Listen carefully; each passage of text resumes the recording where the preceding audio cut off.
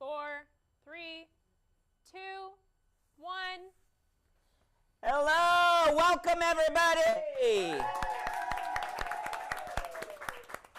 I am Nick Novicki. I'm a little person wearing a striped shirt. I am so excited to be here as the founder and director of the Easter Seals Disability Film Challenge. We are a couple weeks away. Yes, a couple weeks away from the 11th annual Disability Film Challenge, and I am so excited that we are here at AFI for a 2-day editing and post-production workshop in partnership with Cinematography for Actors. Hello, hello, hello, hello. Absolutely, yes. Hi, everyone, and welcome back to another one of our EDFC workshops. We are so stoked to be here with Nick and the entire Disability Film Challenge crew, and I'm so excited for all of your films. As we prepare for the workshop, we want you to know that this is a beginner editing workshop, and so every question is a good question because you will help someone out whether you are in person or whether you are on live stream. I am Indiana Underhill. I have red hair and I am wearing a very fluffy sweater that is really too warm in this editing bay. And I am joined by my co-founder Haley Royal, the actor side of Cinematography for Actors, who has her hair pulled back in a ballet bun today and is blonde, wearing a white shirt like a little artist over here. We are joined today by two wonderful editors that will be leading this instruction mainly, and that is two AFI alum that are my alma mater as well, which is Mario Fierro, and we have Chris Hong as well. So welcome to them. And thank you so much for being here. They are going to be teaching us how to work in Adobe Creative Cloud's wonderful Premiere Pro. And we actually have, thank you Chrissy Marshall, the winner from last year's film challenge, one of the winners. We have Rain in My Head, which was the winning film, and we're going to be analyzing that timeline as well as going through the scenes from there and editing our own versions of them in addition to the workshop footage we have from the cinematography and directing stuff. So I'll let you take it back, but I'm very excited. Mario and Chris, thank you for being here. Thank you. Absolutely. And Mario is a nominee for Best Editor. It's true, yeah. So let's give a round of applause to Mario. And again, as Indy just said, if you are tuning in for the live stream, if you have questions, ask those questions. If you feel like along the way, hey, this is hard, I wish I could see this again. Eventually, we will be putting this on the Easter Seals Disability Film Challenge YouTube page. So again, we will also be following up with additional information. So again, this is just an opportunity for you to learn, and this is a 2-day intensive. So there'll be a lot of opportunities to learn, and whatever you don't learn or if you have questions, you will be getting additional follow-up information. And if you're like me and you're a comedian, you're an actor, and you're like, I don't know what I'm doing, I'm literally going to be learning with you. So we are all learning. There's no bad questions. This is all a fun, interactive day. So again, one more time, thank you to AFI for hosting us. To the CFA family, to the instructors. I'm excited to jump into the learning side myself. But I can't wait. And again, if you have questions, make sure to ask, and we'll see you in the chat. Awesome, great. So thank you so much, Nick. What we're going to start with today, and we're going to find our rhythm. We're going to feel out experience levels and how fast or slow we want to go. And I think the slower the better because we can really dive into the material. So Mario and Chris have worked with me to create a basic agenda that we'll talk about. But first, I'd love to hear from their perspectives of what it's like to be an editor, what their experience like is, how an editor is a storyteller, just like a director, a producer, a DP, a production designer. And so Mario and Chris, I'll let you come over here for a second. Sure. And take Haley in my spot. And you're mic'd up, so you're good to go. But can you just talk yeah, go ahead. Do you want to go first? After they do their intros, everyone else, if you do just a 10-second intro to who you are, and if you're registering, for the challenge and what you'll be doing, just so that you'll know for the room. Got it. Yeah, I'll make sure to follow up. So we have Mario on the left, and we have, or whatever camera side that is, on the left side and right is Chris. So Mario, can you tell us your involvement with the Disability Film Challenge, your life as an editor, what an editor is, that kind of stuff. So Marie Rodriguez hit me up 2 years ago, and the first film I did for the Disability Film Challenge was Seven, which was the Best Picture nominee for the Disability Film Challenge. Thank you. Someone watched it. And then for last year, I edited Rain in My Head, and where I was nominated, and they won Best Picture. But yeah, that's my involvement with the Disability Film Challenge. What was the other question? What's it like to be an editor? Why did you become an editor? I consider it like a director's best friend. Directors after a shoot are traumatized. Like, I don't say that lightly. Like, they always break down. You become almost like a psychologist, a therapist. And that collaboration with the director that has a vision and knows what they're doing is something that I love so much. If they don't know what they're doing, it's like we could figure it out, but yeah. I prefer to work with directors who know what they're doing. And yeah, I just love collaborating. And what do you mean by a director who knows what they're doing? Just has an idea of what they want out of the film, or like decisiveness? What does that look like for qualities? It's like they have the clear vision in their head, and I'm trying to figure out I'm trying to play catch up rather than, oh, I think this looks good. Oh, yeah, I want them laughing. No, I want them crying. Yeah, I want them crying. Like, it's just, they don't know what, undecisiveness, I'm like, oh, wow. But it's part of the process, but I think that should be decided in the writing process, the shooting. By the editing, I think the director should have a clear idea of what they want, and it's my job to put that vision together. Yeah. Great. Chris. Yes. Can you talk about your life as an editor, why you decided to be an editor, and your experience at AFI as learning editing? Great. Hi, everyone. I'm not an actor, so I'm not going to present as well as Haley and Indiana. Basically, I've been a filmmaker for over 10, 15 years, and I really love editing. I've done like directing and other things, but editing for me is just where I feel the most comfortable. The first time I ever put together 2 different clips, it was very magical for me, because you see that when you take 2 different things, it makes a new thing. And I think that's something everyone's going to be able to experience here. You're going to shoot footage, but when you put it together, the meaning of it changes, and it's like a magical thing. I love filmmaking. That's why I'm here, and that's why I went to AFI. And I learned from some of the best editors in the business. So yeah, I'm excited for everyone to experience the magic of editing and what you can do with the footage. So yeah. Great.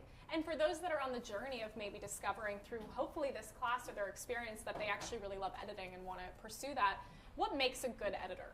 What are the qualities? I think the thing to me is like you need to watch a lot of films. I think the more you watch, the more you get a feeling for like what's good. I think one thing people forget is that clarity is really important in editing. You might have the idea in your head, but that doesn't mean your audience knows what's going on. So editing helps to clarify the meaning of your story, because you're not making the film for yourself, you're making it for an audience to watch and to absorb. And so I think a lot of it is just understanding what you need to establish early on to make a good story. Great, awesome. Thank you two so much for that intro. Now we are going to go around the room, and I'll have Nick lead this maybe, just direction-wise. We have a mic in the room, so Jack will turn that one up. And everyone can just give a shout-out to who they are and their involvement in the challenge. And Nick, anything else you want to mention? Yes, so thank you so much, and thank you both. I'm so excited to be able to be having this opportunity to be here in this space at AFI and to learn how to edit. And, you know, again, we were here for a writing and producing day, and we focused about pitching ourselves, because at the end of the day, we are all selling ourselves, whether we are actors, whether we are producers, whether we are writers, whether we are directors. We need to be able to sell ourselves, because the goal of the challenge is to get people with disabilities more jobs. So we're not going to do the 1-minute pitch that we did. This is a 10-second pitch. Who you are you registered for the challenge, and what your goal is and what your position will be. So I'm Nick Novicki. Again, I'm not a part of the challenge because I am the founder and director, so I'm not making a film. but I'm going to pass it on we'll start with you. Do you want me to stand? You could sit or stand. Okay. Hi, everyone. Hello. My name is Megan. My last name is Clancy. Good morning, everybody. This is my 9th year doing this challenge. I love it, and thanks to Nick. I've learned every year. I've been improving as time goes on, thanks to you. And this year, I'm just really building up. I mean, trying to be an actor, producer, and just a team leader. You know, it's always an adventure every year. So I'm just excited for buddy comedy. And thank you so much. Thank you. And I'm going to pass it over to you, Crystal. And again, we'll try to keep it somewhat tight of your name, who you are, what you're doing for the challenge, and also one other add-on. If you have worked in Premiere Pro before, if you know how to edit. Hi, I'm Crystal Rivers. I am an actor and writer. And this year I'm participating as an actor in the film challenge. I am here to learn about editing. I'm really excited, and thank you, AFI, for doing this. And have you worked in Premiere Pro before or edited before? I have edited before. I have never worked through Premiere Pro. Okay, awesome. Cool. Hi, my name is Krista. I am a writer, comedian. I will sort of be doing the challenge. I will be acting as an extra. But yeah, that's about my involvement with the challenge, and I have a little bit of experience with Premiere, but I'm excited to, get to know more. Andrea. Hi, I am Andrea Jennings, actress, director, producer, TV show host. I'm registered for the challenge. This will be my 3rd year. I will be participating as an actress and producer, doing some producing. I have never worked on Premiere Pro, and thank you so much, Nick, for this opportunity to learn. Hi, I'm Eileen Gruba. Been in the industry for decades. I think this is my 10th year with the Easter Seals Disability Film Challenge. I have not worked in Premiere Pro, but have done editing in the Bays as a producer. I've written, produced, and acted in a lot of Film Challenge films. And this year, I'm supposed to be coming on as an actor with a team that's new. So we'll see what happens. Hi, my name is Vertice Mill Brown. I was in the Disability Film Challenge in 2018. I will not be participating this year, sadly, because I was sick most of last year, and I'm currently directing a documentary. I am a little bit familiar with Premiere Pro, but I have edited in Final Cut. Hi, this is Jordan, my daughter, and I'm Mary, and we are registered for this year's challenge, and this will be our 3rd year. And I have done some editing, but I've never used Premiere Pro. I'm Jason Casas. I'm an artist, director, voice actor. Our focus is in children's programming and animation, and we are entered for this year's challenge, and we're going to do another animation short. I've worked on Premiere and other programs for editing, but I'm always glad to see what I can pick up and learn. Hi, I'm Jo Marie Lawrence. This is my 1st year doing the challenge. Super excited. I'm going to be acting, producing, and co-writing. And I've owned Premiere Pro, but I've not dabbled in it. So I'm very excited to actually learn. Hi, I'm Yannicka Olin. I am mainly an actor and a writer, and this year I will be writing and directing Looking for Crew. 4th year. I think this will be my 4th year participating. Yeah. Premiere Pro, no idea.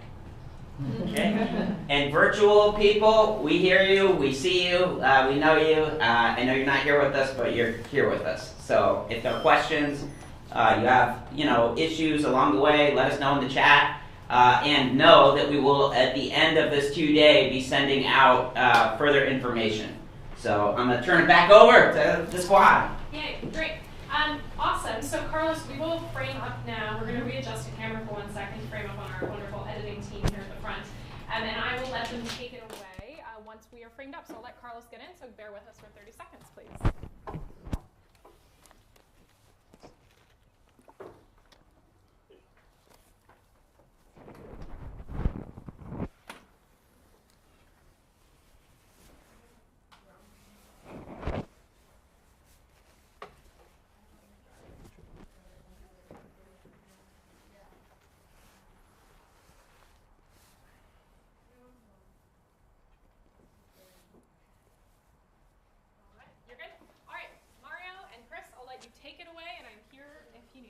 Awesome.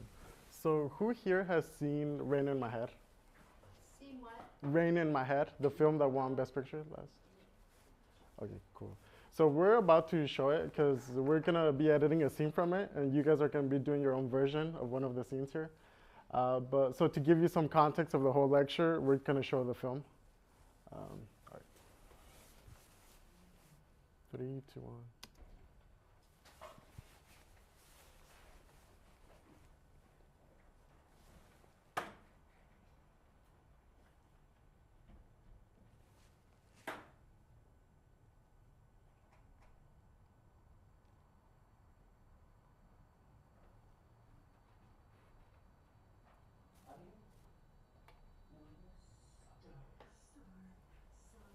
Try putting your hands on the side of your neck. Push the air forward. Star. Shuffle that S into sound. Star. Star. Star. Shooting star. Good.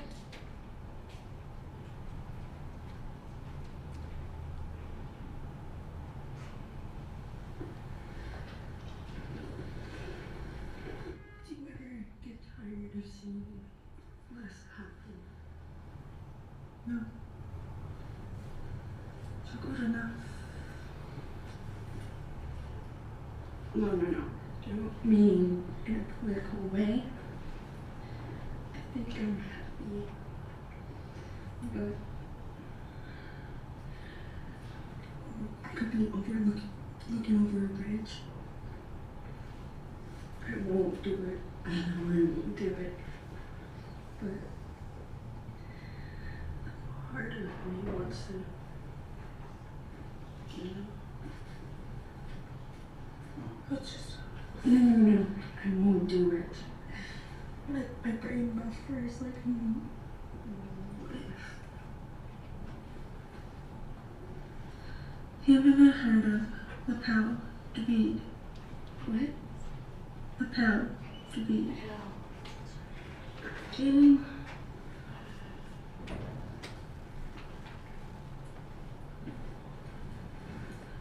The Pal David. Pal David.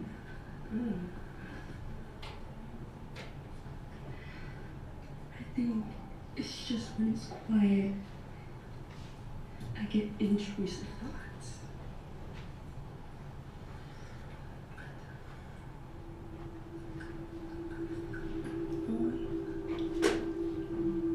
I can't reach you in that void.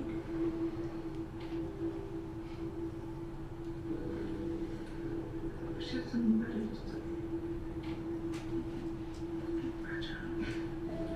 thanks. I'm sorry. But I'm going to. Whether you dedicate so much. No, of course not. I'm just saying that. Seriously. I never give you a break. If you are the most kind, genuine, and giving person I've ever met.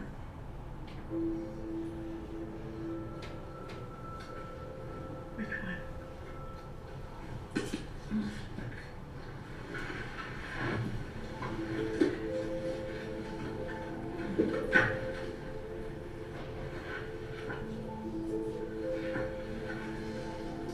Rain. I opened my eyes and looked up at the rain. It dripped in my head and flowed into my brain. And all that I hear as I lie in my bed is this swishy slush of the rain in my head. I step very softly.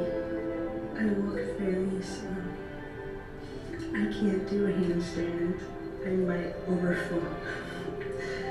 So pardon this wild, crazy thing I just said. I'm just not the same since there's rain in my head. Time out to streets, I'm traveling. Now speed chasing, gets me facing, and in my mind. Perfect. So that was done in 2 days. Super stressful. Didn't sleep at all, but I think it was worth it. So yeah, I feel bad for whoever your guys' editors will be. So just be nice to them. Be nice to your editors. As you'll see after this workshop, you'll know to be nice to them. So yeah, because you'll know what they're suffering through. But basically, before I walk, I'm gonna pretend that I just got the footage, and so I'll be ingesting it, syncing the audio. So before you see that process, I'm gonna give it up to Chris so he could give you guys a run through of like what Premiere looks like, what these screens are, where the blade is at, and just kind of go through the mechanics. And after that, I'll step in and pretend I just got the footage and open a new project. So Chris. Great. Okay. Hi, everybody. Maybe like one of the first things to know is that the internet is an amazing place these days. So a lot of times if you have questions about Premiere, you can kind of Google a lot of solutions. That's what pros do too. YouTube is also a great resource. I think it's hard to learn a program in 2 days, obviously. So don't worry about like absorbing everything. This is just to give you kind of the conceptual knowledge on how Premiere operates. So you can kind of see, this is Premiere already opened right now. And one thing you can, is everybody kind of familiar with this interface? Yes, no, yes, okay. So here at the top, you can kind of see like, and we'll go through the process of like opening Premiere later. This is just something to watch right now. So here on the home screen, there's 3 kind of main components to editing. The first is importing. Importing just means bringing all the footage in that you've shot. And it's a bit technical, but we're going to do that later today. Mario's going to lead that. The second part is the actual editing of it. Oops. And editing is obviously putting everything together.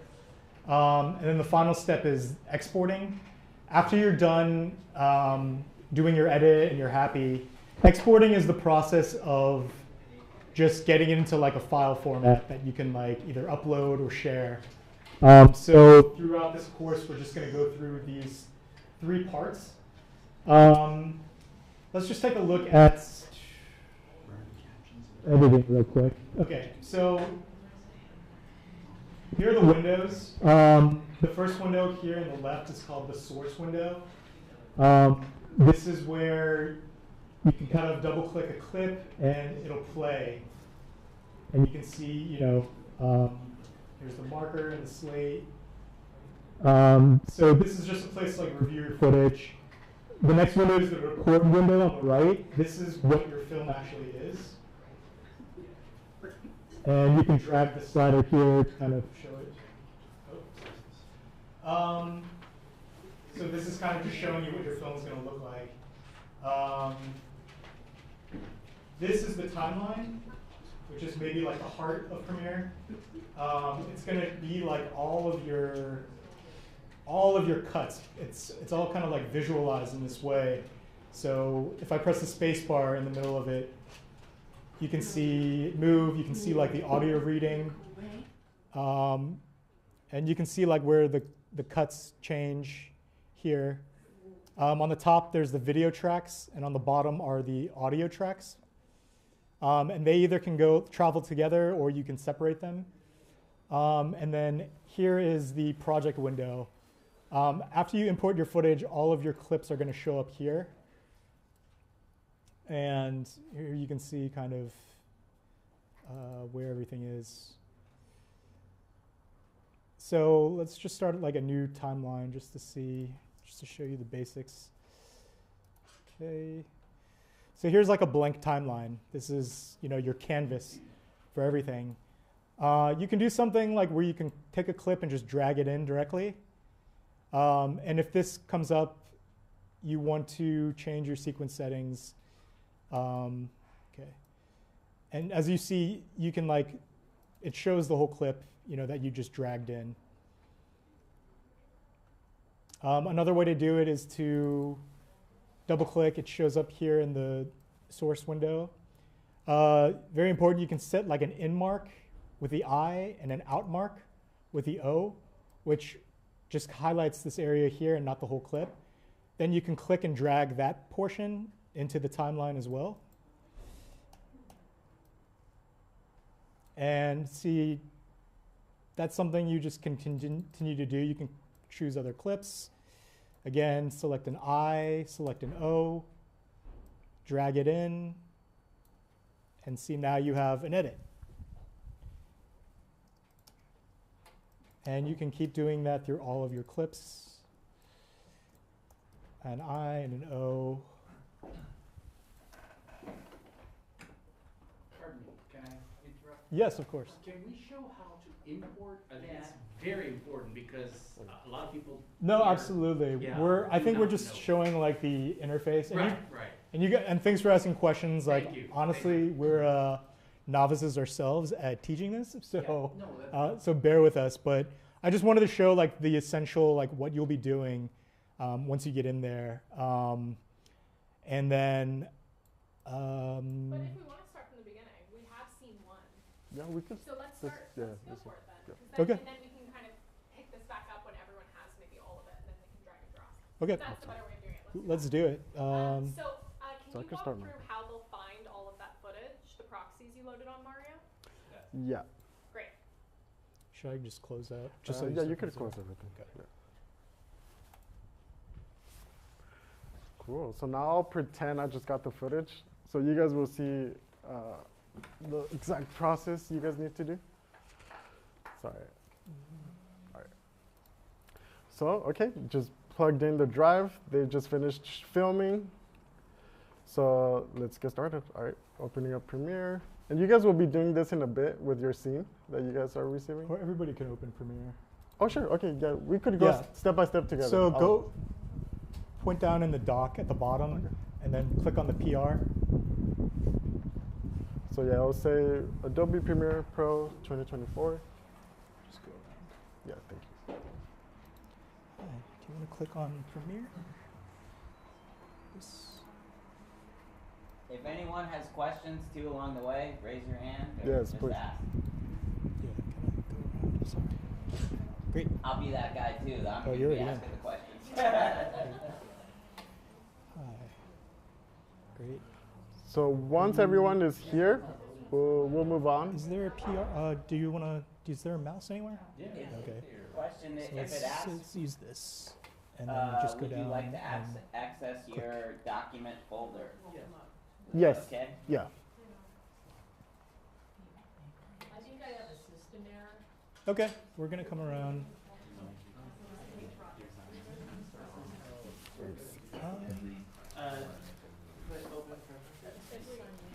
Perfect. So, Oh, okay. are we gonna get the raw footage of Oh, the yeah, short yeah. film to edit? Yeah. Okay, cool. Yeah. Oh, so you're already in there. Yeah. That's good. Okay, great. So well, that's as long as you're here, we're good. I think you're a step further, but we'll get into that. What's the password for this? Oh yeah, I'm not sure. That's what they're having. Oh, okay. Can we try this machine, maybe? Let me ask. Let me ask someone. Oh, do we have a passcode for a password for? It's like a system thing. Oh, you're in there. Great. So let's just try What is it that. coming up with? Let's double check. Does he have the password for the network? It might be the same. I don't Chris, think. do you have the password? It's J Bold. I think it's different for the network, just because it's. One second. Did you get it already? It's capital B Bolden 02. Yeah. This might be the better one. So right click it. Hi. And then Hi. press play. Okay. Okay. And then we'll start from the Hey, beginning. Indiana from the lab. What is the password? And then let's just wait. What does it say, Mario? What's the username? WB Lab 06. WB Go to Lab cancel. 06. Press cancel right there. There you go. Which is Okay. And then you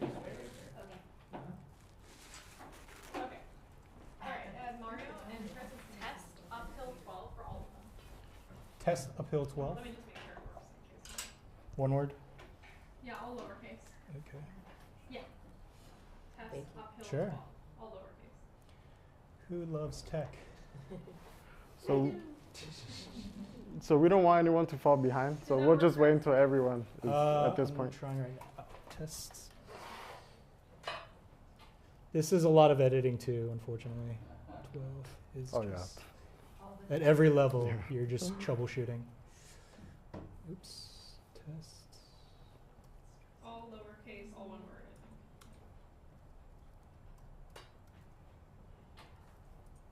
I think. Okay. Yes, we're in? Yes. Great, thank you. Thanks. Thank you. Yep. Okay, let's try it one more time.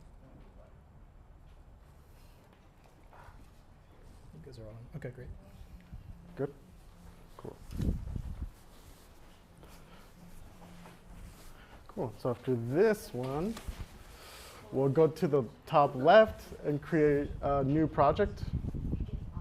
So we could click new project over here. It'll take you to this. Okay. So And then new project. project named on the top left corner. You'll say you could put rain Yes, of course. in my head, scene 1. You could put whatever, but that's what I'll name mine. And then it'll give you the option project location. That's where do you want to save that project.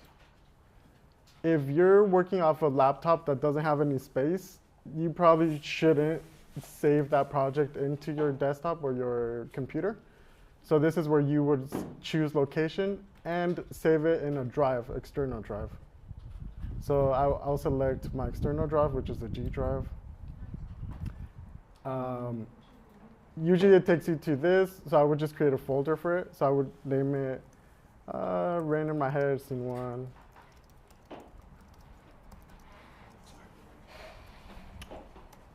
And then, okay, so should we stop there? You know the footage is in the network, right? Is it? I'm just creating the project. Should Is we it? hit this step or should we? Yeah, let's figure out if everyone's in there in that step. I also need to just. Oh, sorry. Oh, I'm sorry. About that. Yeah. Are you trying to do it, Chris? Yeah, Okay. yeah. Okay, so basically, if we could go, oh yeah, Okay. we could cancel that. Where's So the basically, we select new project, and then it'll take you there. So then it'll ask you to write something there for project name. You could put scene 1 if you want. I'm going. And then for now, you could just save in the desktop, so that works. So then create, and they'll take you there. So, no worries. So let me. Just be super mindful, because right now you're blocking me. Oh my God, so sorry. Okay.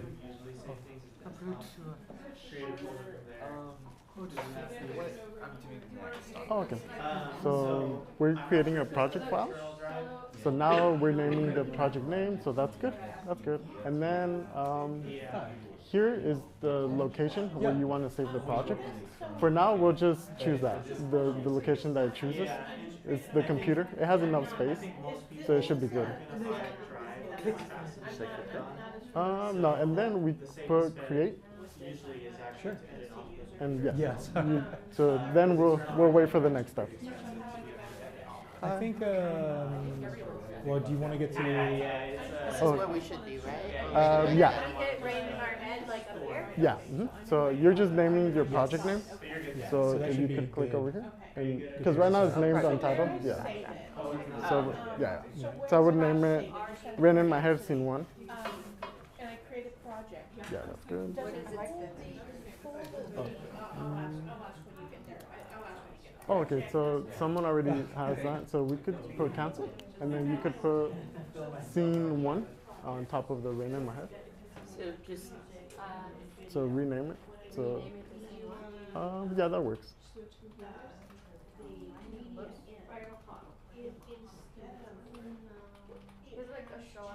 And then yeah, there you go. So it opens up your project. Yeah. And now it's called scene 1. So we'll wait for the next step. So yeah, you'll basically have to name the project name. So you can name it Rain in My Head, Scene 1, or Scene 1, Rain in My Head, whatever you want.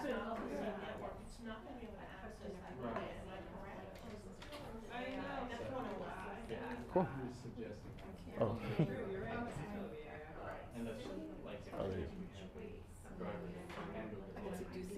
Yeah. And then you could put create. And you should be good. There you go. So then we'll start importing. But that's the next. Yeah. So I just hit create now? Yeah. Yeah. Cool. So we'll wait for the next one. Wait, how do we get the files? Oh, I that's think everybody's project is open. Okay, cool. For the most part. Hers isn't. Where's the rating? Where's the media that I need to import? Okay, so let's just go on with the project. Right. Okay. This is. I don't want to go too fast, but let's go. All right.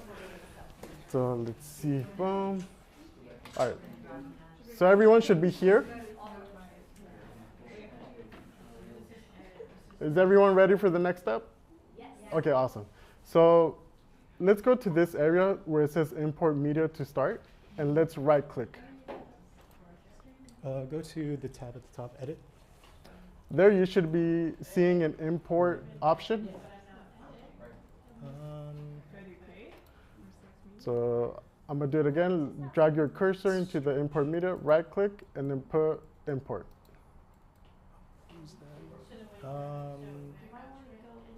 Can you go back to the?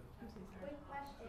Yeah. Is there a way to get rid of the tutorials thing that's down the whole left side of the screen? Let's see. It's like taking out the bigger screen. Is there a way Did you to start a get new? that? You did start. A new Yeah, project. let's see. Oh, it says okay. So create, and that'll actually start. There you go. Yeah, so I would right click and then close panel. There.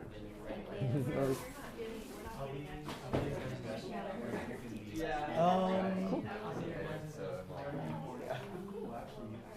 Cool. So you're in. Oh, yeah. Perfect. We're gonna go through it. I think pretty soon. Over. Thank you. Thanks. Yeah. It's gonna be here. If anyone has questions, I'm also available to help. So just make sure to ask any of us below the English. Thank you. Thank you. No problem. Computer lab. Well, we want to show? It's on the network. The footage. Okay. So do you know how to steer there? Yeah, so network and then data 1 AFI. So if you're following here, then go to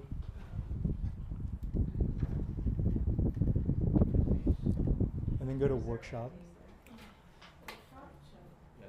where is it? Nice.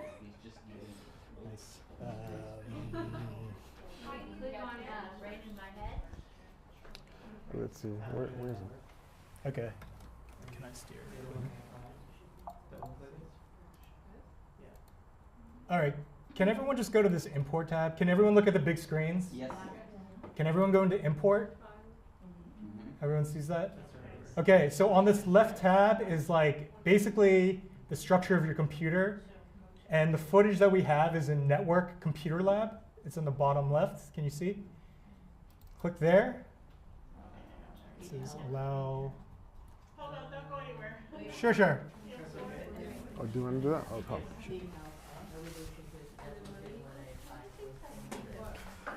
So let's cancel here and go to import on the top left. Where? By the edit. There you go. Perfect. And then you'll go to the. And then, so go to import, top left. Yeah, that one. It should say computer lab. Yep, you're good. It's okay if others. Okay. Let me see. Good question. Are we loading the entire? Oh. No. Yeah. So workshop lab 1. Yeah, that's it. So you select all of them. So it's Command A. We're trying to get more wheels to make the box visible because there's so many. Is everybody in Computer Lab? Within Computer Lab is a folder called Workshop, and you want to double click in there. And then import. Yeah. Okay. So again, Computer Lab Workshop is the file path. Okay, so you could go to either one. Okay, wait. I'm in computer lab. What is it called? Let me double check. Workshop. Oh, Workshop, yeah. Ah. And then, so if you could select whichever. Okay. And then scene 1. Go back to computer lab. And then those are the files. So I would do Command A to select all of them. Just stay there for a second. And then import. On the right bottom. Oh, I see. There you go. That computer is not connected to Oh, perfect. There you go. network, so it's not getting the files. Oh. Computer lab. Okay. Down. Are most people in Workshop? Am I double clicking it? Or? Yeah, double clicking. All right, once you're in Workshop, you can click on any of the labs And then, because the click on footage it. is in every one of them. And then, And for then this one, you're instead of gonna double clicking, you just put 1. click on the And then import. RIMH scene 1 and just check the checkbox there and click import. And double. And that will import all your files. Oh. So again, going to import, So let's Computer Lab, go to Computer Lab. Workshop. Choose any of the labs. It's in every folder. And then RIMH scene 1. Click on the folder and import. Okay, let me try to figure out another computer. Oh, sorry. We'll do it again. Okay, so I would do Command A to select all those. Oh, actually, if you could go back to Lab 1. Does anybody have and issues then with this? just select one time that Okay. one, and then import. You good? That should do the whole folder instead of the. And then we'll go to the next step. That was just taking a while. To scene Yeah. 1. Wait. Let us know if. Click yeah, it one goes time through. and then import on the right bottom. Good. Yes, that's right. Yeah, great. Cool. Yeah, of course. So for her that she does, Chris, What's up? for her that her computer doesn't have the footage, where should we put her? Hat. With a hat? Yep. Let me take a look. Maybe we should do it like twice or 3 times. Okay. Let's see. Computer lab? Workshop, and then any lab, Sure. So computer lab. and then select the scene that's one. right. Okay, Just maybe one time. Yeah, the other one. Nice. That's a good sign. And then import. Is that all of it? Yeah, because it'll do the folder instead of. Yeah, there it is. Oh, I see. Yeah. There's quite a few. Yeah, there's Cool. quite Then the next step will be to label them. It's actually technically the same thing. She just did it through the You guys good?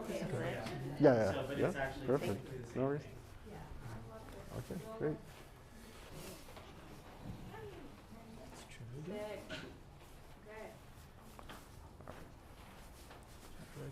Anyone having issues getting to this page over here? Everyone there? Everyone good?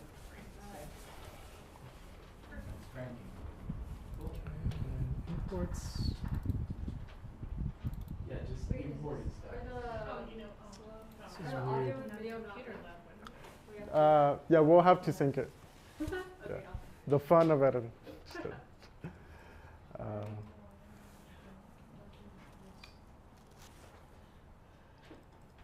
So we're just waiting on someone to get to this point, and then we'll move on. It's really weird. Workshop. Okay, so it's just not reading it. Chris, do you think Probably. she should move to? Yeah, I would just restart it and then try it again. Sorry about that. Chris, if anything, she could move over here now. What's that? She could move over here. That's how I do it. You're right. I don't have 2 phones. Oh, we have the exact same color, so that must be. That's yours. Okay, sorry about that. That's so funny. Do you want to move to? It's over on that computer. Maya. Yeah. Give me a sec.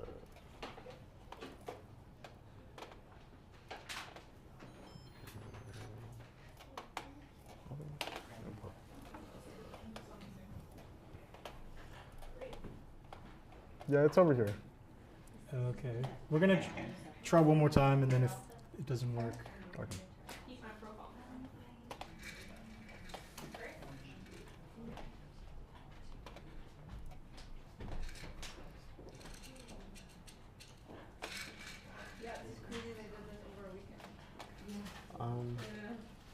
Just for the sake of time, do you mind moving over? Because it's right here. Yeah, sorry about that.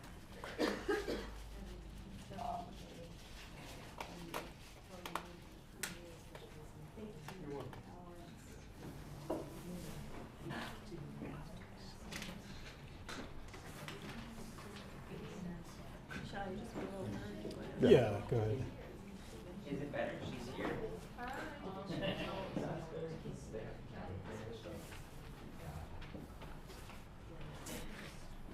So, right here? yeah. So basically, I went to the import tab, and then you could go to computer lab. Oh, sorry. Oh, sorry about that. So you go to computer lab. Yeah, there you go.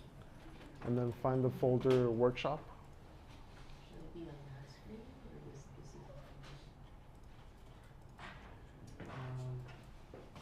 Oh, there it is. So then click on any lab. Click on any lab. So double click anywhere. Yeah. And then click one time on the scene one, the right one. There you go. Oh, go back on lab one. Yeah, there you go. So one time. And then put import, and that's to drag the whole folder. Okay. Great. So, now that everyone, is everyone here? No. All right. There's just different ways to do it. Yeah. This one in particular. Yeah. Chris, are you good? Chris, we good? Yeah, I think we're good. Okay, cool.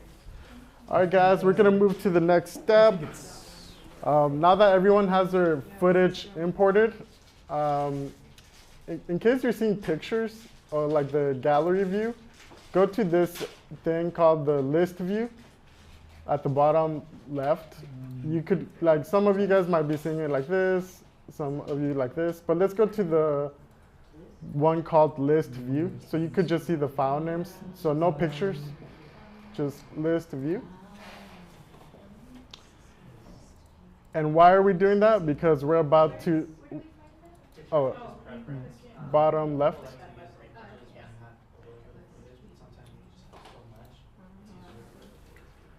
So once we have it in this format, let's go all the way to the top. You could scroll, but let's go to the top and start labeling all the shots. So all this is scene one. So let's just start from the top. Let's see what they have. Hopefully they have a slate. Oh, they do. Oh, great. Okay. So then you click one time on the file name and start typing 1A, lower dash, and then 1. So that means it's scene 1A, take 1. So let's go to the next one, double click. And I'll do this throughout the entire clips. So if you missed it, just wait for the other take. So basically double click, find the slate. And you could use this cursor on the tip on the left and just find the take. No shade, but a good cinematographer would have the slate on the first frame, so the editor doesn't have to find the slate. So let's scroll, find this number. Okay, it's another 1A. So when that happens, I add an additional underscore. So let's go to this one, 1A, underscore, 1. And then I'll add another underscore. Third clip, double click, and the same, find the clip. Okay, 1A, _2. Okay. So I just Next brought one. the footage in. Yeah. Another way to do it, I guess I can show you again. The biggest confusion now is that all the clips are all over the place.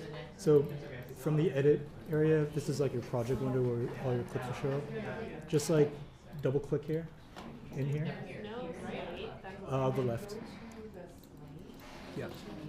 And then I basically just went to where we could this say, is the that we have. I usually, if there's no slate, I usually describe what I'm seeing.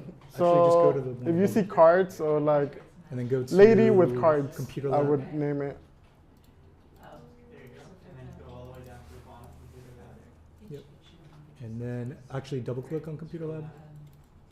Double click on, go down to workshop. So There's something in workshop? Yeah. Table slated, and production manager. Any of them. It's on all of them. They have a scripty, yeah. I usually find out in the scripty notes what happened. And then, yes, click on that. Should and I then mention you want to select all the clips. So, yeah, sure. That's okay. Oh, true. Let's see if everyone's labeling the. Oh. Yeah, no, I'm not. Okay. I'm not in that. How are you doing, Nick? Oh, you didn't have the footage. Yeah, And then just maybe click I'll go import. into this for And the then other share. things. We're gonna do that later, right? Yeah. Of course. Library. Yeah, go to editing Yeah. Is it the Sony? Correct. Let's try that. So I think what we have to do is you can kind of move the different windows to different sizes. So just so you have that more would be the workspace. BTF. So let's go back to the other folder. Yeah. You can go to. So I'm gonna do that. Oh, that one. Yeah. Now. And then choose one. Give your card. Okay. So clip. And then go back to the clip one actually. Just seeing what he's doing. The one to the left, the one prior to that one. Okay. So basically, you can just go in. And then instead of double clicking, just click it once. So we could just select the folder and import the whole thing. 1A-1. Import. So you can just do that. And then I'll do change the whole name folder. of the file. Yep. And then I would do the list view instead of the grid. And then I would just name the clips to help you figure out what they are. If you get slated, I would use the slate.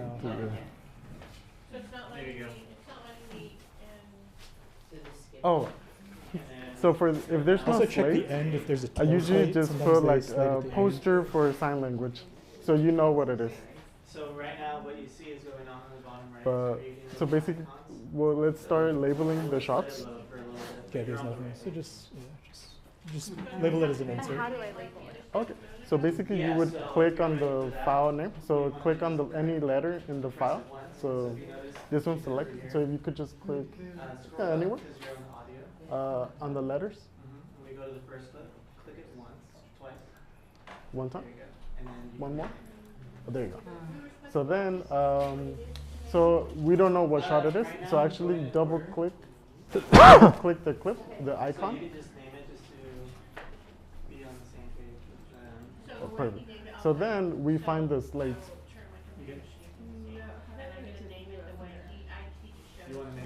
So if you don't find the slate, that's when you put like mouth, poster in mouth, or poster lips. But basically, our job as editors is to organize everything and know where everything is at. So, yeah. So. Okay, so should I be labeling them then? Yeah. So we could go through to the top, drag it to the top, and start from the top. There you go. So click the first one.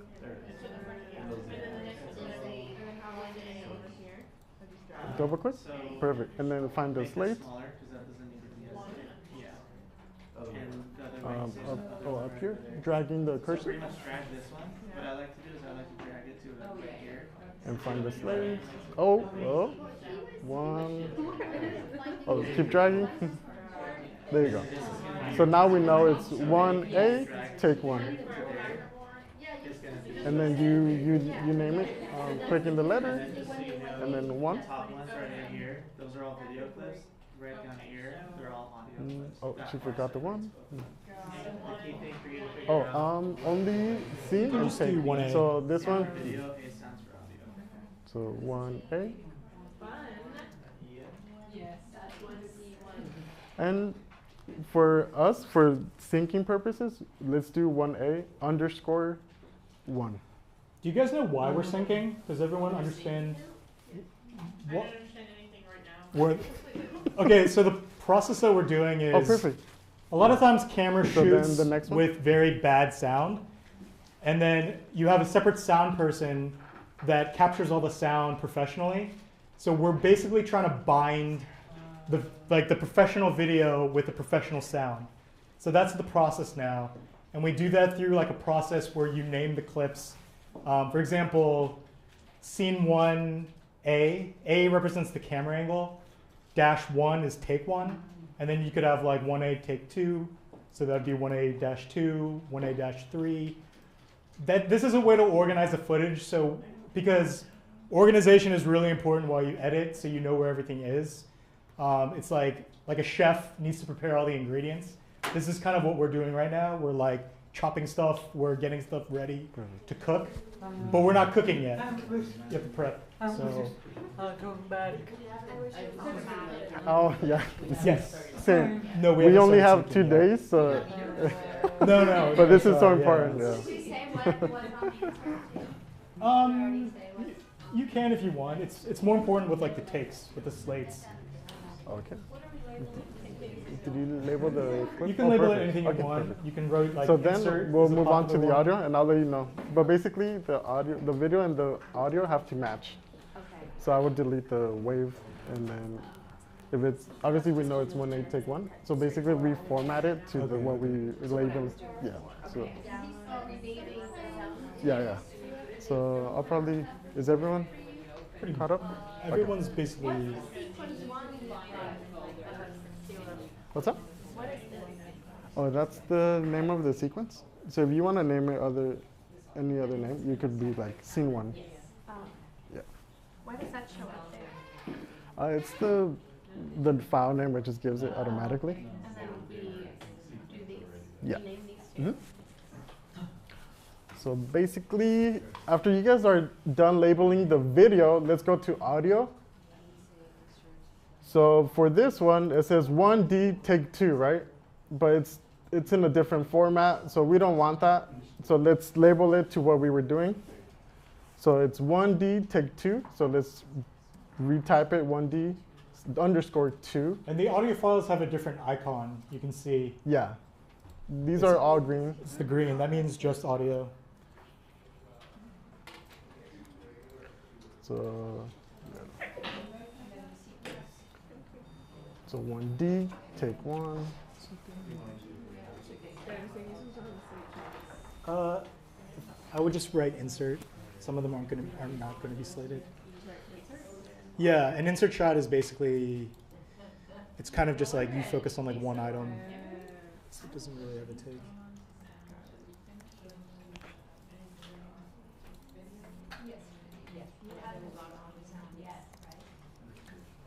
He's started on sound. Everybody can do sound as well. Yeah. Sound are the green clips.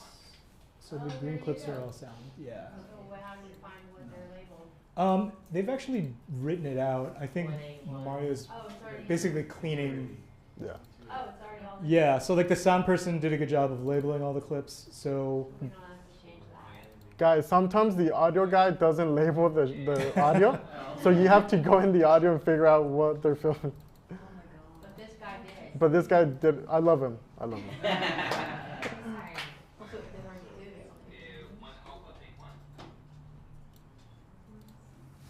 So nothing to do here then.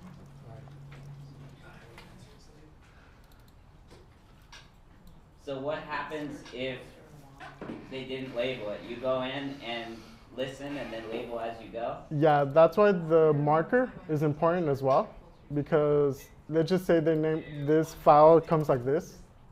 I'm like, what is that? So I have to drag it, figure out what it is. So I would usually, like if you didn't have the slate, this one doesn't have a slate.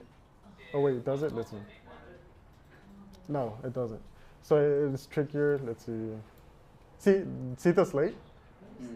So like if they didn't label it, my job would just go to the slate and figure out, because usually they name they say it out loud.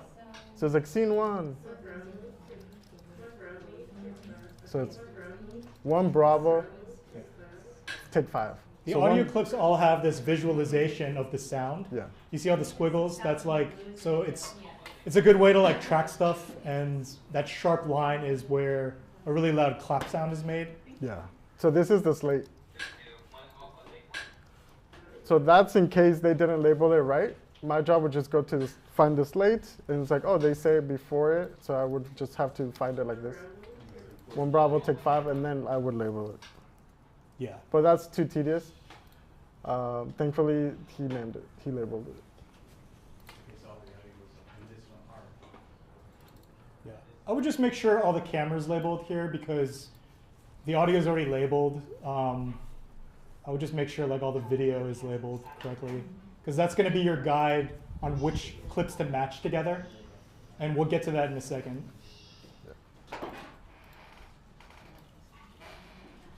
So that's a great point for a question that I asked Mario earlier, which is essentially, so if you have a scripty script supervisor, or sometimes on a smaller shoot, like I worked with Carlos, where it's the camera team, if something is mis-slated, so for instance, yesterday I mis-slated a scene, I skipped the number 7, and it was slated as take 8. And I made a note of that, gave that to the script supervisor, and the script supervisor will give that to the editor. So, yeah. So, love your editor. And take some notes if something goes wrong. Yeah. If you have money, definitely hire a script supervisor, or if you could find a volunteer, hire a script supervisor, because they're the editor, the eyes of the editor on set. Does everybody feel comfortable at this point, or have most of their clips labeled? Yeah. Do you want to just start merging stuff? Labeling? Or what? Merging it. Oh, like yeah. Actually syncing it. Anyway. Cool. So let me label these last 3, and then I'll go to. So on the slate, also don't worry about the A1. That's kind of for the camera team. Just 1A-1 should be good. Yeah. And you just want to go through. This is going to sound like a silly question. Yeah, double click on that one. 1A-2. Okay. Great. The next one. Nice. Oh, perfect.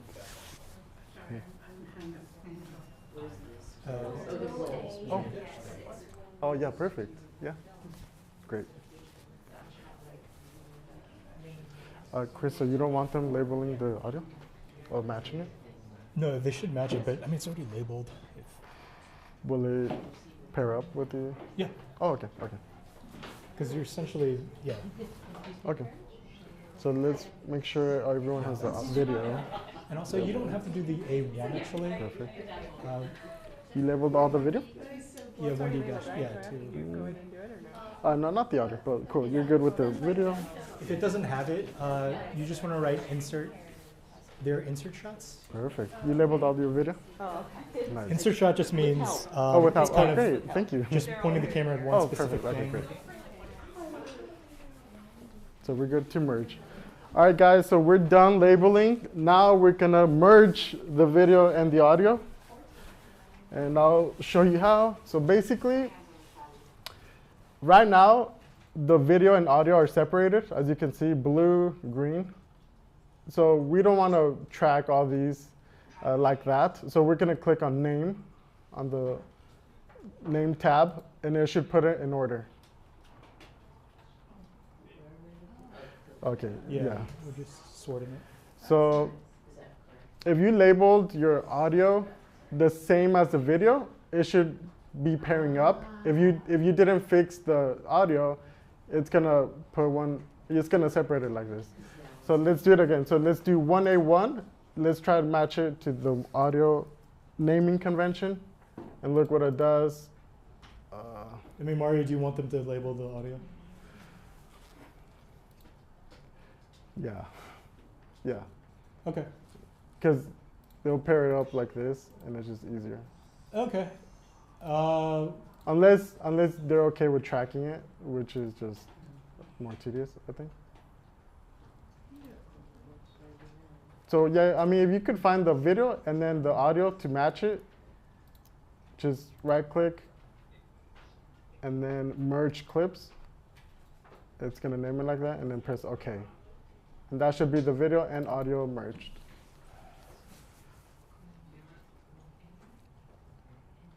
So yeah, let's make sure everyone goes through that.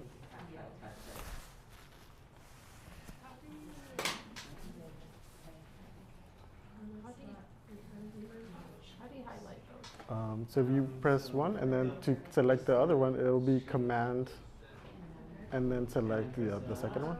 So Command, and then click. There you go.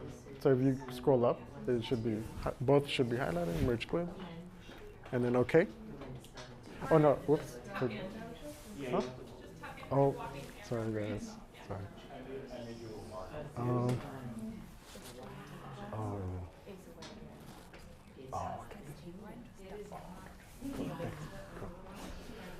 All right, guys. So, actually, guys, so before you do that, let's go back. So it's 1A, audio, 1A, 1 video, right-click, merge clips, and I forgot to tell you guys, make sure it says time code. You can just delete it for now. You can like point and click. And then press OK. Yeah. See, and with your new merge clip, you can drag it, and you can see it's everything's all together. You could delete, yeah. Yes. Yeah, the one merge. You could just press the delete button on the keyboard. Yeah. You basically want to just match. For example, find the video for 1A take 1, which is this. There you go. Yeah. Sorry about that. And then where's the audio for? It's up there. So press Command. And is this? And click it. And that selects the 2 clips. Now you want to right click. And then you want to merge. So, how to label? Merge clips. Oh, how to merge the clips? And you want to go to time code. It should be all the way. So that one is audio. So there won't be any image. So that one we know is 1A take 1.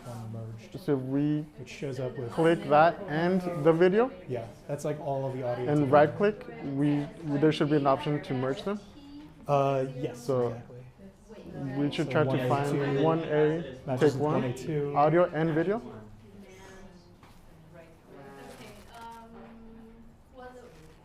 We should probably do this step again. We're like out of rhythm right now. Well, that's why I want them to label the sound, because right now it just separates everything. Right?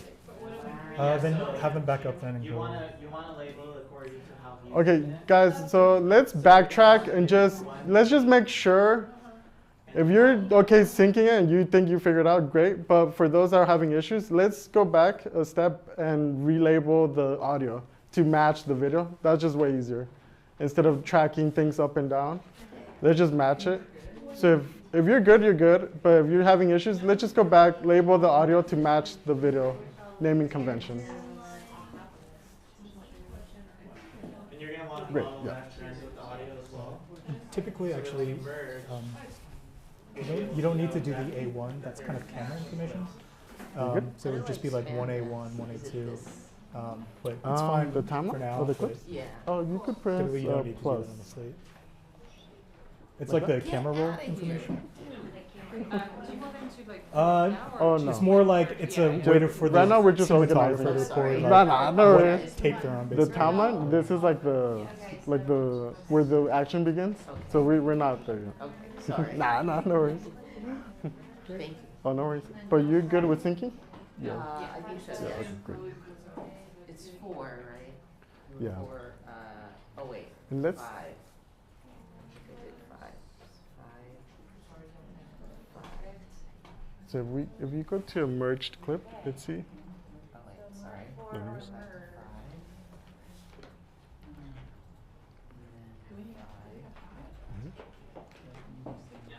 And then merge clips, and then time code. Oh, it should be time code. Oh, I didn't do that on me. Oh, it's okay.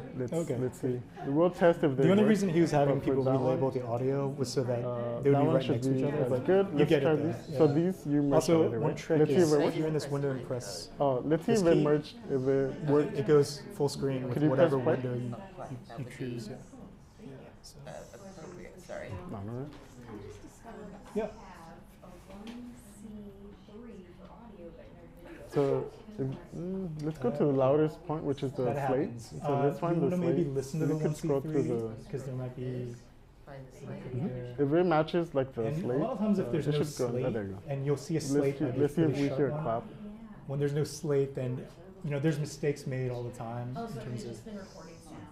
Right, when they Yeah, it actually seems like roll it's the synced. camera. So Yeah, good. that happens too. But you can like listen to. Because the with tape time of it. code, if it's a good sound person, it'll match the time code of the video. So all you have to do is probably just it'll match match it. it and merge both really easily. I think when you merged it, it was off of sound waveforms, so it still worked though. Yeah. No worries. No worries. Let's see. So yeah, basically you'll have to name all of them. So merge all of them. Sorry. Yeah. Insert shots typically don't have audio with them because it's like you don't need it. I never really Usually have to audio go is just for back like to this dialogue. in theory. Oh, you'll be a lot, yeah. So basically, once Also, you're done one merging, nifty we'll trick start is if you press editing. this. I finished all of them. There were 5. You can, like, Oh, great. expand. Okay. Except for the insert shots, I didn't. Oh yeah, it's no, just easier that's to good. see. That's good. But No worries. it's this one above the tab button. You good? Yeah. Can I show you this button real quick? If you just click this button, it expands. Great. whatever So you're doing. now time It's to just much merge easier, both audio and video. It's So under EDFC. to make things a little easier to track. Oh, actually, no. So let's press name.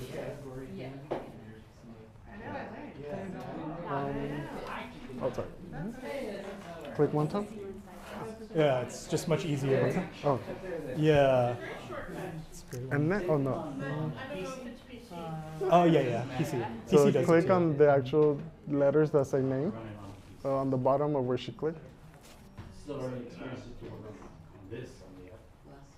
Yeah, for sure. It's very different operating. Nice. So now you visually see the video and audio, which is the blue and honestly, the green PC. together. And, yeah. So now click the top Yeah, and the there's bottom. a lot of PC, yeah. But I use a Mac. So but, yeah. select the I've video worked and with audio it, I'll just that match. give you a So PC, one C and video and one C audio. Click both of them. So click one. A5 and uses then command. Mac, so it can go either way. But just And PC hold. is easier for like databases and stuff. Which And then click when you're dealing with like huge amounts audio. of footage. The one PC, below. a lot of times people just like using it better. When it crashes, Um, it doesn't crash as much, honestly. Yeah. But. So no, do again. Yeah, like especially with Avid. So when basically, people are like, using Avid, so which be is like another video, non-linear editor. command, it crashes and then less. audio. And like if you let go, it only does one, but we want 2.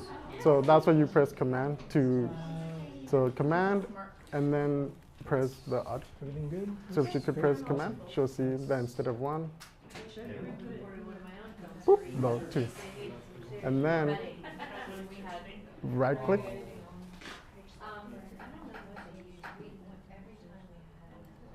Oh, on the letters, yeah. Merge clips.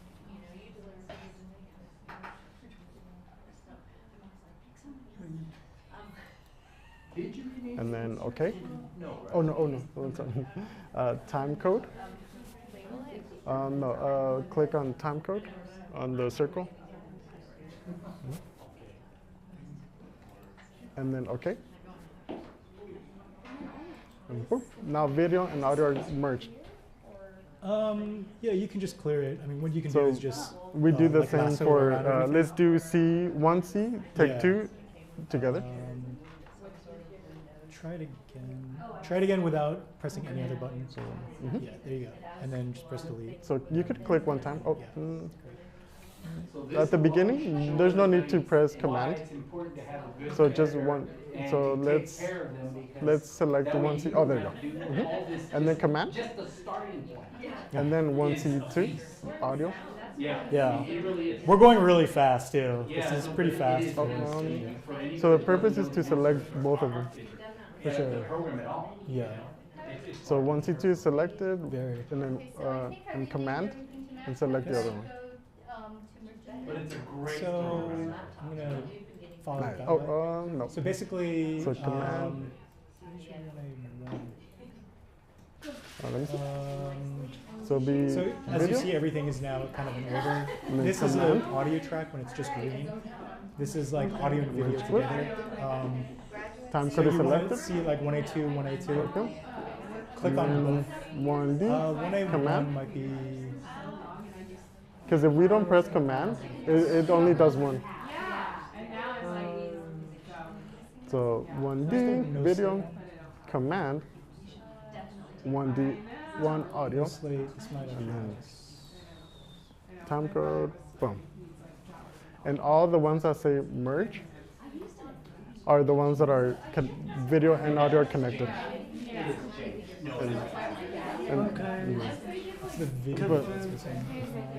Yeah. So there's like 3 or 4 more shots to go. Don't worry about it. Let's just actually here it is. It's 1A1. Okay. So for this part, you just want to select both clips. So press Shift and then click one below it. You're good to go? Yep. And then so now they're both. So right click. And go to merge clips. And yeah, even I'm having Below, down. Just loading it. And then you want to go to time code. And then press OK. So now it's there merged. And then go to the next clip, do the same thing. Yes. Computer magic. Yeah, the computer does it. Yeah, there's time code embedded in the shots. Yeah, so 1A2, match 1A2 with 1A2, and then select both, right click. Yep, that's it. And just do it for all of them. Yeah, always.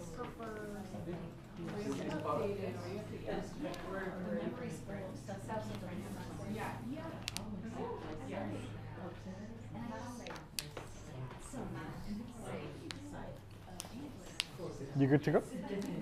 Oh, nice.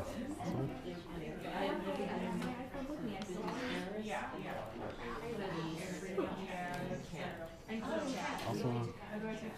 You're done merging all the clips? Yeah. Perfect. Awesome.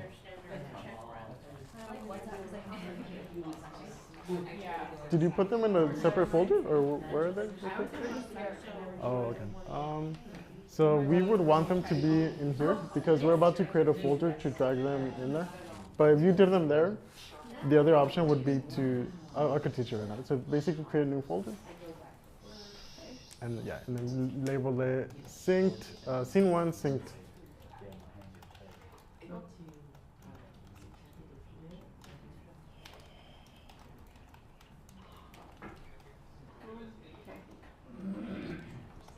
So basically, you'll have to select that. This is just for you because you did it in a timeline. But hold Option.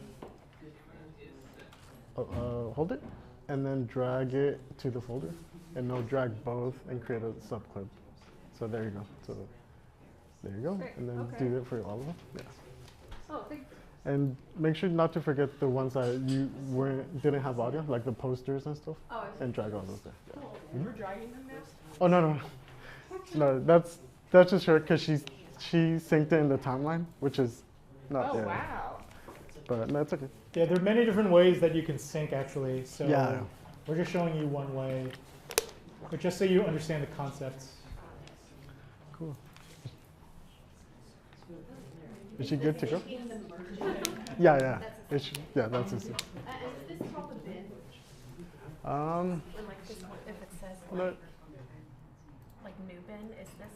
bin? No, it's like the main one, but if you click on it, it's more like a folder. Like There you go. That's the next step. I'll go later. to put all Yeah, yeah. Yeah. So you good?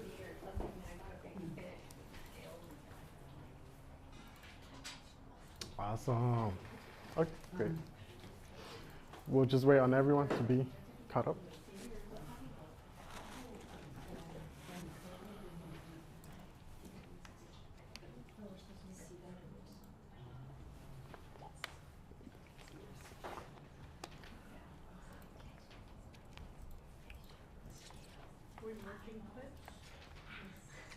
Clips, I think, clips to audio? Yeah. And then time code. Yeah, there you go.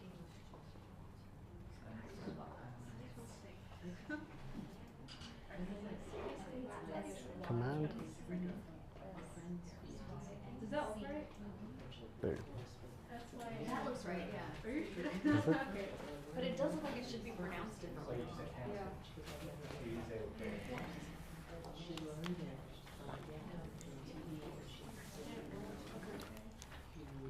Yeah, activate time. Cool. So we're just waiting on a few people, then we'll move forward.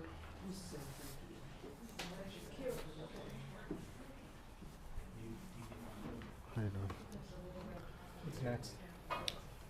Create a bin and drag all those there. Gotcha. Cool.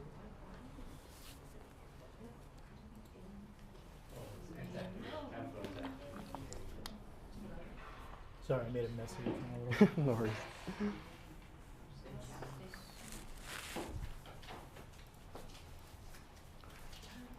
You guys good? Well, I merged the clips. What am I supposed to do next? Okay, well, Do I need to get rid of these? yeah, we'll talk about it in a bit. But yeah, once they're merged, perfect. Okay, great. No worries.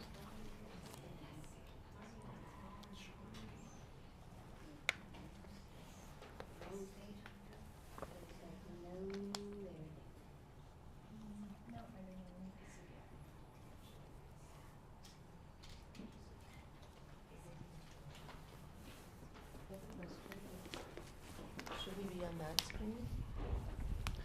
That basically is this. If you press that, if you click it.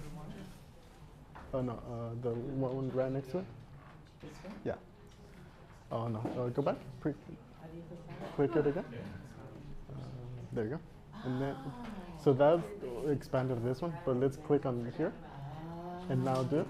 And that's where she's at. But it's a. It's Oh my god. This is so not intuitive. Oh my god. yeah.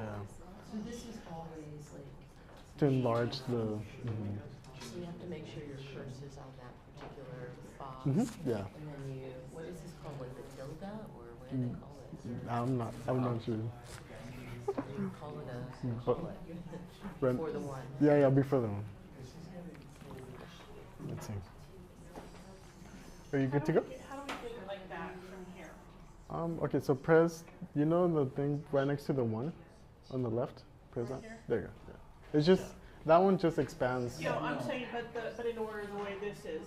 Oh, no, don't, this is wrong. So as long as you have the merged clips, that's all that's have the happening. merged clips. Oh, perfect. Okay. Yeah, we made a mess here, but I'll go through the next step then. Okay. All right, guys, I think we're ready for the next step after you guys merge the clips. All right, so since you guys merged the clips already and they're amongst all these other stuff, so let's just create a new folder. It's called the new bin. So let's go to the right over here. It's still on the left, but let's create a new bin.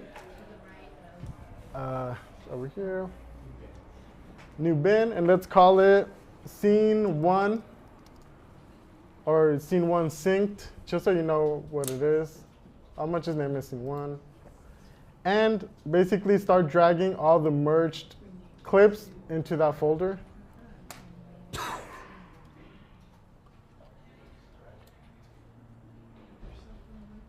So yeah. How do you create a new bin? The icon that's like a folder, you could just click on it and it'll create a new bin. Or you could right click on anywhere on that space and select new bin. So you good? Yeah, I've done that already. Do I have to put inserts in there too? Yeah. Yeah. So that's basically where we'll be editing You're from. going to copy in all your merge clips and inserts. And I'm adding in the famous Matt Power, Yay. who edits a lot of the all of the disability film challenge stuff. Like the promos. All the promos. Yeah. And he's here And as a only the merged clips and the inserts that are not labeled.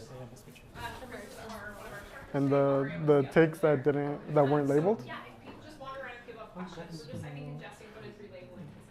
Yeah. And also one trick you can do, in this search bar, just type in merged. So we good here? Yeah, I think I got it all into this. Oh, And nice. so select all of those. Yeah, so basically to keep this more Drag it organized, into one thing I like to do is just double click the folder. And it just opens So a new one if that you just has all do the, Oh, perfect. right? Like, cause the other one is just like, yeah. So just click out So of basically that's the merge. main thing we'll be editing off of. Nice. Yeah. Okay. And once, this is just for cleanup purposes, but if you go back here, it's just so much that for me, I just like to keep the scenes folders and create another folder called other and just, I drag everything else in it. That's in case you want the initial kind of thing organized instead of trying to click on the folder only. Okay. But So start other and then put everything else in there. yeah, just to keep it more organized. And Put those in that other folder. oh, One thing you can do also, the search bar, just tip in merged. It's like a way to kind of, yeah, so now you have so another way of doing everything's that is faster is yeah, you can shift. Oh yeah, you did. Oh, I did. Yeah, So and just now drag it's it twice? into. Well, let me go over here. I don't know if it went. Yeah, they're still selected, so I would just delete. There you go. No. Oh, yeah. Good. That is strange. Okay, so double click on scene 1 folder. Maybe copy. Maybe get rid of, just click out of There you that. go. And it just separates the folder from the other stuff, and it just it only contains the merged clips. So if you scroll up and down, it's what we want. Yeah, and the command will copy it in. Yeah, delete the other ones. So I see 1D, two different 1D. So I think that one's left to do. Oh no. Oh, okay. We could delete. So 1D and 1D2 audio, select and just delete from the folder. And then command. Oh. Yeah, that works. Almost like communicating with the Yes. program so that it can get you into the fun, creative stuff as soon as possible.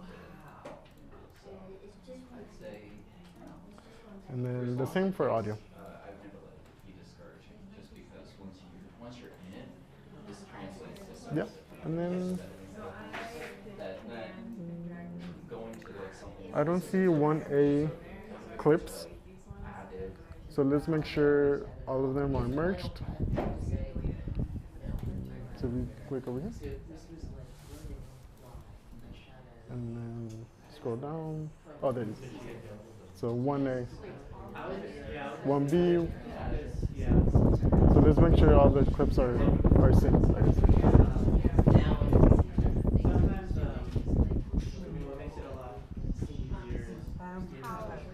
Okay. So. Oh, okay. So basically 1A, and then 1A. Yeah, because really you want to work in your folders. You want to have like this is like your scratch area. So like I worked on like future thoughts and stuff like that. And this gets great. So yeah, basically the same thing.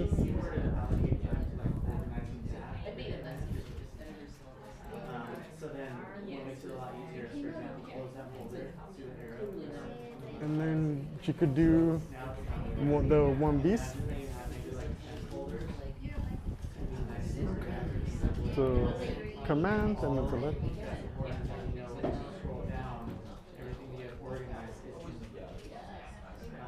Which, in other words, they call them bins. So when people say bins, it's the same thing. And then after she's done with the bees, then she could drag all those into the scene 1 synced folder.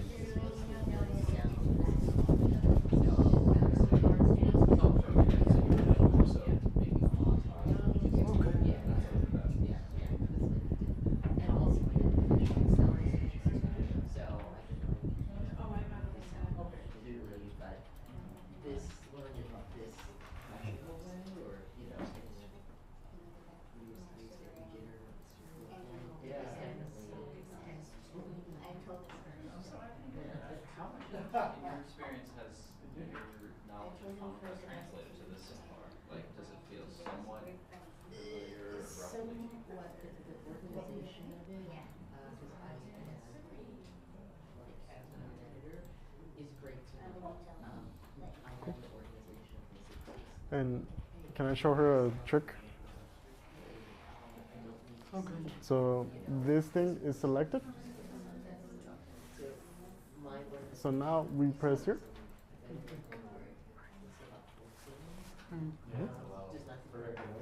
Again. And it's like a wider, so you can see more stuff. So now we drag all those into the scene 1 folder. The other ones are say merged. Alright, it's fine. And I would press Command.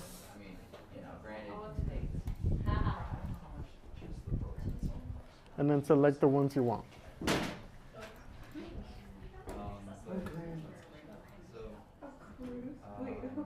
Yeah. Oh yeah, so just like Most cruises are a map. Perfect. And then let's scroll up.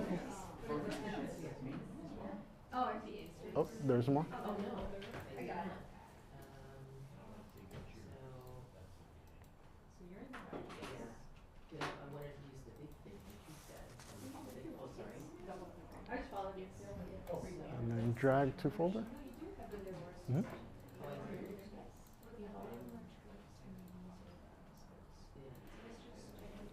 Perfect. And I would add the clips that also don't have audio. So like the poster shots, things that don't have audio. Yeah, I worked on convertible FC. Oh, really? Yeah. Too long. Mm-hmm. Perfect. Oh, you got tired of being on the ship? Oh, yeah. It was like day 5. I was like, get me off now. Cool. Cool. Oh, it's just being on the Yeah. I'd rather be on you guys are like, which is great. So I think we're good. So, so everyone at the end of it, you kind of want it to look like cleaned up a bit in your project window. So you see we have like scene 1 where we have everything merged, everything we've put into this folder. And then this is just how Mario labeled those insert shots, lady hands 2, main character hands, poster 1, poster 2. But you definitely want 1A1 to 1A4 and 1B1 to 1B5 in a folder. And then for all the other loose ends and pieces, I just created an old bin and I just dumped it in there. So this is just stuff that we don't have to deal with right now. So I only see one. Do you want to do like the rest? I think I did. Oh, let me see. I don't know why that happened. So if you close this little. Oh, okay, so I would drag it all into one folder instead of. So I see there should only be one folder. I love what you did, but I think for organization, let's drag everything from these other ones into the same one. So just like open up. Yeah, and then drag it. There you go. Yeah. And then you could delete the rest of the folders.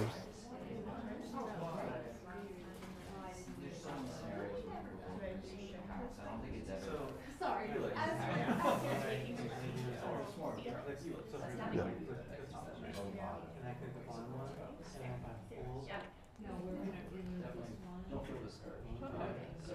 And just a heads up, there's, I think a few shots, yeah, all the 1As are missing, like 1A2. Is it okay if I merge them real quick? Yeah. Okay. So we're missing.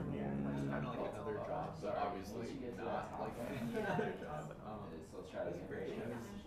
I feel like and I like it's like fun because when you're there, it can be a little tedious. You're kind of like, you know. So yeah, basically, if you could go through that process, that would be awesome. Wait, do another one.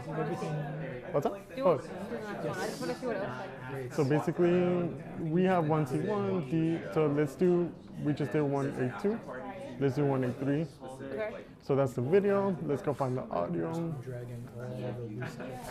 So you'll press Command, and then Just so select clean. audio, and then right click, merge clip, Oh, I see. and then let's choose time code. So let's do But how does 1 and that 4. work with the audio? How does it link to it? Magic. Yeah, it's so weird It just because goes? That's so weird. I know. So basically, yeah, choose the 1A4 audio. Oh, sorry, video. Right. So let's do that one. Yeah, and then Oh, find no. the, and then They're all in the press same Command. one. So the one at the Perfect. beginning of it, that notes Right what click. scene it is. Time code. No. Perfect. You're, And once you're done with This all is those, fine. you This merge, is just you right. put them in the folder. Yeah. And then can you go up one level? Yeah, perfect. Perfect. Great. You good? Yeah, perfect. So we'll be editing off of that. How's it going? Good. Oh, yeah. The fun part. Awesome. The fun part begins. So- Nice. So it's like, could always make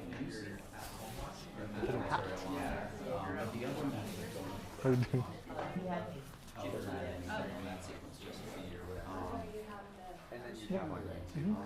Okay, and but that whole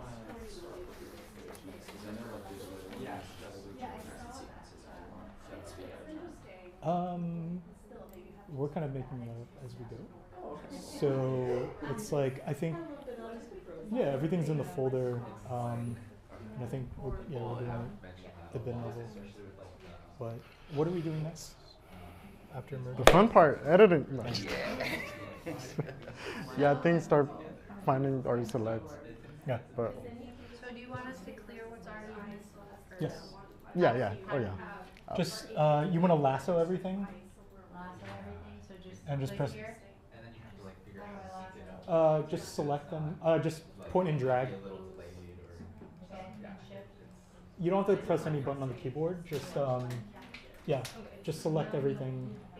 There you go. There you go. And press delete. Yep, you're clean. You guys are good to go? So far, yeah. Awesome. This is awesome. Perfect. I feel like I'm in kindergarten for a minute then, because I'm like, No. like what? Yeah. Yeah. This is awesome. Yeah, there's stuff we're starting to. So final, so I have again limited, I'm not a Yeah, yeah. editor, done like limited editing. Clearly nothing as organized as this, like an editor can get my stuff going. Yeah. Like, I don't know if you could tell if you visually saw it, but if I was giving it to them like a project, I would go, I don't know what you've done. This is like the whole process. So the organization part of how this is like the language is, I'm just going to say, this is amazing. So Flo was saying that this wasn't intuitive. What is the final cut is more intuitive as far as editing?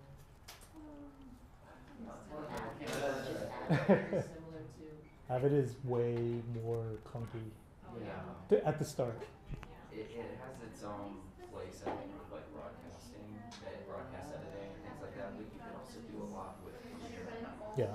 In my mind, I feel like, and correct me if you feel different, that like Adobe Premiere is almost like the bridge between like X and like Avid. Yeah, I think it's the best for everybody. It's for everyone, and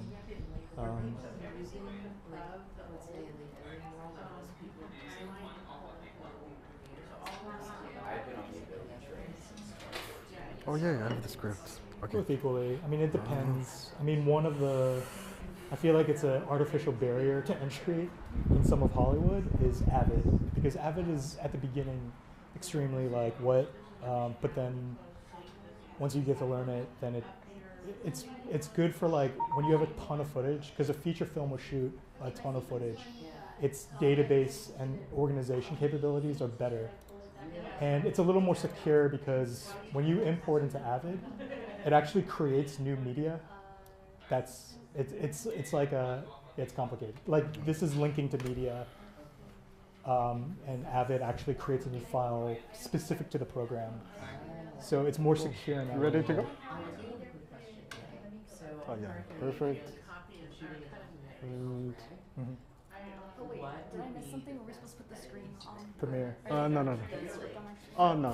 It's just I'll pull up the reference, the scene we're about to edit. But you don't want to use. Just so I make sure you don't. Premiere is great for everything. Can we do the like, C's unless you're on the D's working for like something bigger, like into that folder? that's going to That should be broadcast. Premiere is like, and even broadcast uses Premiere perfect. too as well. Yeah. So. What about like color? I'm not editing. And I promise after this is the fun part where you get to edit. Color grading, because like I think DaVinci Resolve is like very superior in that department, and they do also have their own nonlinear component, which is like kind of like this is a nonlinear editing thing. So a lot of colors in DPs also like using Resolve because it's free. Okay, so you would edit in Premiere and then you would export it into DaVinci? Yeah, so you would want to create as an XML file, which is like essentially just the sequence that you're setting out, and then as long as your colors have the footage that you used, as well as like the raw stream of it, in case you needed to make it process and get in the process.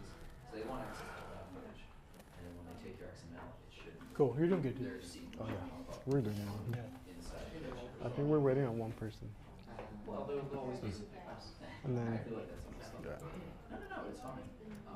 I think over the years, these programs have been better.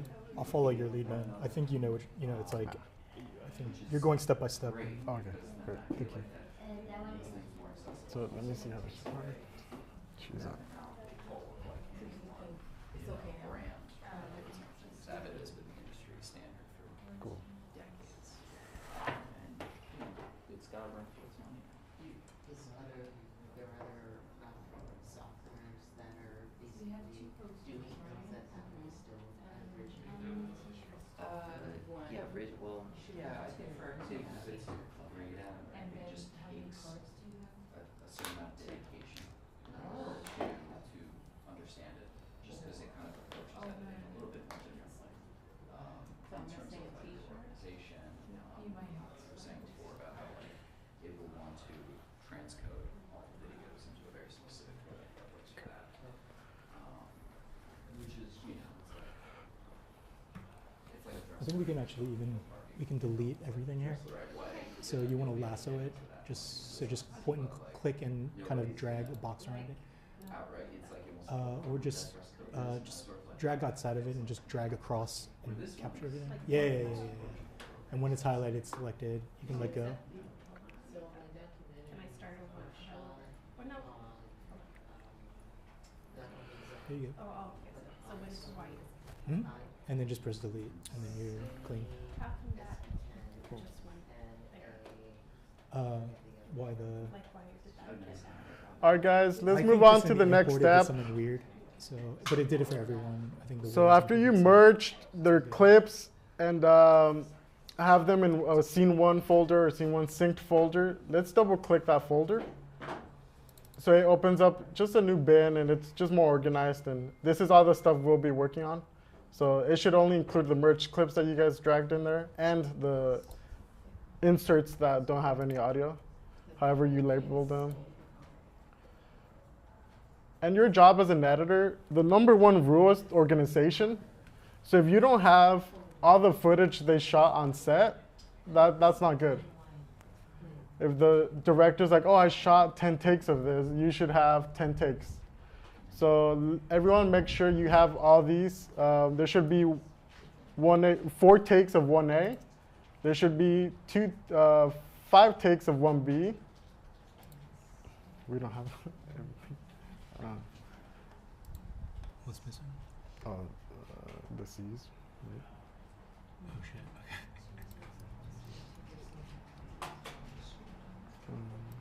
Okay. So even me right now, I don't have all the clips. So don't worry if you don't have it. So I'm making sure all my clips are in that folder. 1C. And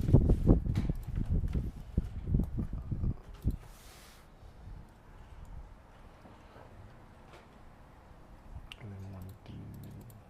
Oh, they should have 1D. Huh?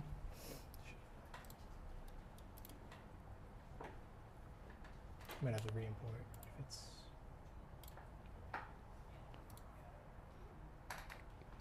1D2.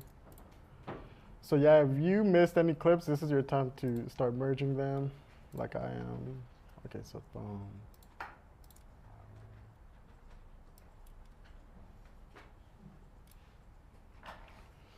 C.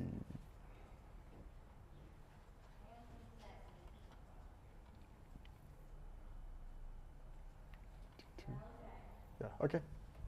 So yeah, everyone double click that folder, it should take you to that. And another thing, let's just make sure everyone's there and has all the footage. Yeah, does everyone have all the footage to 1D? If you don't, speak up. 2 takes for D, 1 take for 1C1. Do you guys know what the letter means? The letter is just like a different shot angle in the scene. So like a lot of times the camera moves. So 1A might be like an establishing wide shot. B might be like just focus on one character. C might be focused on another character. So it's a different shot angle in the scene. And then the number after that is the number of takes.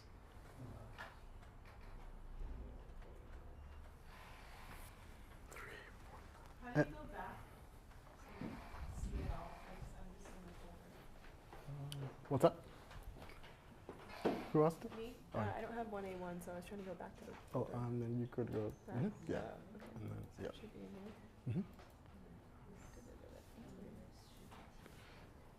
No worries.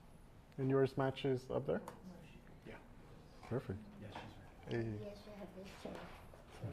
Lift up my armchairs. And you guys are good? Everything so. matches? Yeah. Do you have 5 insert shots? Sequence is okay. It's actually outside of the folder. Oh, and it that's is outside. Here. Yeah. 3, 4, 5. Yeah, perfect. Oh, no, don't worry about it. They're good? Okay, thanks. 3, 4, 5, great. And you have 5 we're just insert doing shots, scene right? 1 right now. I'm pretty sure you do. Just to practice. Okay, Yeah. cool, perfect. Even though. No, Perfect. there's only 1 seat. Alrighty. Okay, we might need to re-import something. I'll fix that.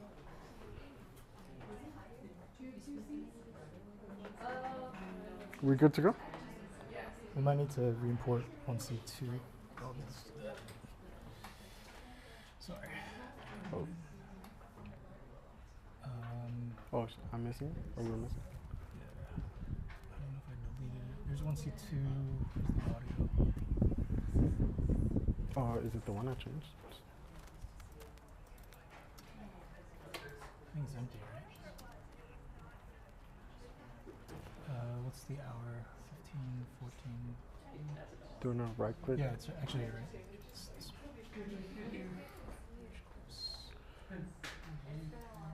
It's been. Okay.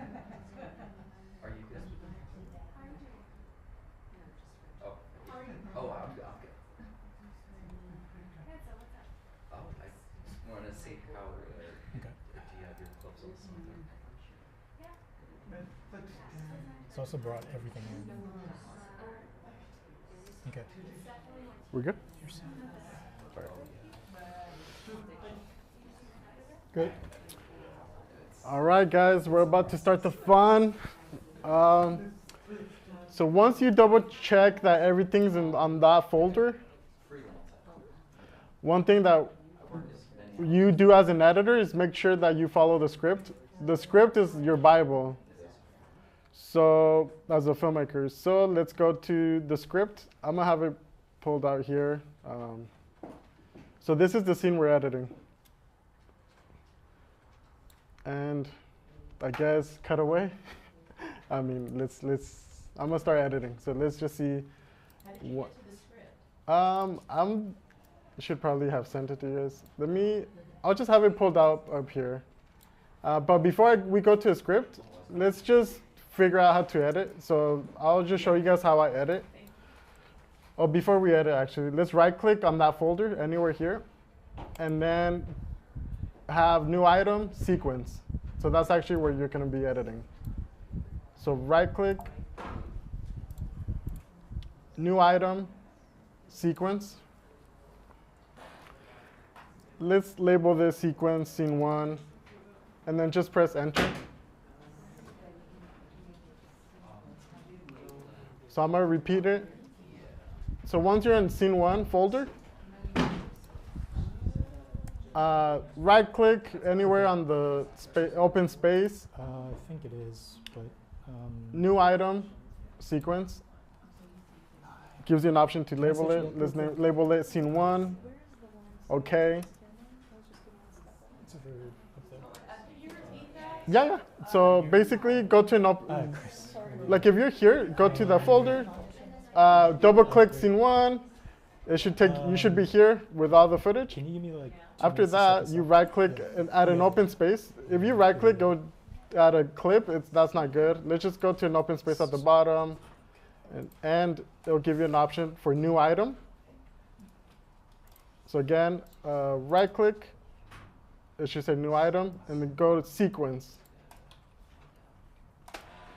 And let's label this sequence scene 1. And just press OK.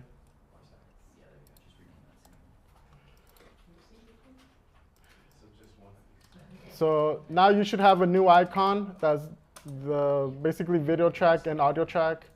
So once you have that, you have a new timeline on the right here called scene 1.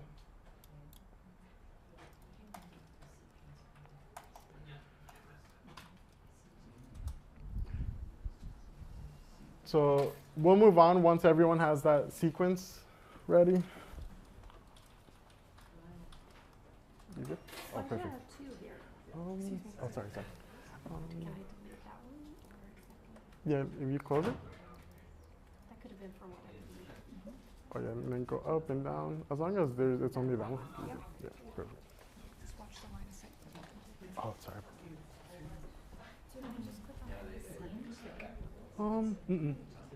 So basically, it'll be when nothing is that. So go to an open space at the bottom, and then right-click. So basically, right-click to the empty space.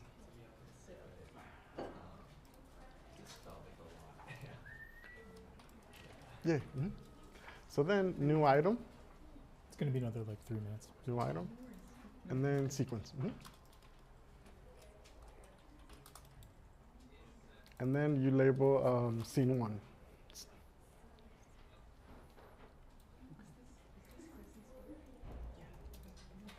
Cool. And then OK. Perfect. Okay. Thank you. No worries. Scene 1 sequence. Sequence 1. Perfect. Let's create a new sequence for all that. So if you could right-click, empty space. New item, sequence, perfect. And scene 1. No worries. Perfect, there you go. And you could close this other one if you want, just so it's not confused. Oh, this one? Yeah, there you go. And we'll start dragging stuff in there in a bit. Perfect. And just so there's no confusion, we could Just delete that one. Delete this? Yeah. What is that? Why is that? It's another sequence. So as long as we have the only sequences that is scene 1, we should be good. Cool. Alrighty. Well. All right, guys. I think the fun begins here. So let's see. Just basically syncing all of the clips. So I'm gonna just pull up the scene. So it's okay, a small table full of flashcards. Okay, well, let's do that. Small table full of flashcards. So this is where you start looking for the flashcards. Let's see. Nope. And it's probably gonna be one of the inserts, right? So let's see, lady hands. So basically you would double click on the shot you want to go to and just use a cursor over here to just drag it wherever. I'm trying to find the most interesting moments. So you guys can do the same, just kind of watch the footage.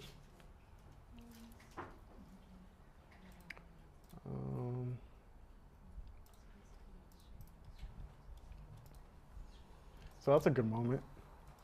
So if you like a moment, just press in wherever you want it to start. So for me, I liked how she picked this one up and is showing it. Do you want us to follow what you did, choose our own? Choose your own, but I think for if you like a moment, you could do what I'm doing. So basically, let's say you find a moment, right? Yes. So I liked how she picked it up and showed it. So what I'm gonna do is mark an endpoint. So just press I on the keyboard, and the letter I, and it should mark an endpoint. So then the out point, I'm like, I guess I want it to end before she puts it down. So like there. So I'll press O. So out point. So yeah. So everyone, I guess before I walk around to see if everyone's doing it right, let's just make sure you have an in point and out point at a moment you like. And then we'll move forward.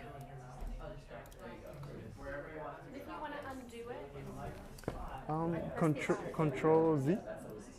Oh, yeah, you could press a new in point anyway. Oh, like I could just do an I. Okay. Yeah.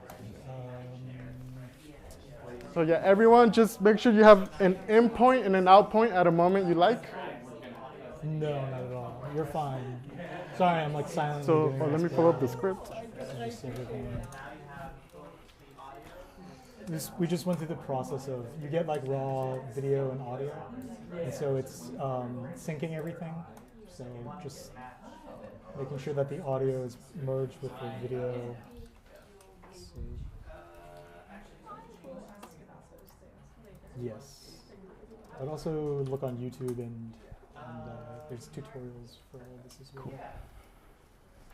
So then you have oh, well that might be okay. So the script says a small table full of flashcards. So I was like, okay, let's begin the movie with what the writer said. As an editor, the first cut, I always listen to the script. I'm like, the script said it opened up with flashcards, let's do it. But later, when we see the cut, I might not like it, and I'll choose my take. But for the first cut, I always like to use the script and go from there. So the first thing it says, a small table full of flashcards. So let's find a table with flashcards.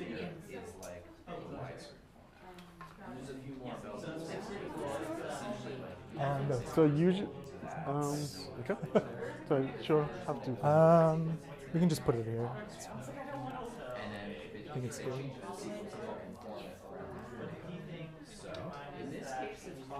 And once she finds it, she'll mark in and out point. So either way, I think you're good to change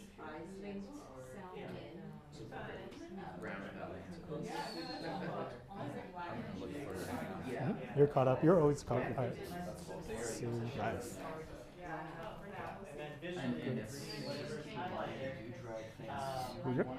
I think so.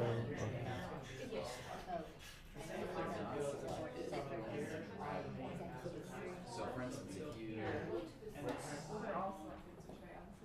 no, they're good now. It's just something to be mindful of. So like if you click shift like V1, and if you try to drag this in, well you can. Yeah, just let's see what happens if you want to do just that. So now when you bring it in, the video isn't coming up, but if you try dragging it down all the way to the audio track. I think we're trying to like build the scene right now. So going off the script, have you seen this film? Yeah. So we're trying to rebuild the first scene. So the script says a small table full of flashcards. So we're just kind of like picking clips. So basically, you found it. Now choose a moment that you're like, okay, this is good. These clips and they show up in this window. So once you find it, mark an endpoint of when you want to start it, and then out point of where you want it to finish. Ins and outs. And you basically create the endpoint with pressing I, and then out point with pressing O. So yeah, like whatever you like. I'll show you if you just drag it, it's going to drag the entire clip. Right. And so endpoint, outpoint, yeah. And just double click on the clips. Yes, double click on it to bring it up here. And that's where you select your ins and outs. Wherever you want it to end. Also, if you want to, like, you can move clips back and forth with the mouse. You can also just like delete stuff. Yeah. You like long shots? What is the? Exactly. Yeah. I've been in speech therapy, so I totally get this. Oh. Okay, so if she wants to play what she selected, go to the endpoint. Wherever, and it could be this clip or this one is. How long is that? How do I tell how long a shot is? Put the mouse in the endpoint. So right there? More like endpoint. That's the out point. Oh, the endpoint. So click. This is basically like the mouse should be there. It's like increasing or decreasing the scale of the timeline. Okay. But I guess this should be here. So click. It's hard to explain. Basically, like you can go. So the cursor is where it's playing. Okay. So then press play. Press what? The space. Right, and you see there's one here at the bottom too. Like if you drag a clip into, just drag it in. All that is what you adjust selected. these bars, you can kind of see it go in closer. So if you want, yeah, deeper into the timeline. 21 and then if you move it all the way out, it's like the entire timeline. What's like an acceptable length, do you think? Yeah, you can so just let's say a small table full of flashcards. I think good like 4 seconds or 3 seconds. That means it's selected, and then just press delete on the keyboard. Gotcha. Okay, that makes sense. I press delete.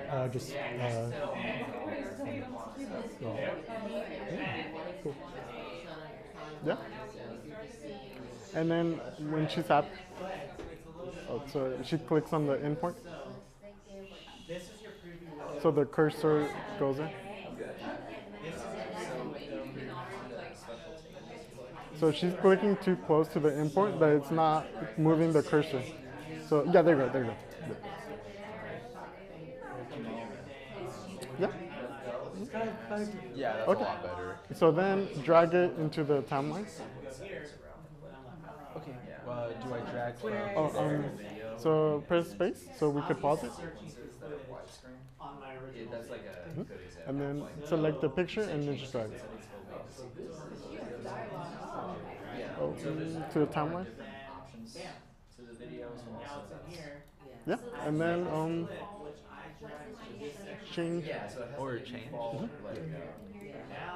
As far as the resolution, it's usually. So then we'll be doing that for the whole movie. 4K videos, or maybe even the frame rate might be a little different from the. So shot by shot vision. It's totally fine.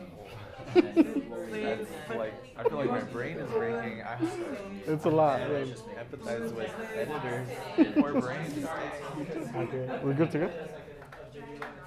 Probably, right? Yeah.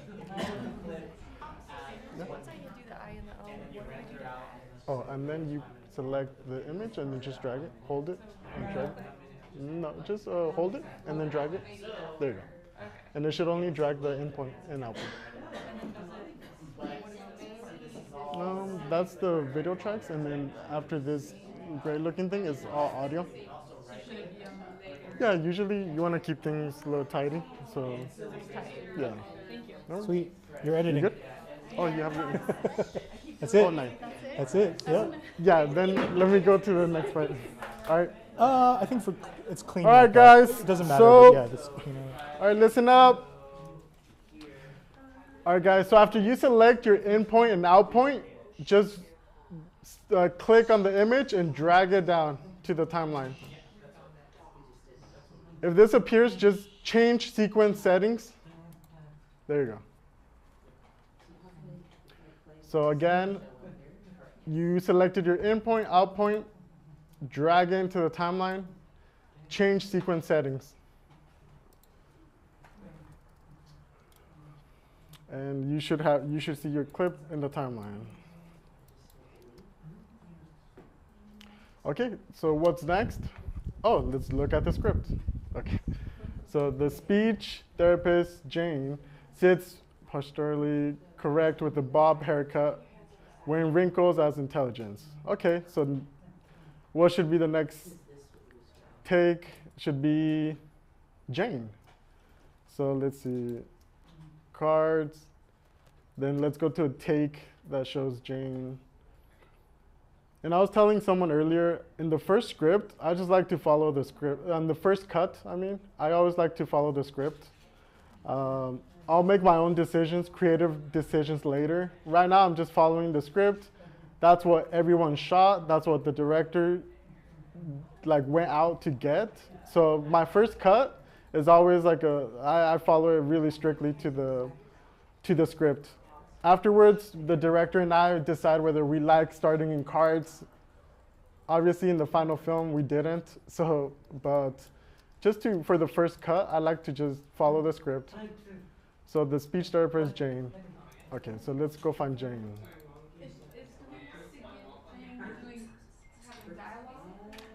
Let's see. So she owns a classy therapy style room with posters about the ears, nose. Okay. Mario, do you want to talk about why you chose that as your first clip? Yeah, I chose it because that's how the script opens. But like I mentioned earlier, I just like to follow the script. But you can start with whatever. She owns a classy therapy style room with posters about the ears. So here the script already mentions the posters. So we have the option of showing Jane next. We have the option of just posters. So up to you guys. Yeah. So Sarah's pale. Cool, like a child or something. It depends. Some are like, just everyone has a different style. So usually if you do your own thing, the director will freak out a little because they want to see what they did, but then you usually have an edit ready that you think that you like, so you can be like, well, if you don't like that, check this out. Yeah.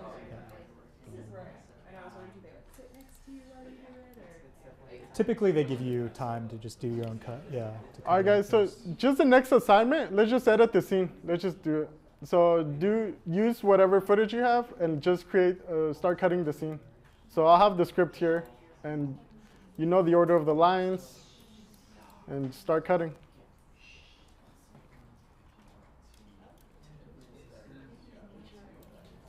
If anybody doesn't have volume, let us know on their computers. Yeah.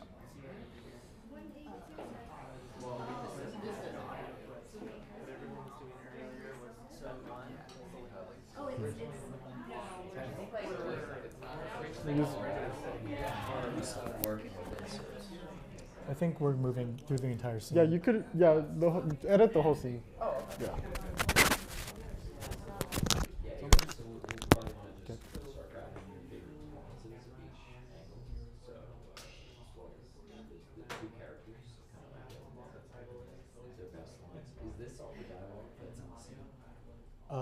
think so. It's Marlo's cut.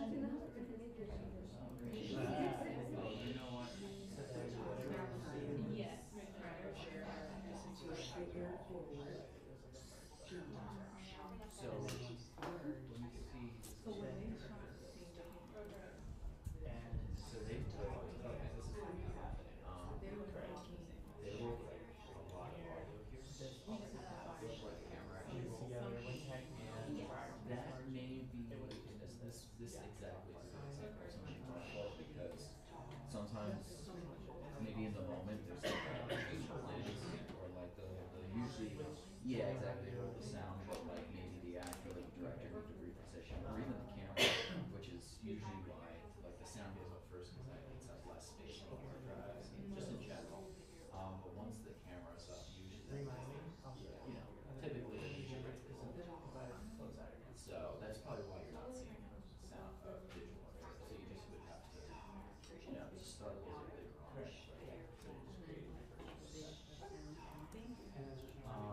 Yeah, so essentially you could go two ways. One time is to mouse a little bit here.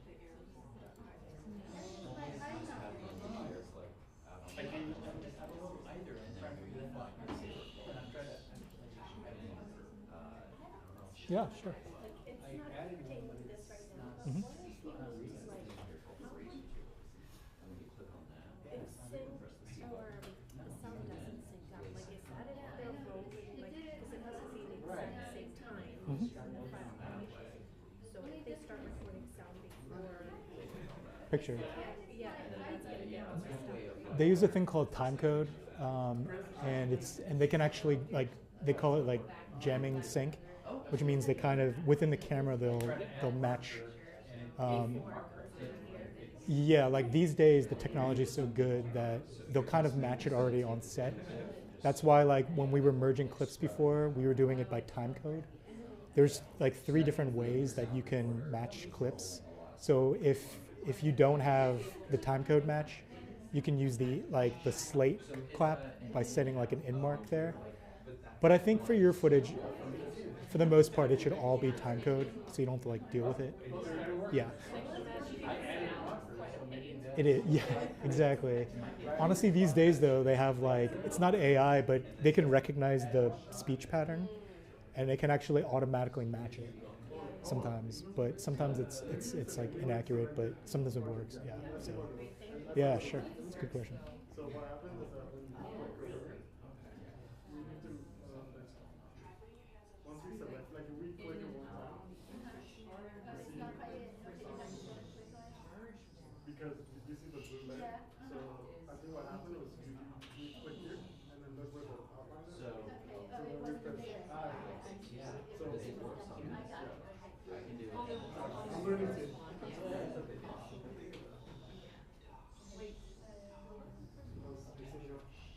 good. I think I'm just having trouble with audio. Like, how do you? Yeah, what do you do? That just kind of like Technology. Yeah, sorry.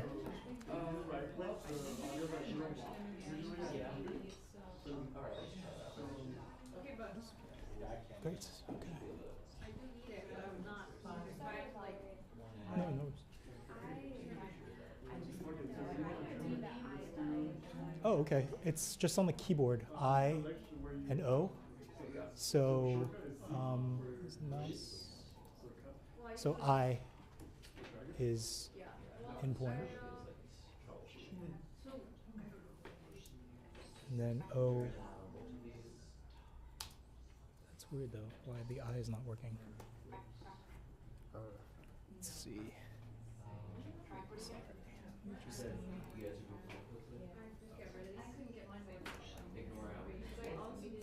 Your keyboard might be broken.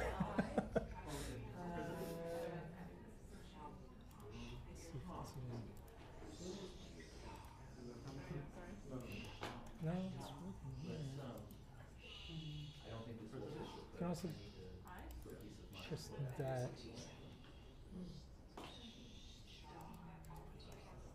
Okay, now it works. So just press I and O, and the selected area is kind of like gray. Yeah. Mm-hmm. I'm having the same issue with the I and What's that? Just press I, wherever the. I actually just reopened down to the base of the Docker, and then it would just. So press I. It's so weird. Just do what I did on. No, you're good. Yeah. Yeah. So yeah, I think it here works. sometimes gets a little wonky. Maybe like this was. There you go. There you go. and you always just clear those after. The marker works. Let's maybe try another clip. Guys, if you're having issues with the endpoint not working, just add a marker and they'll automatically. Okay, this. Why are we all having that? Yeah, it's a weird. Yeah. Okay, now it works. What did you? What is that? Just add a marker. So basically. Oh, add a marker. Yeah, so it gives you allows you to make a marker. Yeah, and then you hit it again while For some reason on 1A1 it's not selecting. you change the color of it. This is good for Yeah, maybe for now. But that is like buggy. It's like a bug more than it is. This is not me. Yeah, no, it's really strange, but that's computers. This is this one out. And then that way, even when you drag the clips down, without it. Is it out of sync? Yeah. Just how do I get it back in sync?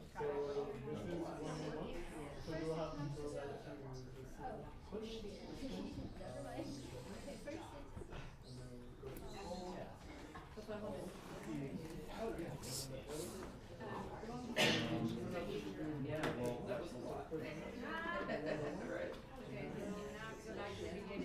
Yeah, just open up that one, and then whatever is your favorite part. Let's see.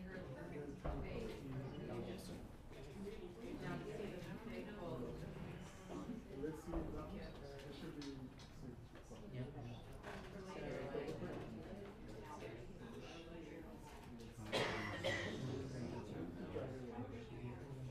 Okay, so that's a line.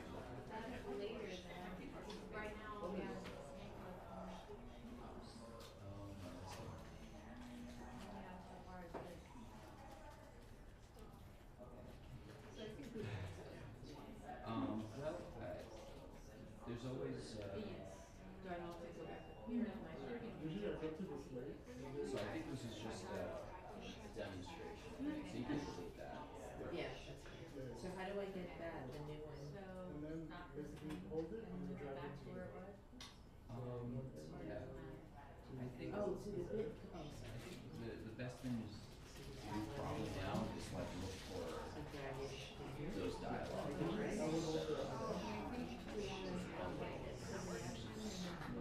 Oh, gotcha. Okay. She's like waiting for the camera, looking at the camera. Can you see your other inserts? Yeah. There was one that existed. Yeah, there's a poster. We go Wait, to the bottom. she's like looking. Go back up. This is recent captures. So this is the old one. Usually how I do it goes into the slate. I think there's also a couple other inserts if you scroll down.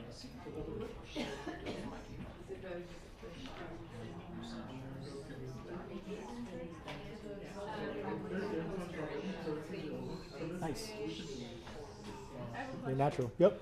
So when you're doing the dialogue, Mhm. is there a way you So can you zoom in, you'll just want to side by side? Yeah. There you go. Yes, because I can't see Oh. We're establishing our whole version. I think what you can do, good question. What do you normally do? There's no right or wrong way, but you can like drag it, like the handles of it in the actual timeline. What I usually do is I usually like loosely cut it. It's called like assembly, and you just throw the stuff on the timeline, and then you'll like fine tune it basically. So you'll get sharper and sharper with your edits timing wise. But yeah, you're like definitely on the right path. Just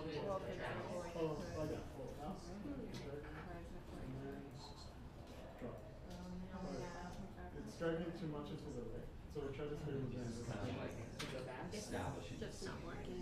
Because when you stay within the middle, it's telling you to go to the left. yeah, we're gonna I think get to it, but basically, well, I can show you real quick. Just like also this plus and minus button, what it does is it like zooms in or zooms out of the timeline. So just keep that in mind. You could just like drag it like that. It's like one way, and then bring in your next clip, and then you can also like, these are called handles, and you'll see them like get selected once. Exactly, yeah. Yeah, and you can like overlap it and then cut it later. But yeah, I think you're on the right track with pick the next shot of the opposite angle of her, because they're having the so do that. Yeah, Kind of like church. Directors usually come up the first day. So if I would that Also, can I show you guys one really quick tip for the keyboard in your shots? Let's see. So suppose you have a few shots like laid out. When you're on the timeline, this is very basic of like, press L to play, and press K to pause, and press J to go backwards. And this lets you kind of just more fluidly work within your timeline. And you can press like J multiple times to have it go fast. And you can press L multiple times to make it play fast. So these are just ways to scrub through the timeline without having to use your mouse. A lot of times the mouse is a very slow way to work. So this is just like one tip. Yeah. Also, if you press plus or minus, you can zoom in and zoom out of your timeline, which just makes it easier to see. So again, it's J to go backwards, K to stop, L to go forwards, the minus sign and the plus sign. So that will just get you moving within the timeline. Okay.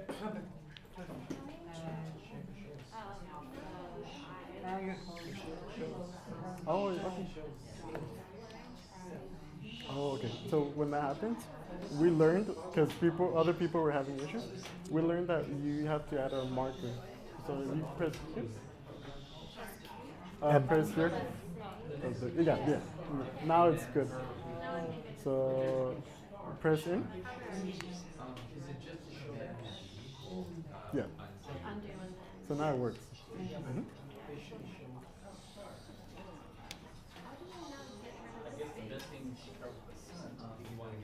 Everything good? No, I want that, but I want to.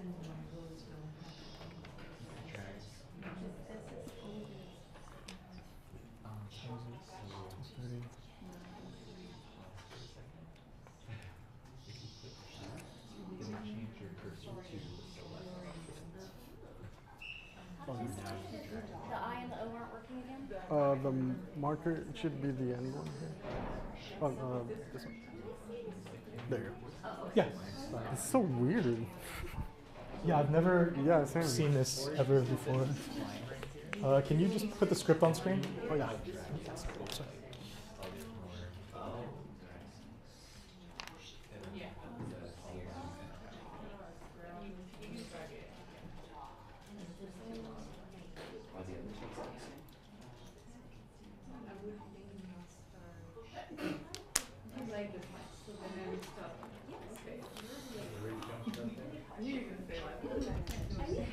The marker and the I and is not work.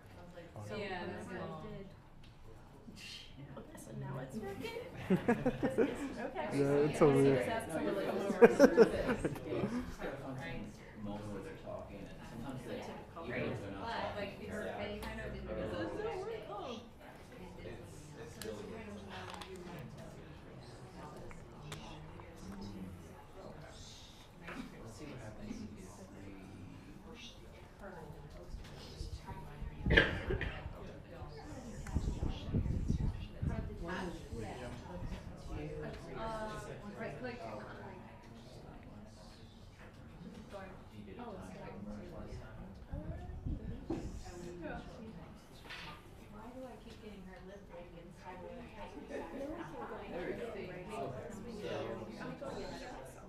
No. Once we're then adding the other character here, then we can go back in and grab the image from here. Yep. Oh yeah. There's a lot of back and forth for sure. Yeah.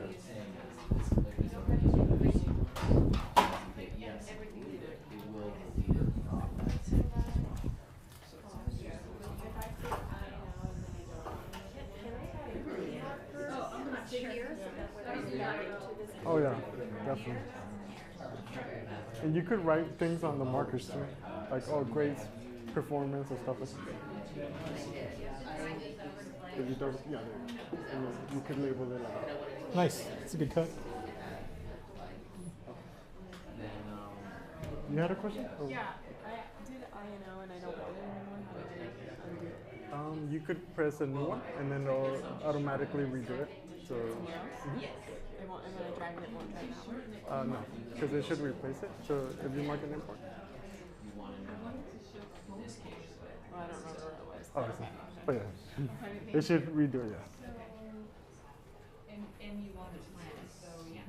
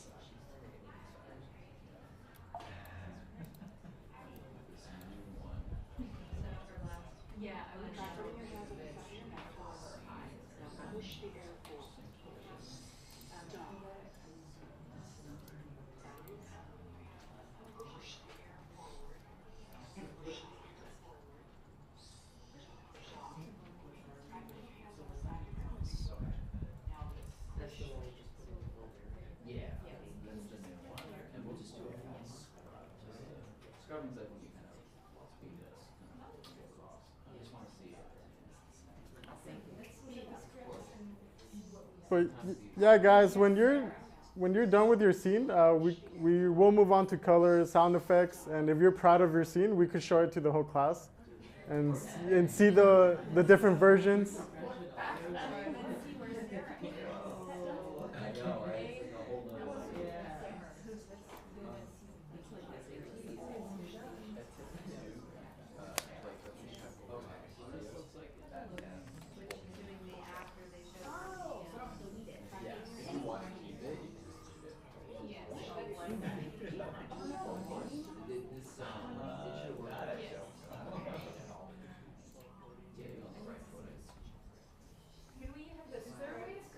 Oh yeah, sorry. There you go.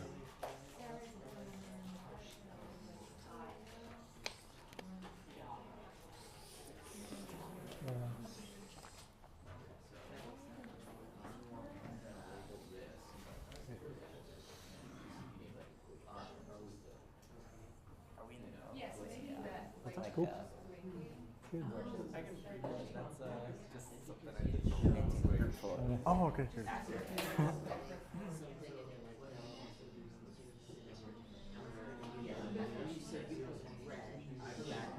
Yeah, pretty much. It was something we didn't do.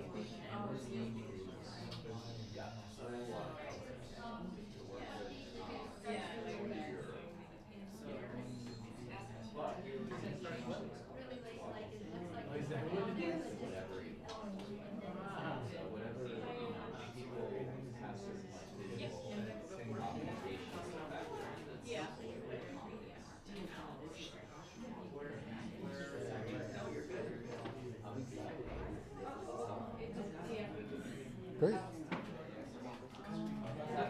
It's like during speech therapy, it's like very clear. Oh, you do that myself. It's very challenging. That's great. Now you do this. Yeah, it shows the wall, icons. It's great. You're editing. You're an editor. That's nice. Cool.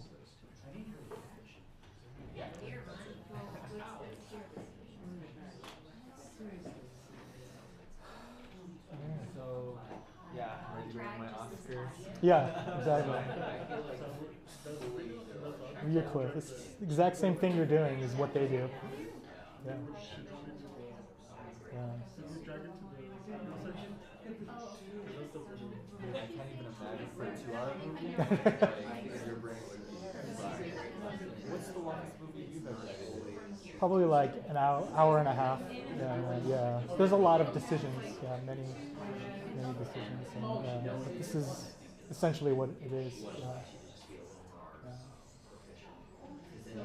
Which studio have you worked for? Or are you just kind of like hopping around? I've done like Amazon I've worked for, and I've worked with just like a lot of independent stuff as well. Yeah.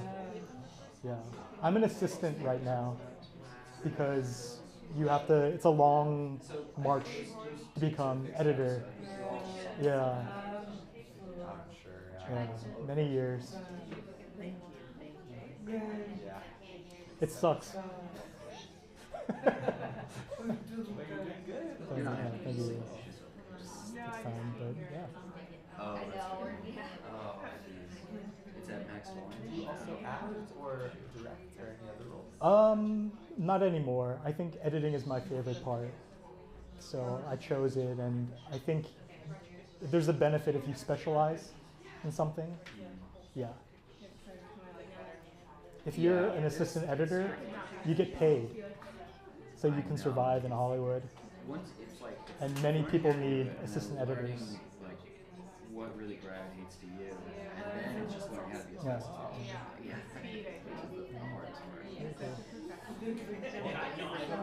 Yeah. No, of course.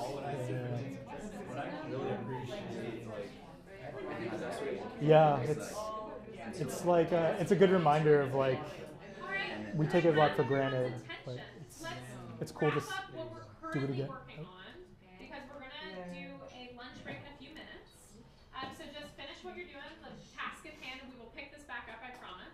Don't close anything, but just you scared me.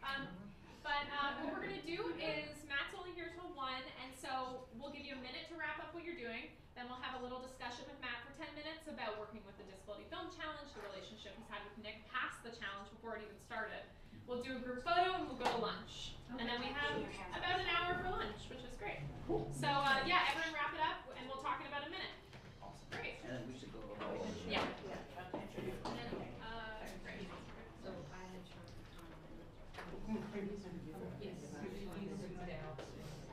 So Carlos. So Because this is where you would.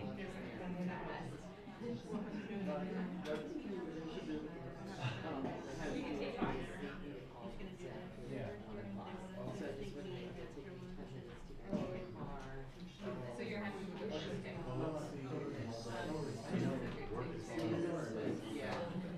Sarah. Yes.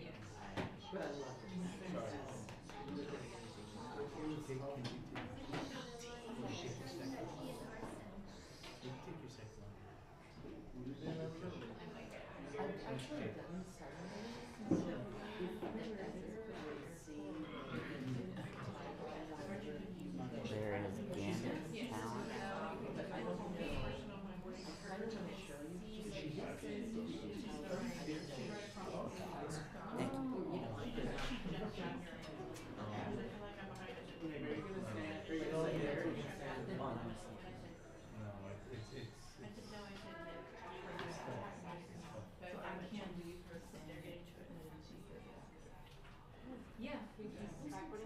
Hey Jack, how's the lighting? Do you want me to bump up the gain? Okay.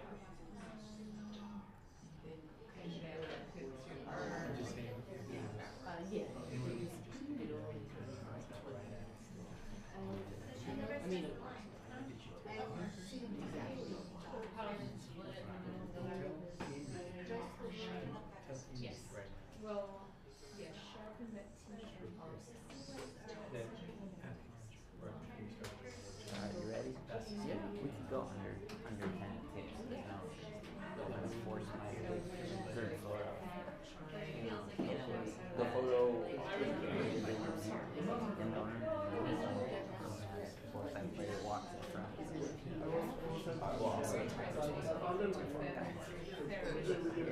All that time. Just like it's like I did script. Weird.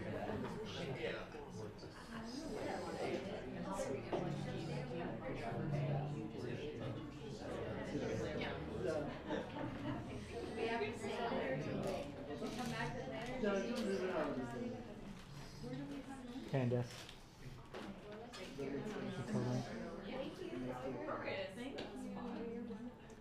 Yeah, everybody, you want to save your projects too?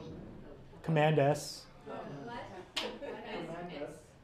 Thank you. There's an autosave vault, but we really don't want to go over that today. It's kind of complicated.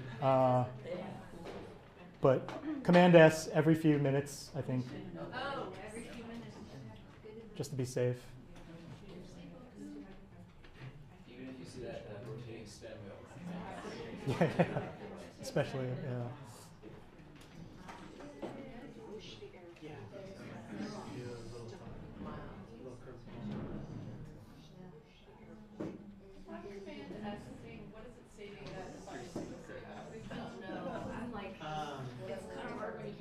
Yeah, when we created the project, you kind of like just name it, and then.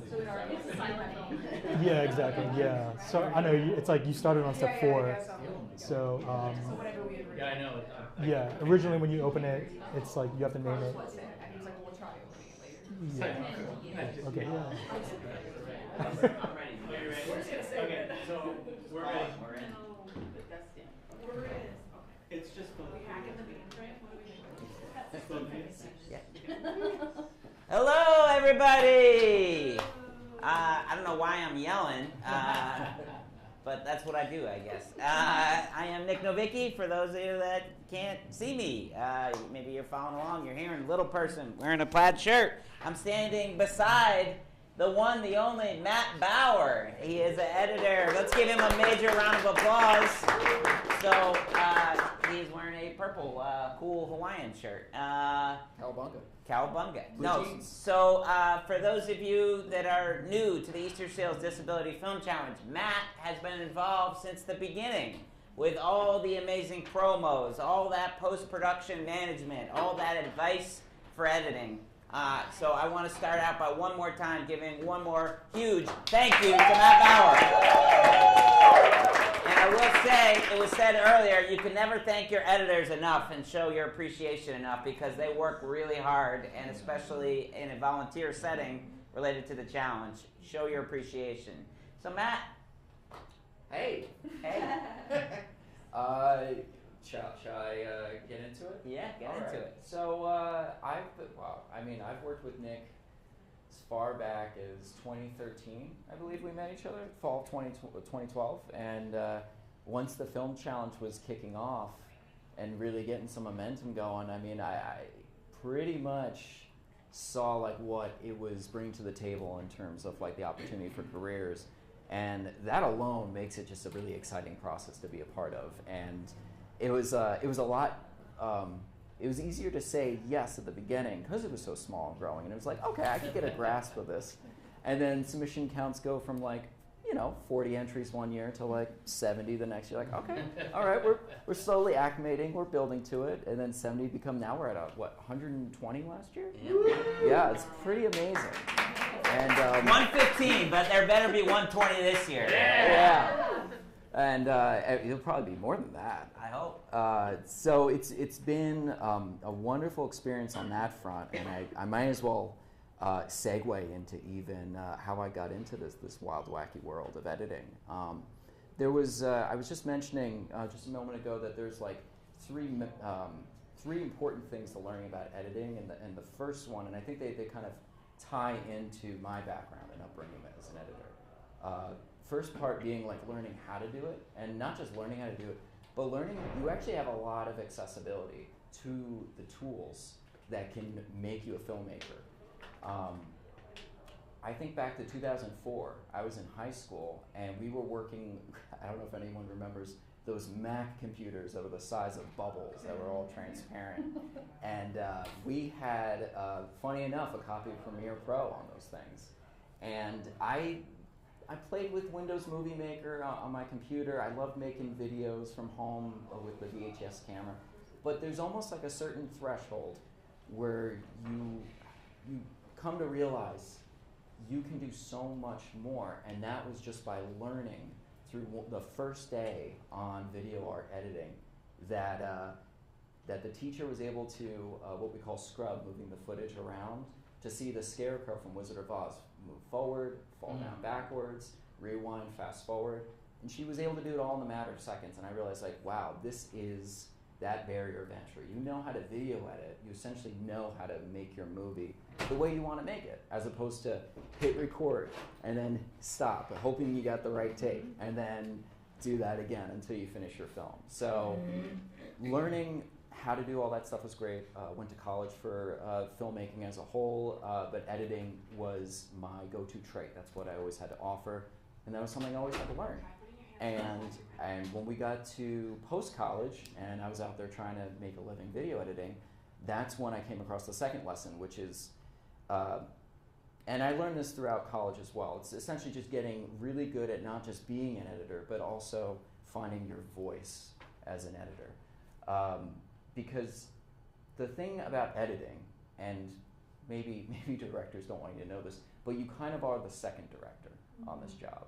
You're really watching every other department's hard work come to fruition in these shots. And it really falls down to you to kind of tell the story. Obviously, you have a script to go by, and you'll have storyboards, and you'll have camera reports that tell you which takes are the ones to use. But in terms of like the flow, the pacing, all that stuff is something that you're going to bring to the table. And I learned this when I came out here to edit, when you work in a post house, your first cut needs to kind of be the best thing you have to offer. Because after that, you're not really going to get a chance to be like, oh, well, I wanted to do this thing, but I haven't gotten around to it. Because once other people, like the director, start seeing your thing, they're going to want to get their influence in there. And rightfully so. It's their job. It's their product more than it is yours. But there is this special period of time where you and your assistants are crafting it the best way you can. And the only way you can do that is just keep editing over and over and over, edit people's short films, for film races, such as the Easter Seals Disability Film Challenge. And then the third part, which brings us to the film challenge, is timing.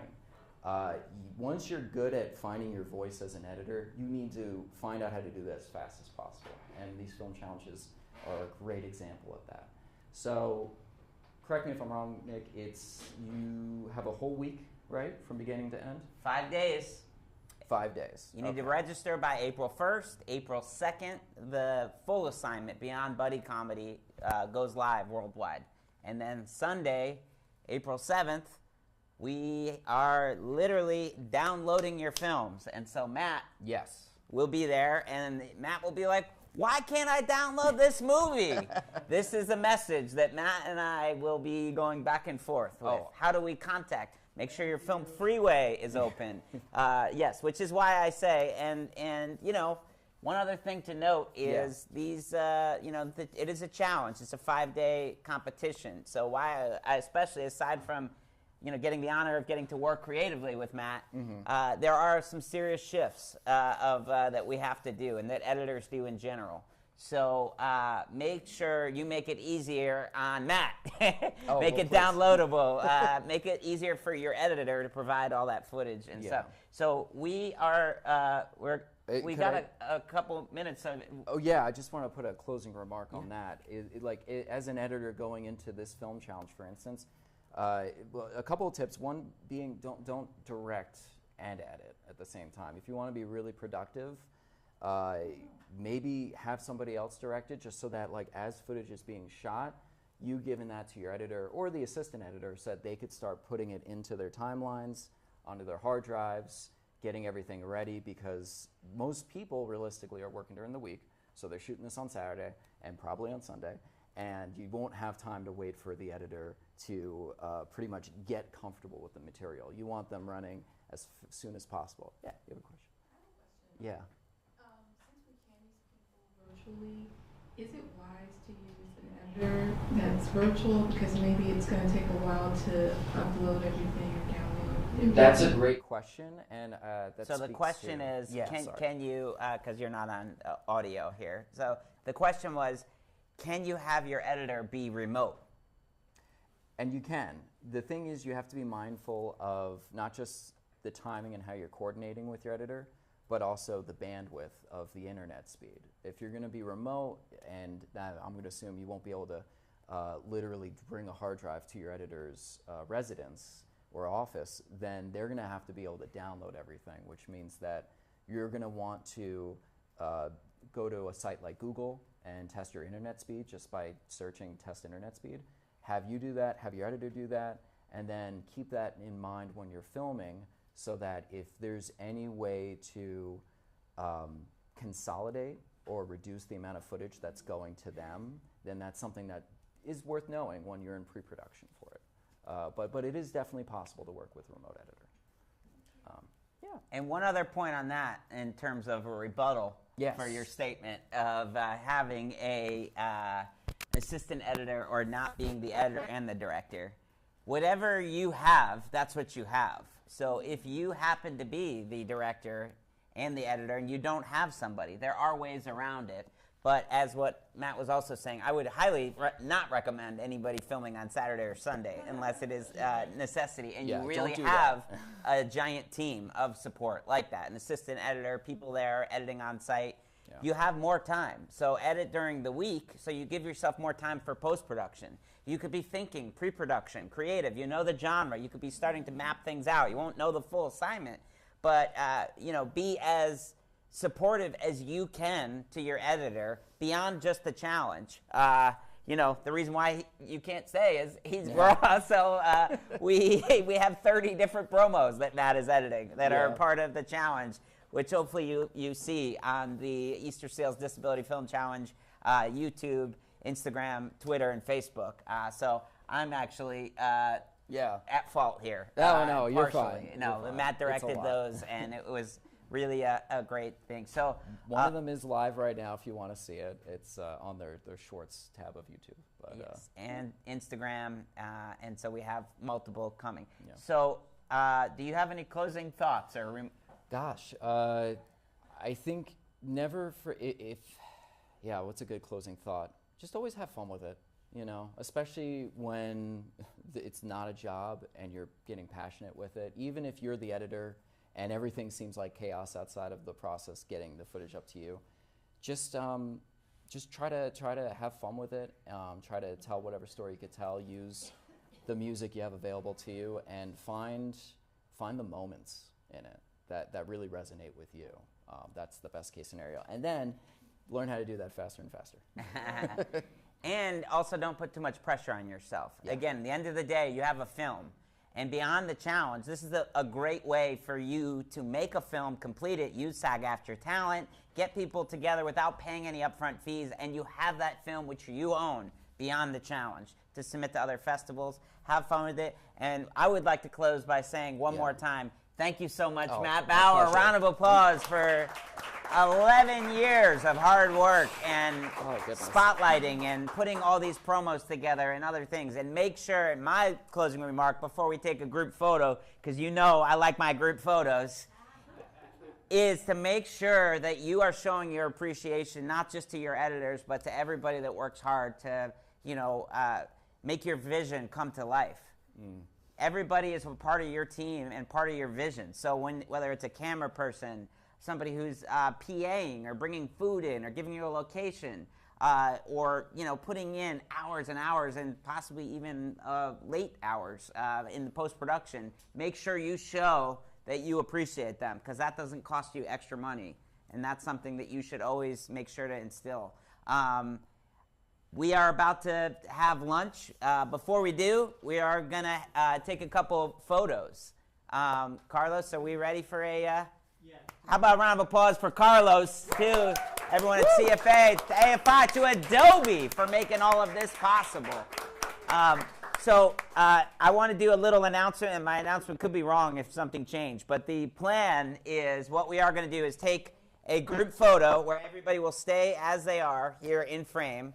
Carlos will try to get us in a photo. So then what we want to do is we will go in, and everybody will walk down the hallway to that entrance point, and we're going to go down that little hill just right there to the front side and take a group photo outside the Warner building. Are you guys cool with that? And then it's lunch. You ready? Let's go. All right. All right, no one's clapping. Everyone's tired of me and the hype. So. Woo! I get it. I get it. Let's do a group photo real fast. So I'm going to stand here on the corner of the room. Before we break, one more time, live stream audience, I love you guys. We're going to be back here in 1 hour. Bear with me for yelling too much if I completely forget sometimes that I have a microphone on. So you may be like, why is he always yelling? My wife says that a lot. All right. Let's see. So if we can, I'm not getting this side of the room, so we can squeeze right in here.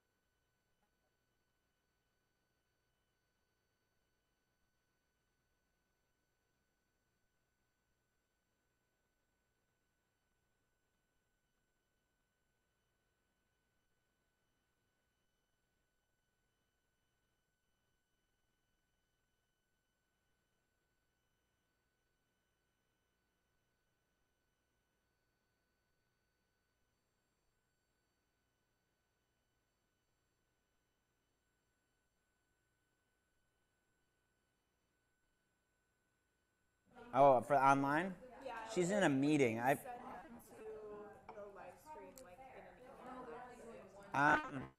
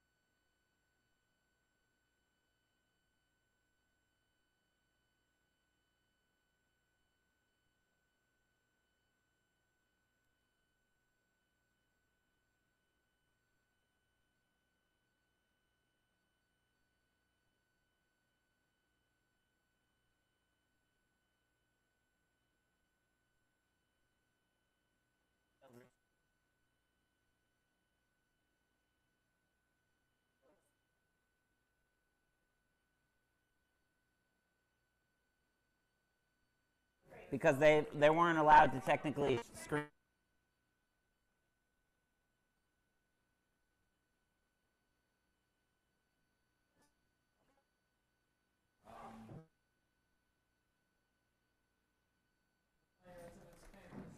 Oh yeah, we will do. You'll have the footage too.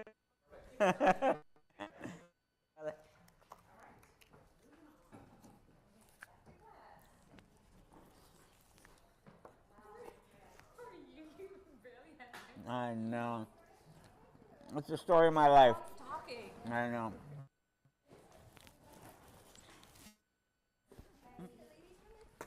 That was so good.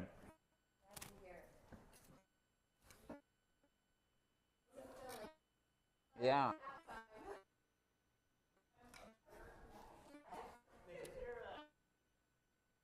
Oh. Let me see. Can you hear?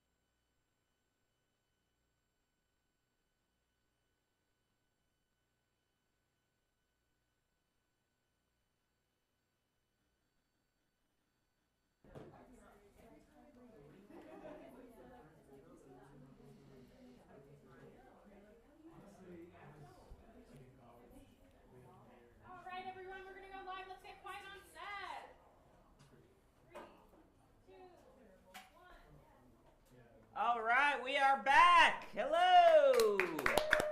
Live stream audience, thank you. We just had an amazing lunch. Thank you for this incredible lunch, everybody here at AFI. Now, a question that keeps coming up, and again, if you have questions along the way, live stream audience, make sure to hit us up in the chat. Also, disabilityfilmchallenge.com, the FAQ page, walks through a lot of challenge-related questions.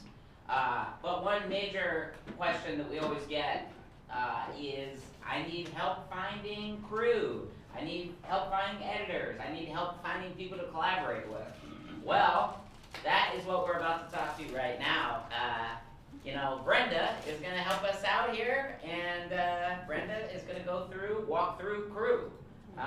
Crew, I tried to rhyme, didn't really work. No. So she has created an unbelievable Facebook group, and a working process. Can you walk us through what you've done? Sure. What I've done is I've created, currently it's a profile, we're going to be converting it to a group, but it's called Lights, Camera, Traction, and it gives us an opportunity to have a place where we can connect online and let people know our availability, what we need. And as part of this page, at the very top, you're going to see linked a Google Sheet. And if you've never used them, they're very simple. It's just straightforward. And what this does is it walks us through several pages. And each of these pages are different departments. And it's very barren right now, but you as the EDFC community can fill this up. Put your name on here, put your field of focus, your name, a brief bio, one or two sentences letting everybody know what you do, and a URL link to any of the work you've done, and then your contact information, how you prefer to be contacted. If you're in Los Angeles, if you're in Canada, if you're in wherever, put that there so we know where you are. And then, important, let us know whether or not you're SAG-AFTRA, because whoever might want to work with you, whoever might want to collaborate with you is going to know to get you the information that you need for that. And your EDFC collaborators. So if you already are on a project and you just want to have your information here, let us know who you're working with. And last but not least, free or active, assigned. Let us know if you're free, if you're available to collaborate. Even if you're already on a crew, it's important that you get your information in here because we can use this year after year for the EDFC challenge. It's something that I want to be interactive. You'll see at the top there is, all of this is locked. It is to let everyone know that's working with it that it is actually not an official EDFC document. I, as an individual filmmaker, created this because I kept hearing the same thing that Nick is saying. We want to know, you know someone this, you know someone that. I've sent out 100 or more invitations to people that I know that are in the film industry, that inviting them to volunteer to help us, giving them full information about the EDFC challenge. So it's important that we let everybody know our availability, what we do, get ourselves on this, because this is something that can grow with the community, and it will be a resource. The more we use it, the more we fill it out. If you come across someone that says, oh, I'd love to be involved with that, let me get you on the roster. And if you don't work with them this year, maybe you work with them next year, but they're there, and you have the opportunity to know who you can crew up with. And so, as I was saying, so the the Facebook, it's currently a profile. It'll be a group. This is another place that we can communicate, collaborate, but I want it to be in collaboration with the Google Sheets. So I'm hoping that it helps everybody. And if you have any questions, my contact will be there. It's filmchallengetalentmatch@gmail.com. You can reach me, or at yahoo.com. You can reach me, and any questions you might have, feel free. I'm the moderator, so yeah, I'm at your disposal as much as I can possibly be. Well, can we get a round of applause for that? Amazing initiative, Brenda. Thank you so much. One other thing to point out is it's not that I don't want you to. We legally can't be involved with putting people together. So the reason of that is, you know, that could create multiple issues, but the legal element of the rules and for who each individual entrant representative is responsible for getting their own crew. Well, this is a great resource for you for this film challenge and beyond, because at the end of the day, I have been hired way more by people I already knew than, you know, through the traditional ways, both as a comedian, both as an actor, and as a producer. So the goal of, since day one, when I created the Disability Film Challenge 11 years ago, was create these pipelines, create these working groups, and have people work together. Well, now that has happened. We've had, you know, over 600 films. So that's a lot of people from a lot of parts of the world. But this is really an amazing initiative to bring people together, and more people. Because, and if you're listening, you're tuning in, and you happen to have 5 editors that want to join your team, and you only need 1, well, that would be a great opportunity to, you know, check out this Facebook page and have people go on there. And so, one more time, Brenda! Thank you. Yeah. Okay, go off this. Awesome, let's get Mario and Chris back up here. Thank you so much. We'll keep that available and send out the link to everybody. Awesome. All right, so I know we have a fun afternoon planned. So fun. Mario, I'll let you take it over, and I'm going to get out your. Okay, guys, so we could continue editing this scene, but before we do, I want you guys to play with all the effects that Premiere has. So let's do that. Let's see.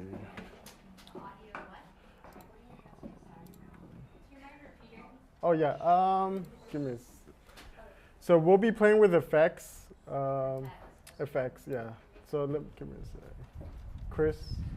Yeah, I think like audio is like a huge part of editing, and so we're gonna focus on making sure we have like clear sound and how to like adjust the volume on the mics.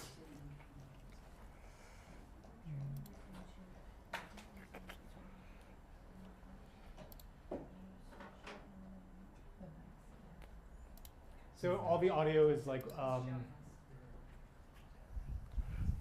where's the effect? Something missing or? Yeah, can you see? Chris?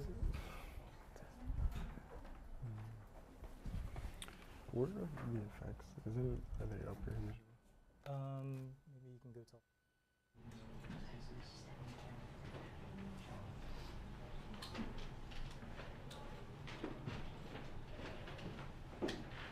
Alright, so let's start with.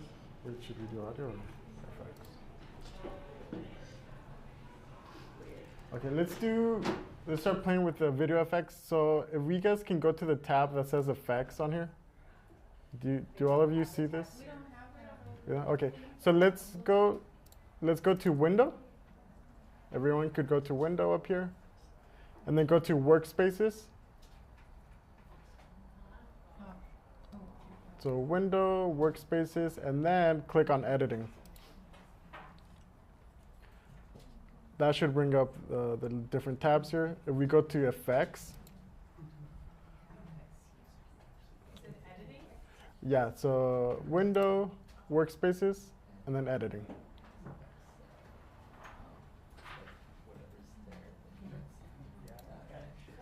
And it should bring up the different tabs down here. So let's go to effects. And let's just play around. There's different ones. Image control has like the black and white, so we could apply it and it turns black and white. And to undo, you could do Command Z and just keep playing with them, see what it offers. Distort. Wow. You could literally take years learning all of this. Oh yeah, there's so much, yeah.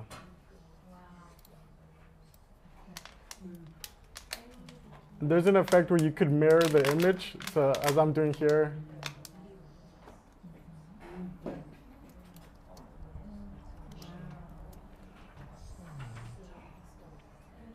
So do you want to do this before sound?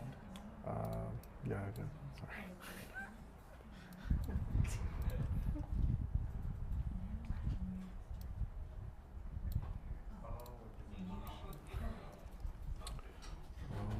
Is there one you recommend that you like? Mosaic. What is this thing? So if there's a moment where a character flashes or something, you could use a mosaic and just pixelate the whole image.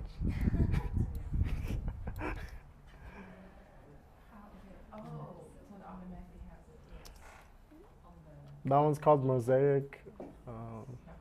Let's see.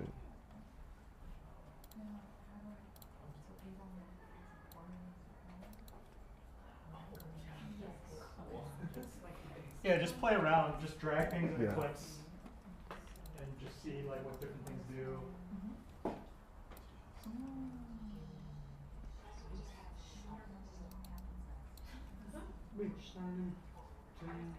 How do you drag it? Oh, so basically click on it and then hold until you drop it, and then drop it. Will it affect everything as soon as you just drop it in here? It only affects the clip you drop it into. So. If you want to have it apply to all of it? Oh, that's a good question actually. So, oh, okay. So if you want like a universal change, we want to create an adjustment layer. So if you go to scene 1, and then click here, the little document, and then adjustment layer, and then OK. So with this thing, we'll basically cover the whole movie. So drag this to a new video track. So just cover somewhere blank, drag it up here, a little up, there you go. And then drag it all the way up. So when you drag an effect, now it affects everything below it. So like we literally use like 2 or 3 Go in here so, to, or how do I change like the grading? Exactly. So let's see. Oh, yeah. So then basically go to effects, drag the one that you want. Yeah, I think he just wants to show that these functions exist.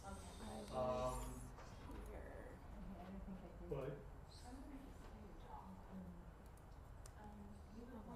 like color pop. I don't know what that would be. Let's just do that one for now. Okay. So then you drag into the effects. And then it applies to all of it. Yeah. Okay, great. Thanks. And Which I'm gonna I think we should do forget audio. Since Audio? everybody, like, Okay. And then we'll do, because I think Yeah. Cool. So if you want to like test things out, you don't know what it is. Mm. What you do is drag it onto the desktop, or you just look at it. So All right, guys. As you can see, there's a lot of effects you can play with. So now let's do audio. A lot of you guys complained that,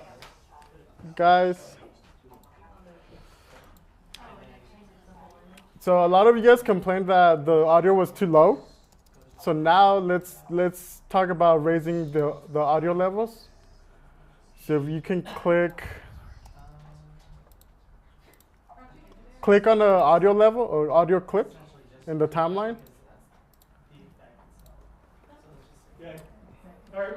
Sorry, we're gonna switch gears, everyone, to like audio. I think we're trying to come up with curriculum on the fly, and so we're gonna try to adjust audio levels. The reason why you have so many different audio tracks, that's just all the different mics that were captured on set. Usually, you kind of want to, well, Mario. What's up? How do we adjust audio on these? Okay, so so select an audio clip, and then to raise the level, you're gonna press the right bracket under the delete button on your keyboard. It's like the right bracket under the delete button. Like in the middle of the plus sign and the delete, there's the right bracket one. That one will raise the levels, and then to lower, you'll see this line. I don't know if you guys see it. It's the Well, Mario, you also have to make the layer thicker so that you can do that. Okay. So you can like widen A1, right? Yes. No, come over here. Yes, scroll down all the way to the bottom. And then what he was explaining is, do you see that compact? So That's between our audio level 0. So that's okay. That makes it louder. Okay, so I'm just gonna throw out one thing we can do is press Shift L. That actually decouples everything. Cool, so I would honestly like. Oh, okay. So basically, click on the audio that's put. all the audio that we capture. Yeah, and then that will, and then yeah, and then press the right bracket between this one. So raising it and then lowering it. And if you get closer, if you press the plus sign. So some of them have like this doesn't have any other one. No, just the plus sign. It'll make this timeline bigger. To like regain them. So like both and press Command L and then like. Oh, Sorry. let me click here. Oh, there you go. So do it again. Command Oh, L. try. And then you do it again. No, this one. This plus sign. Do I have to? Is that a shift? Let me see. Sorry. There you go. So the minus is like makes it smaller, and then yeah. So this one you'll see when you press the bracket how it increases the volume. Yeah. Just kind of like lasso. Yeah. So that's like a quicker way to. And if some levels are super high and this is super low, I would make a cut and then raise it this part up only, kind of. Okay. How do I cut in here? C is to go to the blade. Just the C? Yeah. And then you have to click where you want the cut. So now that it's in C. And then you just click once? There you go. Oh, okay. And to go back to the arrow, it's A for arrow. And sorry, V. Yeah, it goes back to select mode. And then if you wanted to cut something and then delete like a chunk, would you just press delete? Yeah.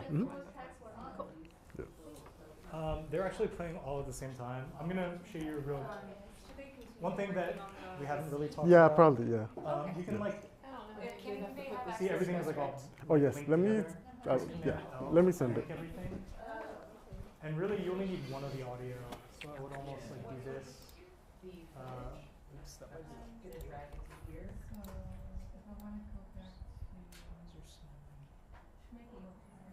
I would like literally just like delete these, and then just to relink them, and then you press Command L again, and then like, oops. Selecting both Command L. Right, and then that should kind of. It's weird. And also maybe right click. And hit link. So right click, and then these are like merged again together. This gives you like less things that you have to worry about. You can also like just move this bar up and down. Yeah, exactly.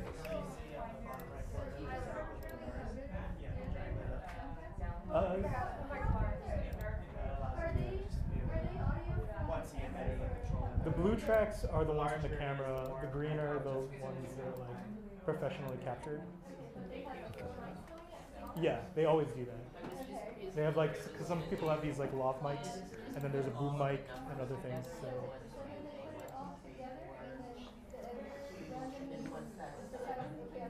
Well, typically there's like a mixed track, which is like, exactly, and so that's usually the best. If like, yeah, but if like one sound is like better on an actor's mic, sometimes we have to go to the actor's mic and replace that sound.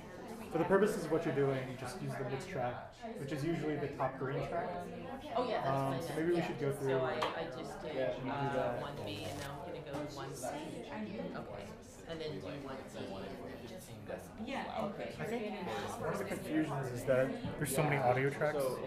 So should we go in and like show them how to link and delink clips?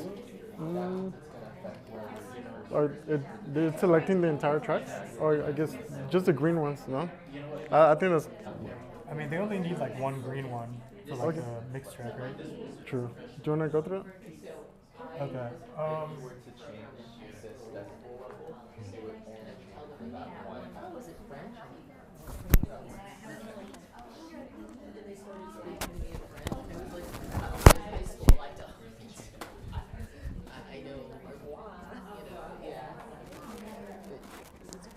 Sorry, Oh, do we have access to yeah, the script yeah. now? Where is it? So we could go to the Finder, Finder, yes. and then. You guys are amazing. All right, guys. We want to show you something real quick. We're sorry for the Network. confusion, but there's so many different ways to do this. The kind of clips you guys got were a little bit complicated, honestly. Yes, sir. So, okay, let's say we're looking at these clips in the timeline, right? The blue clips here represent, can we stop the audio? The blue clips here represent what was captured in the camera. Typically, that's not as good audio as the green clips, which is what was captured by a sound person. So it's like kind of overwhelming how many audio tracks there are. There's like 9 here. What you can do is click on the clip and then press Command L. And that will delink all of the clips, as you can see. Okay. Why would we want them dealing? So you do that because really all you really need is one audio track if you have like a good sound person. So I'm actually going to take out all the camera audio, and then I'm just going to use one, like the top track of the green, and then kind of erase everything else. Let me do that again. Until I'm left with just these 2 tracks. And then you need to relink the clips again. So you select the audio and the video and then press Command L. And you can see it kind of change the name a bit. Let's do it again.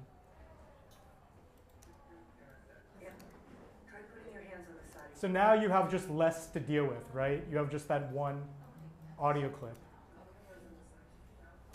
So does anybody have questions in terms of like the concept behind this or why we did this?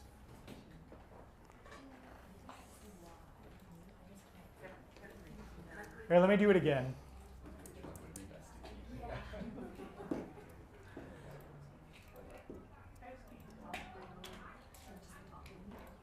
So again, you select the entire clip, press Command L to delink everything. And then just delete all the tracks you kind of don't need.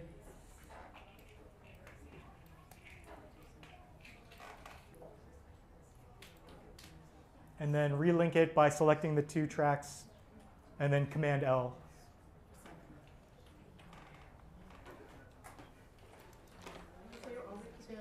I'm not quite there yet, but I get what he's saying. So to link it, it's Command L, and to delink it, it's Command L? Yeah. Okay. I don't, Don't want worry. to delink it yet until I get everything. Thingy. Try putting your hands on the side.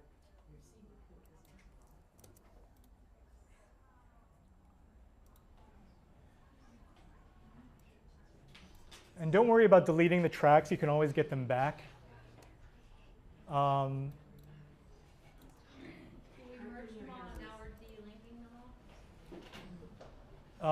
Yeah, and again, it's because of like kind of the footage that you guys were given for this project. It's a little bit complicated.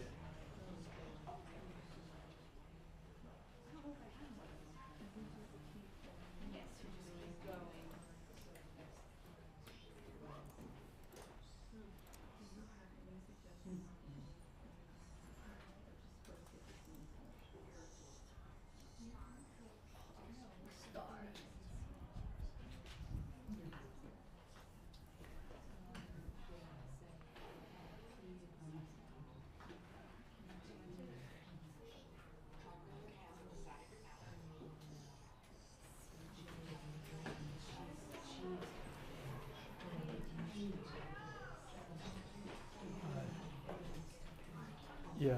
So how should I work with sound? I'm not. I honestly would need to talk to. I need to talk to the programmer real quick. Right. Yeah. Okay. Yeah. It's just hard to see. Really edit sound or work with sound. So I have a recommendation. Visually, this is your audio meter.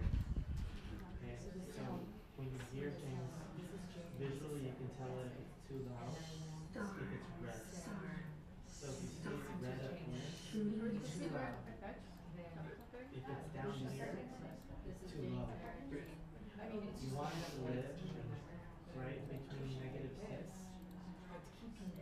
and like the negative. Anything above that is too loud. So yeah, so like -6 and then right between here and here. There is good. Okay, -6. So I'm gonna play this.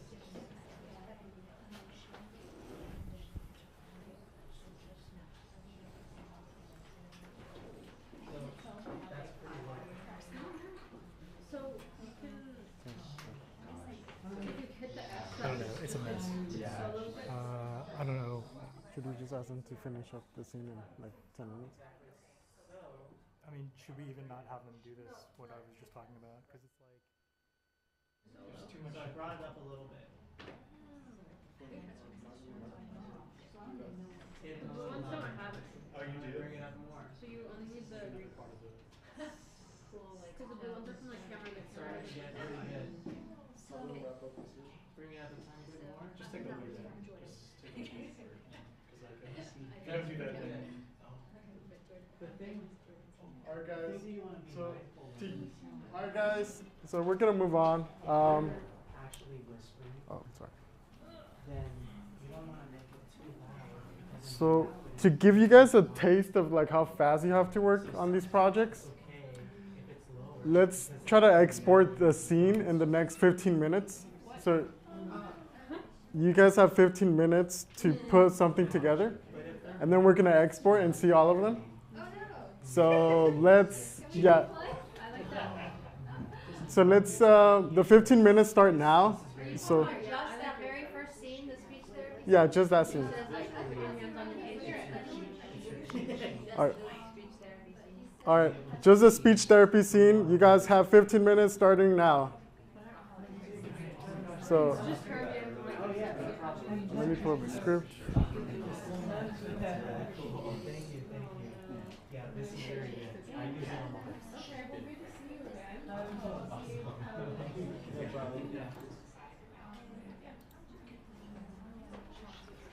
Oh, so sorry, I made an announcement when you guys were talking, but basically they have 15 minutes to put something together for that first scene. Oh, yeah. You can grab it manually. How long is yours? Mine is 20. It's like 20. I don't think so. Just try grabbing, just grab that line right there. There's that white line. But realize that's for that one only, so you might want to link it. Okay. I'll wait. Yeah, but that's gonna bring the volume manually. So can I recommend something? So you see the audio levels here? Yeah. I usually adjust them to 12. So this is how low they recorded the audio. So this is like a sound mixer on set that kind of messed up. So how would I turn that So on? basically, I would do this. Oh, so you have several things muted? Yeah, because I kind of didn't want them to overlap. Okay. So basically keeping all that, I'm going to just elevate all of them. And if it's still too low, let's just play with this clip because I don't know how loud the other things are. That's really low. So crank it up. That's as low. Usually, is it okay if I unmute? Yeah, oh yeah. See how much higher? So ideally you want it to hit 12. Oh, wow, okay. So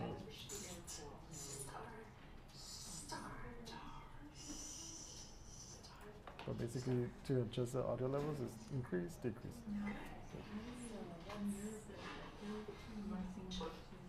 When I go, your seats are so now they're all unmuted, so.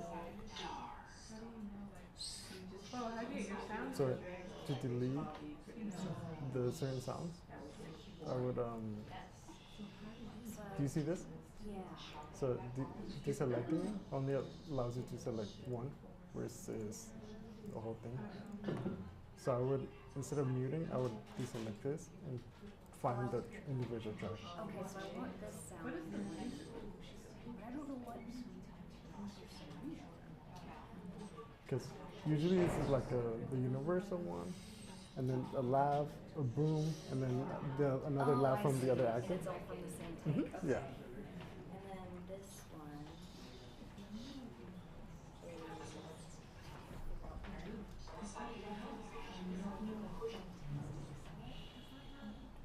Oh yeah, so those are two different. Two different ones, but which one is because what I did is I tried to layer it underneath, which is why I kind of had muted some.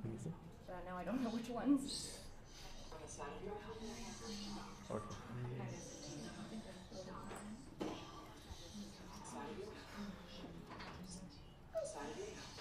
I think it's a different one.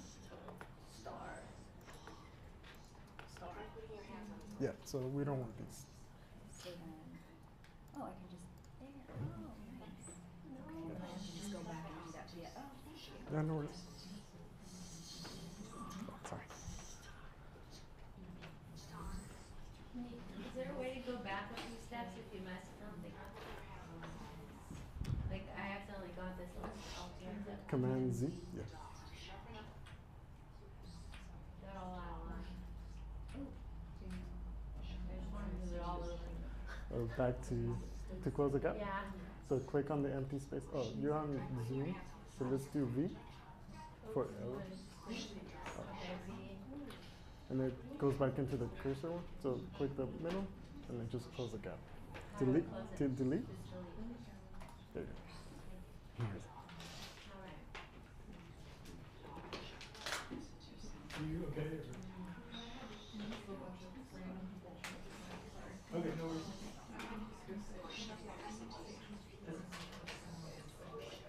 Yeah, sure.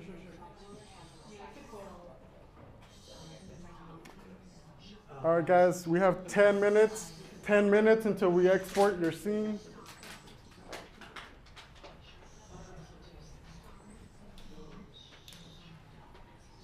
How you doing? How you doing? Good. These systems are not moved together. I think I'm done. It's not good. Control L, but. So Yeah. click on this. So deselect, and then select again.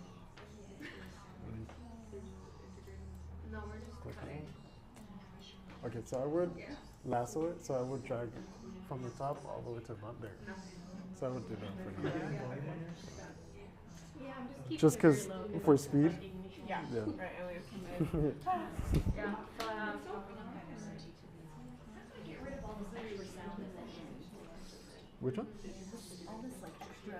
I probably should Stuff get at rid the of like end. a lot of tracks. Oh, or, like, so let me. I would zoom out. So Yeah, zoom that's in, fine. zoom out, Oh. and then press the up button to go to this. And mark an endpoint. Are you like enrolled in? How do I mark it? Endpoint. The I. Oh, okay. And then it's only doing the tracks that are selected. So I would select all of these. So select V1, so V3, and then also for audio. Oh, all of them? Yeah. And then you'll start seeing it selecting them. So then mark an out point and press down. Then I'll go to there, out point, and then this one, quote, there. Hopefully that works. Is there a way to split? Yeah, it's like a subscription service. I want to put something like in the middle of this one? Like Is just there like a any other split? subscription service. Um, And it's like Creative Cloud is like Yeah, $30 or so something. basically It's 30. creating a cut. It's not bad. So Yeah. basically Yeah, it's like $1,000. press C for a cut. So I click it first? No, it doesn't matter. See? Yeah. Oh, It turns into a blade. And I guess I then, should know where to do it first. Yeah. No, this is pretty standard. This is what they use in schools and everything. and then it'll create a cut. After that, press V to go back into the cursor, like the arrow. Select what you cut and then delete. Okay. Yeah. So cut, do that. And then what? Shooting star? And then you want to delete just like the middle, right? Well, And then does she say stars? no, I just want to put something in between it. Separate. Okay. Okay, so right now it's a little small, so I'm gonna just go like this. Okay. And we could scroll. So you just want to split these up? Okay, I'm probably Okay. So then press A. What does A do? A selects everything to the right of something. So you make the cut here, so I will select everything there. I feel like I'm gonna forget. Okay. Thank you. No worries. And then back to V for the normal arrow that you could just press. Okay, so it was V and then you cut with C and then A, right? A, yeah, it selects everything to the right. Yeah. Thank you. No worries. That's good. That's the important part. Wasn't I shorten something and then I just want to make it a tiny bit longer, like this little clip right here? I just want to make it a little few seconds longer. Yeah. How do I do that? So, Because I tried to do this in school, but then oh yeah, no. So I would, you already have a cut there, so I would press A. Yeah, he and doesn't use it A. twice.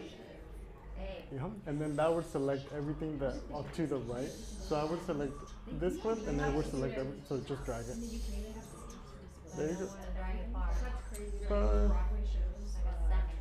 Okay, like that. And then go back to V. V. And people with disabilities tend to make And then select this clip and then just drag it. So towards the end of it.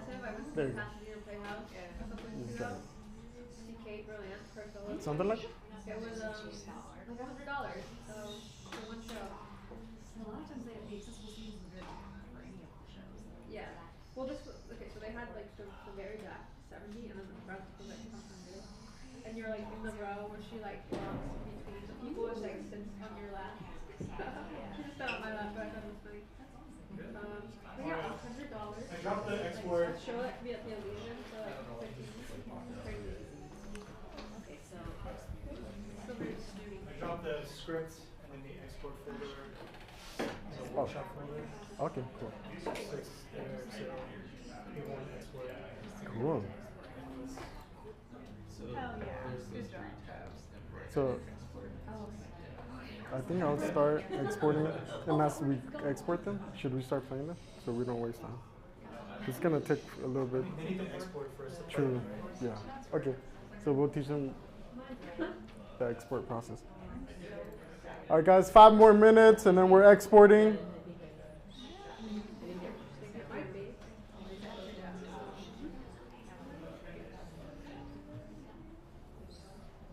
Yep. So now that we're done, did I miss how to export it? No, we'll run through it once we're like in 5 minutes. Okay. Yeah. But you feel ready for your seat? I think so. Okay. Do you want to double check me? So I do see that these are the only audio tracks selected. Is that on purpose? Because that will only play those 2 tracks. Yeah. So I would deselect them. And now it's playing all the tracks. It's solo track. So if you only want to hear like the music or something, yeah. It's basically like Yeah, yeah. Like isolating. Yeah.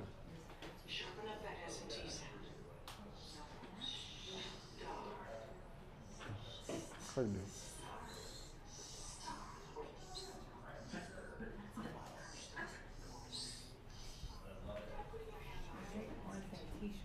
Oh. Let's see.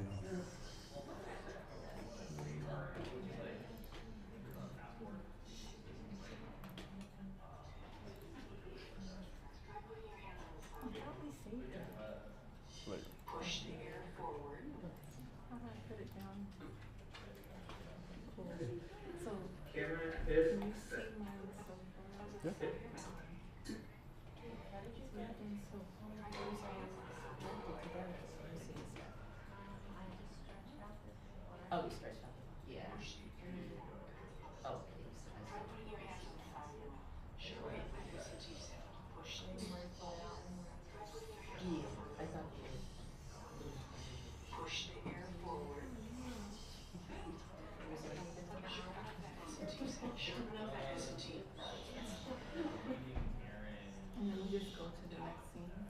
it would just end.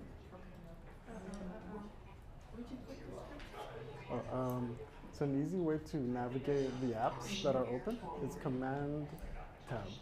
So when you hold, oh, there you go. Yeah, there's no worries.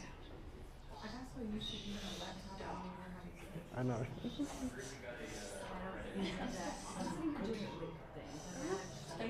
Oh yeah, no worries, no worries. You good? I didn't use it. Oh, okay. No, yeah, that's a creative decision. Yeah. 2 minutes. I push things to the right and then they disappear. Everything's gone.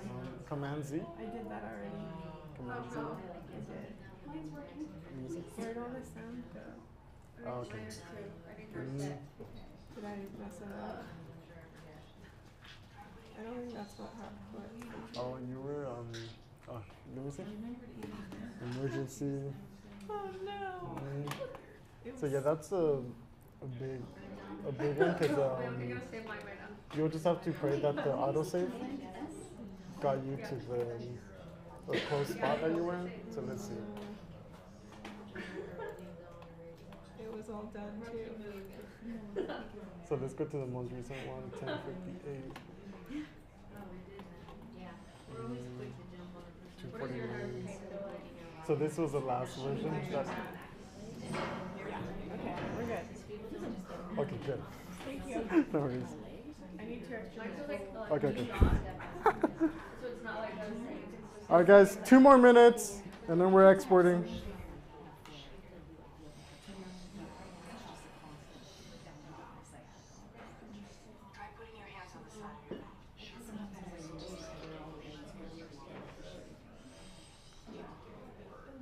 I've heard some people say it feels like they're like being on fire.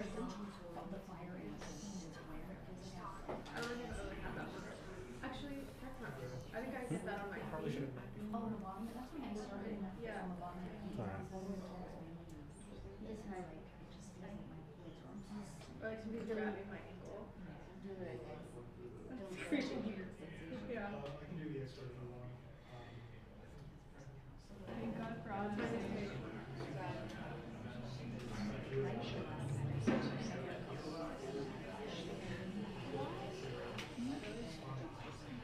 Wait, how long ago was your injury?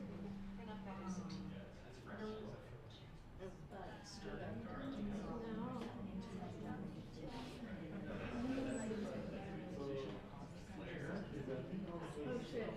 So it's better now. Sue?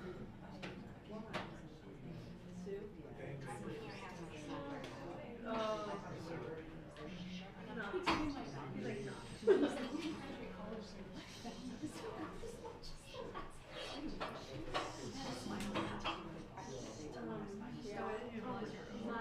My friend, I like finished it and then you meet her for next week. She fell off the fire escape and had more you like their intelligence. Correct. So I'm like, I will finish it. Fire escape. I don't know if she sued and she won. Yeah. So like sometimes like that's what it does work out. I talked to the one like I don't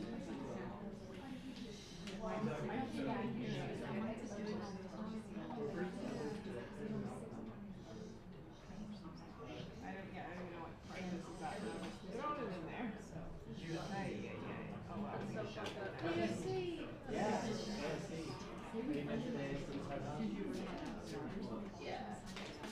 All right, guys, 1 more minute. I was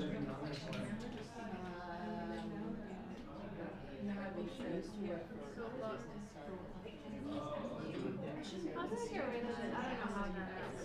It's only like never okay. It's surprising because it bloody. I guess we're at that.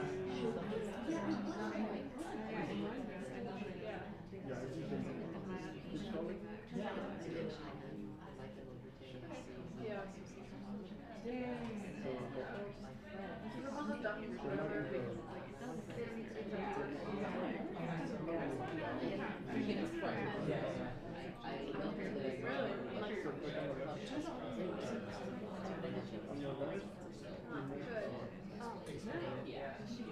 It's a good place to meet connect.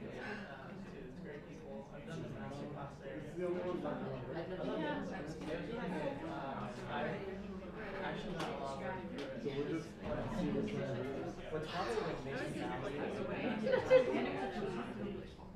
So I was able to get a friend to do it. We're gonna export it and share some John's. So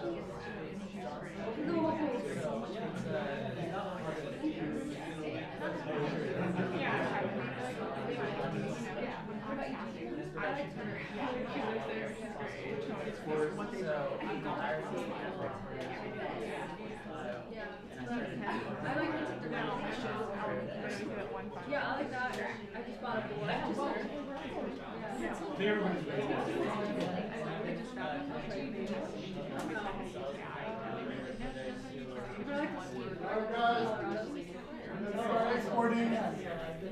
All right, guys, quiet, please. Hello. Thank you. All right, guys, so it's time to export. So what we're gonna do is select all the video tracks. I would press Shift and click on video 1. That would select all the video tracks. Select Shift and then A1, A2, whatever, and then it'll deselect and then select all of it. So Shift and then just press V1, V2, and that should select it all. Just click it until it selects all of it.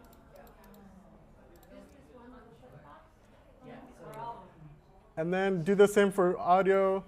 So just click on it until all of them are selected.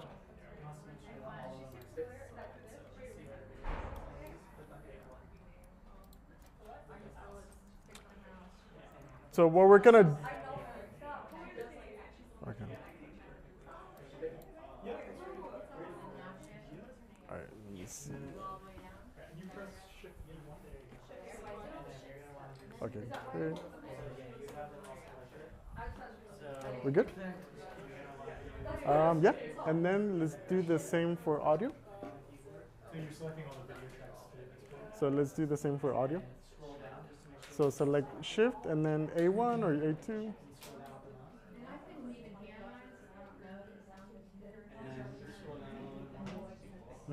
Perfect.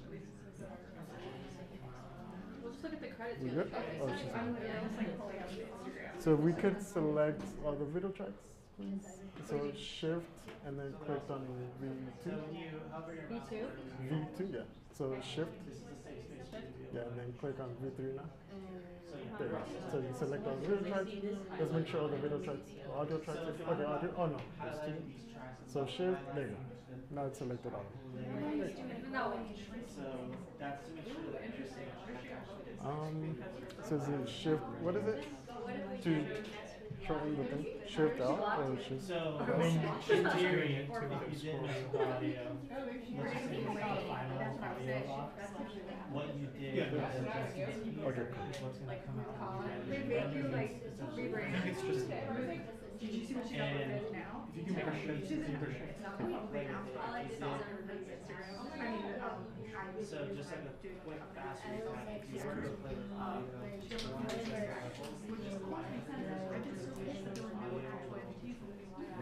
You good on video tracks? Okay. That's fine. Can you scroll all the way down? I want to make sure. That's 0. I want to see the other video tracks. Well, this is how you're bringing It just started growing, but I think it's the same So thing. Shift and then just click on any of the ones that are not selected. So it's 6. Is there really like Yeah. So no, just Shift and then click. Yeah, maybe. You just have to drag it all the way. So big. There you go. And that should do all of them. There you go. Really, Yeah. you wouldn't actually have all these audio tracks. So if you notice on his, So you just have to do that for We're good? It's just because they're so big. all this is scratch Little by little. All right, guys. Now we're ready to export. So this is how you do it. So let's mark an endpoint at the top of your scene. So drag the cursor to the end of it, to the top of it. Mark an endpoint. Go all the way to the end of the scene, and mark an out point. So let's select the scene like that. So in and out point. I'm gonna walk out. Perfect. That's good.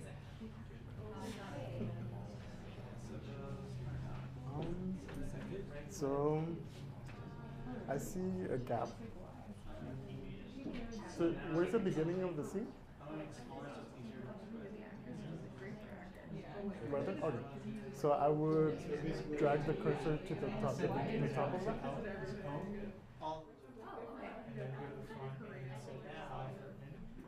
And that's basically, you're just selecting the area you're going to export. You don't want to export the entire. A faster way is this one? That's basically longer than that. Perfect. So then, in, and then the same for the end, but this time an out point. And then go to the end and press zero. The cursor. If you press shift on the keyboard, it will perfectly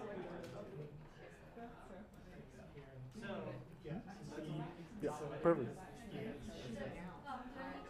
Awesome. Oh, I do see one that's not selected. They're also here. Yeah, there you go. Perfect. We're going to get to the next step. And the purpose of selecting is that we want to highlight everything that will be exported. Because if you don't highlight it, it won't export it. Yeah. And then go to the end of the top. Cool. So, do you want to mark the in and out points real quick? What do you mean? So, to export the whole sequence, you have to mark the top of the scene with an in point. So, yeah. Yeah. And then go to the end of the scene and we'll mark an out point. Perfect. There you go. Yeah, and then we'll go through the export. Yeah, so if we have two lives, it could be that. Now we're just doing in and out points to the whole scene. Yeah.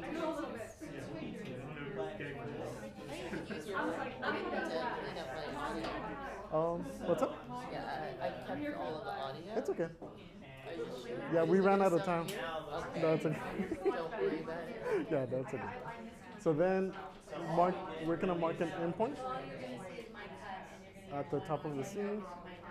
See how you get rid of this space? Usually, you could just go to the top of it like that. Yeah. And then mark an endpoint. So input I? Yeah. Okay. And then an out point for the end of the scene. And that's just to highlight everything that we'll export. Yeah.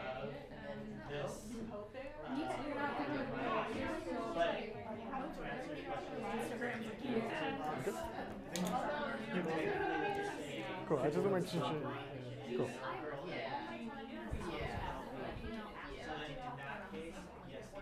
Alrighty, guys. So now that we selected with the in and out points, let's go to File, Export. And with export, we're going to select Media. So I'm going to run through that again.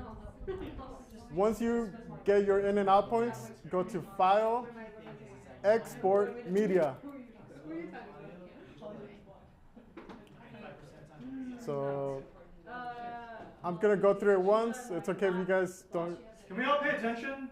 Sorry, but we're having me do it many times. So. All right, guys. So once you mark an in point and out point, let's go to File, Export, Media. After that, you guys see location, the link. Let's click on that over here. Well, actually, missed a step, guys. Okay, so here, let's go to range. Let's go in and out point, which is what you guys did. So range, source, in and out. And that will export the in and out points, whatever's in between. After that, let's go to location. Click on that. It'll take you to this. We basically want to export this at a specific folder. So let's find it.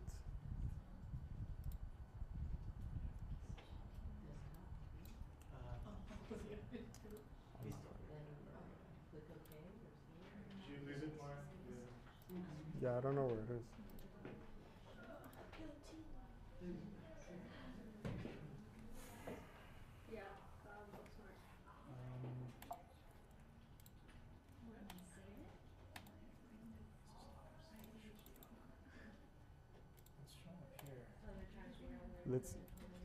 Should we just have them export the desktop and we'll just drag it? Okay. Whatever you want. All right, guys. So yeah, we couldn't find the folder, so let's just go back to file, export, media, and then let's again change the range to source in and out, and then go to location, and then just go to the desktop and label it as you want. I'll just keep it as scene 1, and then save. That you're basically telling where the video is going, so it's going to be in your desktop. So, and then just press export, and it'll start exporting. Is that when it does the rendering? Yes. Usually it takes a really long time.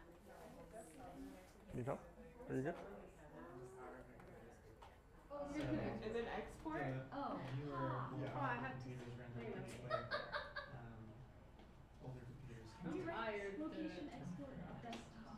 I actually had that happen. Again, I'm not on the technical side, but I was trying to get into Canvas, and they needed I'll start guiding them with the specific Comes for all of us. The deadline was like, no, we need it right now, and I thought, wait a second, in France, it's a Wait, different what? time. What's your name? I feel like we've met before. Sarah, Yeah. Warner Media. We can say You're Sarah. Okay. but technically you've accomplished Crystal. Yeah, Easy. you're done. It was a team effort. Boom. Together for that reason. Yeah. No, because we're both in wheelchairs. With editing, I mean, you learn the tools that you can get into the art of editing. Because then you're just focused on mistaken me for you in our complex. and Oh, forward. Exactly. It's kind of like Are you Crystal? you know, when you know how to use each brush, that's where your master first really learn. Okay, my program. It's literally just the wheels. It's literally Yeah, just so weird. There's probably a note somewhere that says like your name, the name of the And wheelchair all the user. kids who wear it back were having us cry. Crystal. Yeah. Is there like a There's an older lady. Why would there I swear call me Joe now. Like, oh my. So don't ever do anything bad because if you do, people are gonna make you wait. Oh no. Or here's your free. I know. Yeah. Free pass. my Places like school just like B&H admitted Photo and another various Latina in a wheelchair into the program. It has been hell. Yeah. People just start conversations with me thinking That you that did. I'm her. And I just like go with it. I'm like, yeah. Someone asked if I got what happened to my big dog, and I was like, Yeah. You can even create your own Just gotta go shortcuts. with it. So You gotta commit to the- it. Mine is usually one of the settings up top. Oh, I saw you on that show. Yeah, For you, custom fields. Yeah. The little Barbie, were you in? Barbie. That's the biggest one. That's why we're here. He's one of my really good Yeah. friends. And like, I remember. It's fun. It's definitely important tool that it gives you a lot of creative I think control. I follow you on TikTok. So.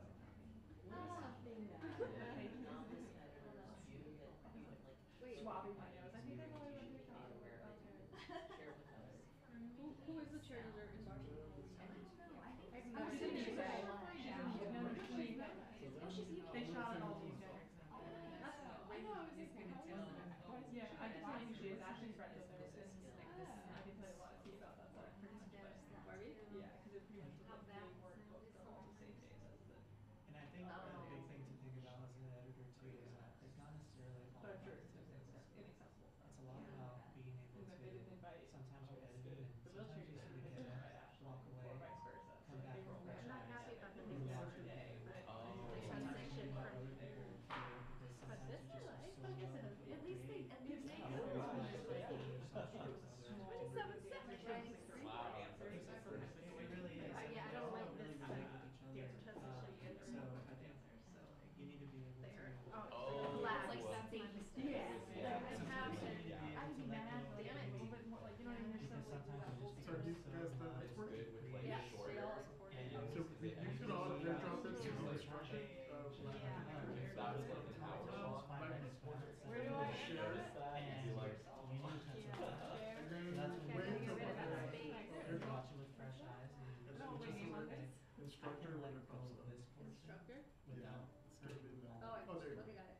Oh, I was trying to airdrop two quantities of Yes. my and I was like, how do I know what one or what? Can I airdrop it to you? I found a, yeah. share the story, did you have that control? So that's why when I saw I'm also an editor, I started off editing and then went to the director, instructor. But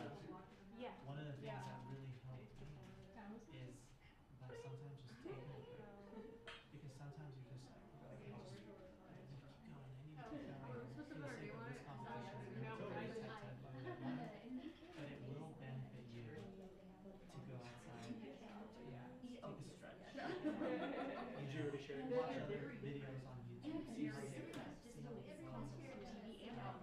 since it's comedy, 2 seconds of cutting earlier can amplify the is everything exported to your desktop? You want to right click on the file in your desktop, and we're airdropping it over to Mario's computer. How do we get access point? You can press Command H or there's the minimize button. So right click on the video file, go down to share. It should be And then go share. Yes.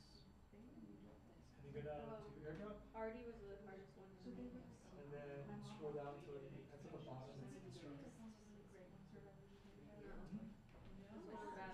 What are the words? You can open it back up. What do you want us to do? Double click it?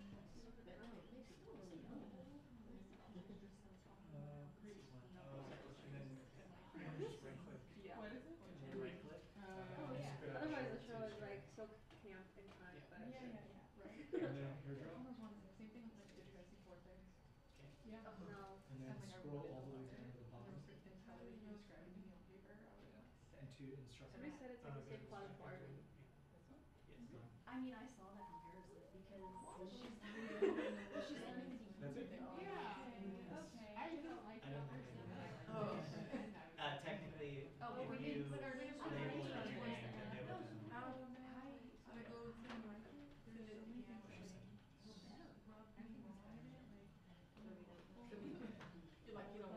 you don't want to be embarrassed with this girl, this work girl. When you can play this at the instructor.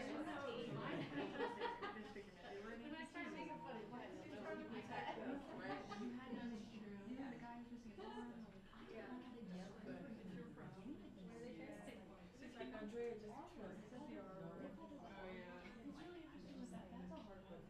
that was thanks because I've always just things like During that fake period. The fake period. Yeah. You created. You didn't have to do it. Yeah, that's what I mean. You didn't have to do it. Not that it makes sense, but you didn't have to. Yeah. Right. So that's Just really wrong. I do the full thing. So I was doing, yeah, so I used to do Premiere, and I hated the workflow of just doing a roundabout type of thing, here and in and out, and just in general. Man Street, like this woman that like You have doesn't so have much more agency that they freedom put in to control. create end result, in my opinion. Do you do everything? I do it all the time. No, I do like adding, you know, like so child, Yeah. It's like all the So Premiere, yeah. I don't know why she chose to do that. I will say that Premiere is superior if you're working on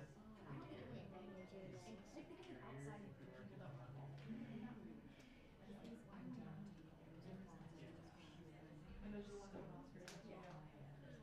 Marco.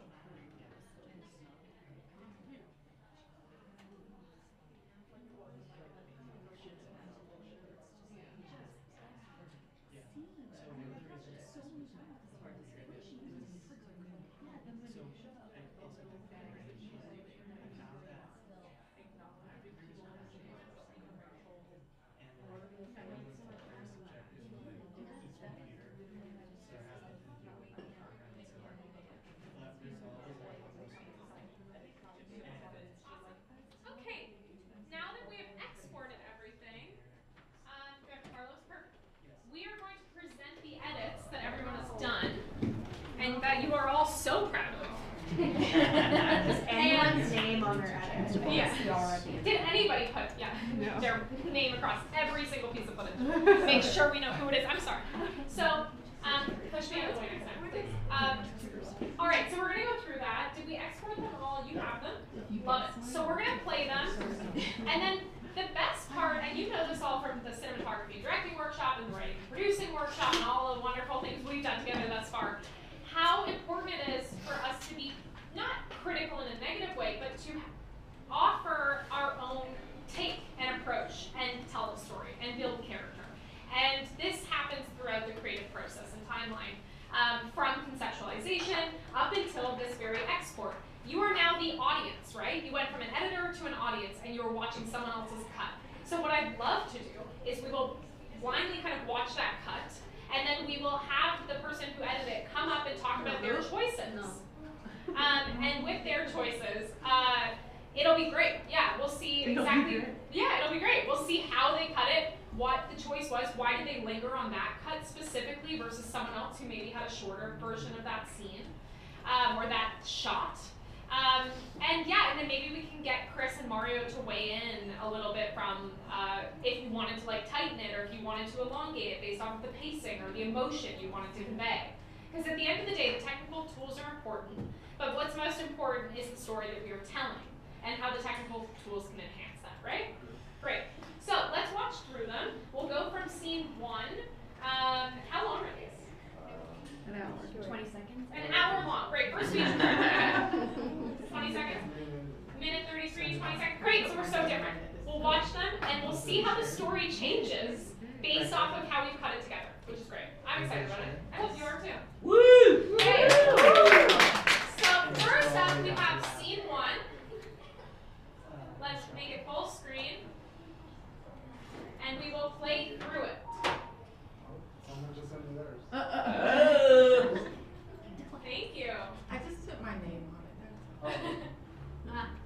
Great. Brave.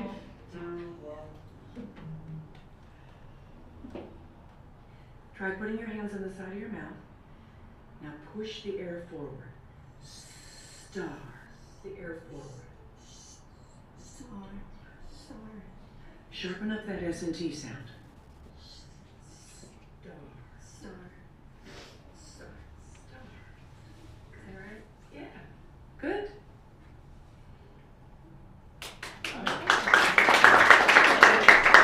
Your name was on it. Yeah, I know. Come on up. Come on up. No. Yay. Alright. So I'll moderate a little discussion here. Jack, you can hear us, right? Yep. Great. And Carlos, can I have you make this that 4-shot situation again? Great job. Well, thank you. So let's talk about, we all had the same footage to work with, same audio. Can you talk about your decisions when cutting this scene? Yeah, so since I knew that the film was going to be 5 minutes or less total, I wanted to keep it shorter. So, and I wanted to introduce the cards first, but very briefly, and then getting the therapist, but then getting the main character. Like I wanted that kind of close-up of her and not have her whole face revealed at first, just kind of build that intimacy, because this would be the first, well, we would see her. And then what happened? Then we get the therapist again, and then panning out to get the main character, like, see her whole face. Great. So just like a good introduction to like that this is part of her life. Yep. And then to move forward. And I know we're probably going to see this variation, so it'll probably be a longer discussion to start, because as we go through, I'll see kind of the trend here. But you went from a variation where it's more profile, closer on the protagonist, and then went to the wide at the end. Why did you choose that versus the other way around? Yeah, I felt because I wanted the audience to kind of get into her. Cool. Be right there. Quicker. Yes, and not build intimacy with the character first. Great. Awesome. Thank you so much. All right, let's play our second one. Okay. Whoa. Austin Powers. Yeah. All right, let's play it. Clockwork Orange. Push the air forward. Star. Star. Star. Try sharpening up the S and the T. Star. Star. Star. Star. Is that right? Yep, can't miss it.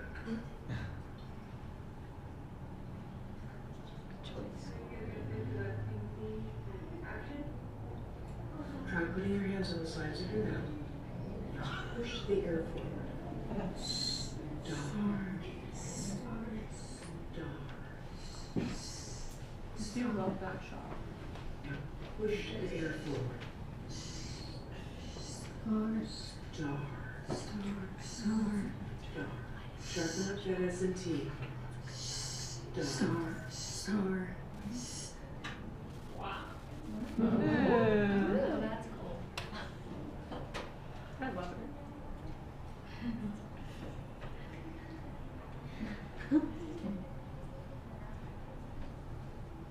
really wanted to use that one, but I couldn't figure out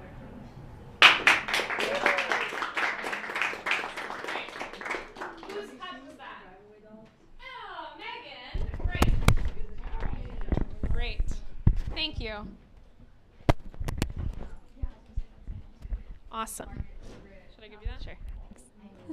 All right. I definitely get an F on that. I didn't know that they said camera action on that because I didn't hear that portion of it. I'm a very visual person, and I've gone through speech therapy myself. So I was just wanting to show how hard she's working with the S sound and, you know, all of that, because I went through it myself. You know, I remember seeing the signs on the wall too and the cards on the table. And, you know, I did like what she was doing. I had that experience of speech therapy. I guess I get an F on that. But I felt a personal relationship and connection to that character. That shows my world and her world. So that's why I edited it in that way. That is so incredible. What I think is so wonderful about that, we can ignore the beginning of that take and not having cut it out, because we could still get, I think, and everyone will agree, maybe you guys can all agree here, you still got how hard she was working, right? And I know so everyone agreed to that. And it was wonderful because what one director and editor here said was like, I know it's a 5-minute film. I know how much we have to get through. Another director and editor was like, I really needed to show how hard it was for that character to get through that moment and to realize the importance of the speech therapy, because I've identified with it. And that is just how cool, I mean, filmmaking is, right? Because you can have the same amount of footage, you can have the same number of takes as everyone else, and then you can edit something together where how we identify with our personal stories changes so much how we perceive it as an audience, or how we're trying to convey it. So great job. I think you get an A+, right? Yeah. Thank you so much. All right, now before we go on to the next one, Mario, can you talk about what it's like to work with different directors? Because we've already heard from 2 different kind of editor-directors, hybrids, right? I'm calling you all directors and editors today. But can you, and I know you're lobbed up still, so can you talk about what it's like to work with different directors, you know, how they identify with their own story and how that changes the way you might have an editor's cut versus what the directors come in with? Yes, so each director has their own style. So there'll be moments, I went to AFI, so it's not like I'm brand new and I'm cutting whatever I want. It's like every cut has its purpose. But there was this one time where I worked with a new director and I was proud of my cut, and he started watching. He was like, no. Just let's start from scratch. And I was like, oh, okay. And but yeah, he likes to linger on shots like we just saw, and he hates cuts basically. So we had to watch all the takes again and be like, okay, which was the best long take? I don't care about like the best moment. It's like the best long take. And so when you bump into those directors, it changes you as an editor, because now you're thinking in their head, and you have to adapt to it because it's their film. And yeah, you just have to, as an editor, you have to be a chameleon. You can't be like, oh, I'm the director, it's my shot, it's my cut. No, like, you're not gonna last in this business if you don't treat the director as I don't know, you know what I mean? Like, I don't want to say it, but it's like they're the ones that are hiring you, they're the ones that you want to make happy. Yeah. Amazing. Now, what is the difference between, and you might have already talked with this, so tell me to stop talking if you have. What is the difference between an assembly cut and an editor's cut? So an assembly cut, some directors don't like to watch an assembly cut because they'll get too wrapped up in what's wrong with it. And I had a director recently just break down because they were like, oh, what did I do? Like, I spent all this money and these people's times and I did a horrible film. And I felt bad because obviously I'm the one creating the assembly cut. But the difference is that for an assembly cut, like I showed you guys, for my first cuts, I just like to listen to the script. If someone has a line, I cut to their line, like on their take. If someone is saying their line, I cut to their take. And it's very ping-pongy. Like, the assembly cuts are really bad because you just want the best audio for every version, every line that's being said. So usually you just make decisions on the go, and it's like boom, boom, boom. This is the skeleton of it.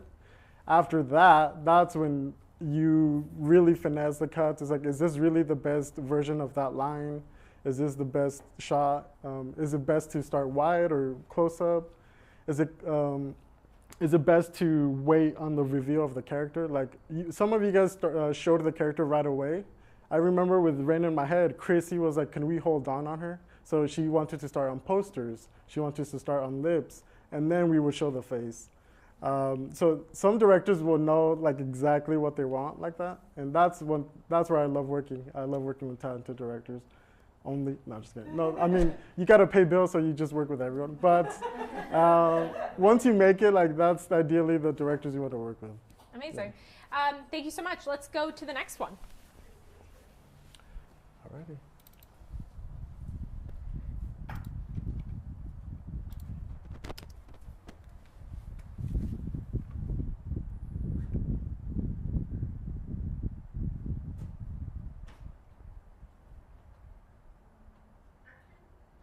Try putting your hands on the side of your mouth.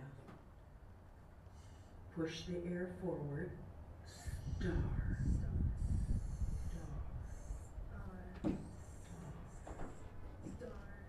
Sharpen up that S&T sound.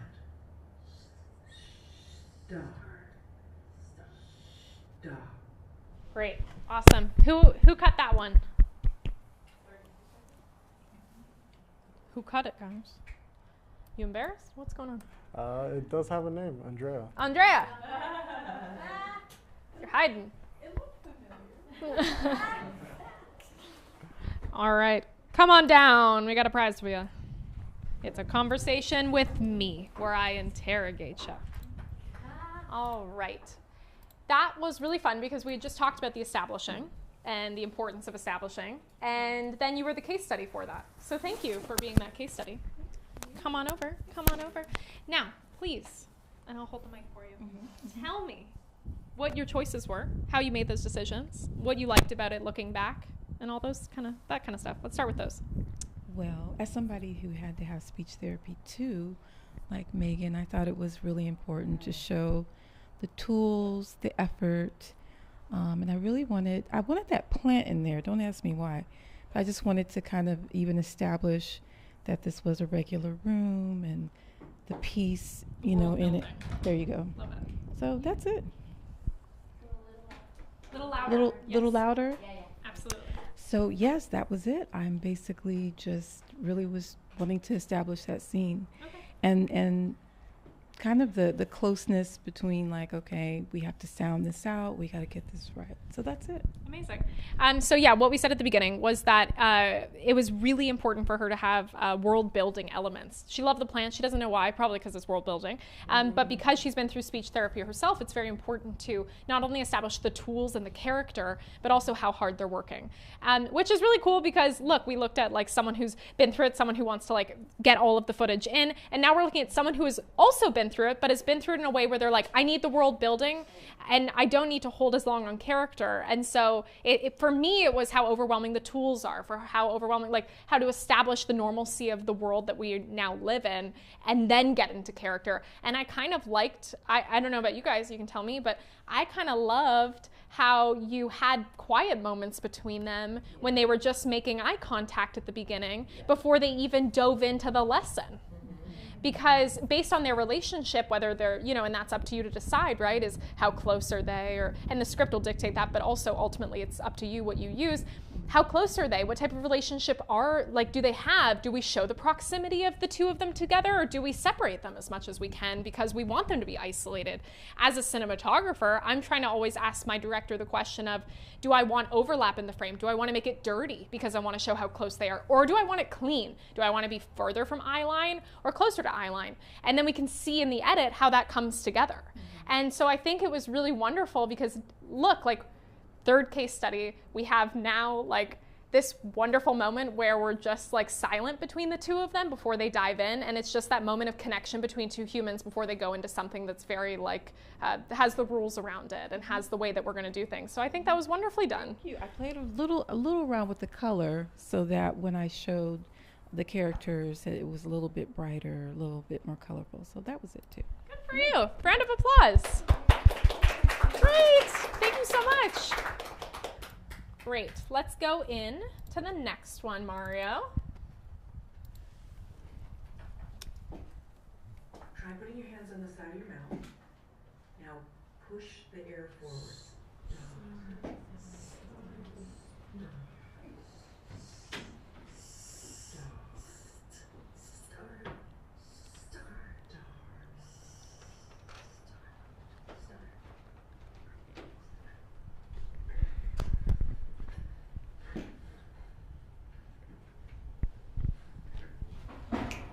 Great job. Whose cut was that? Felix's cut. Great. No, I'm just kidding. Who cut that? Okay, great. Awesome. I'm going to come over to you with camera too. Great. I have enough slack over here. Carlos, can I get camera? Hello, hello. Hello. All right. Introduce yourself for our live audience, please. Okay. Hello. My name is Krista. Yep. Hi, Chris.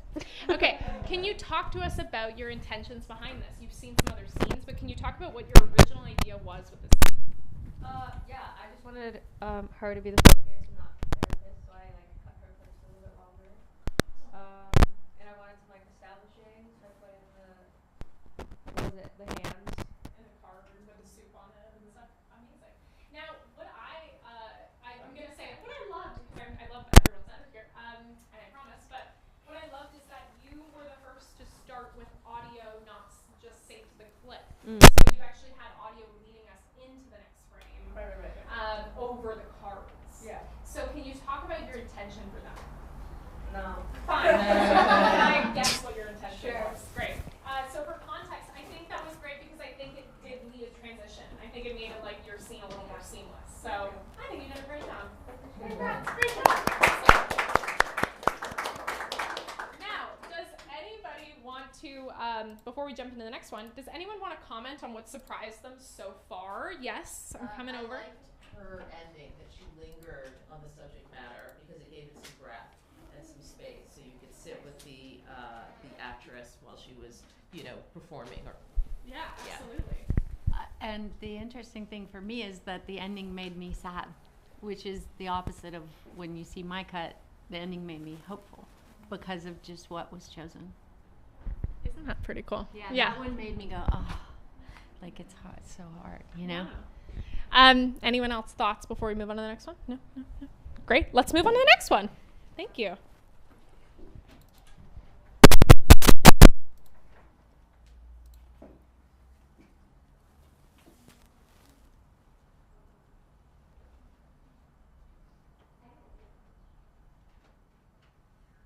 Try putting your hands on the side of your mouth. Push the air forward.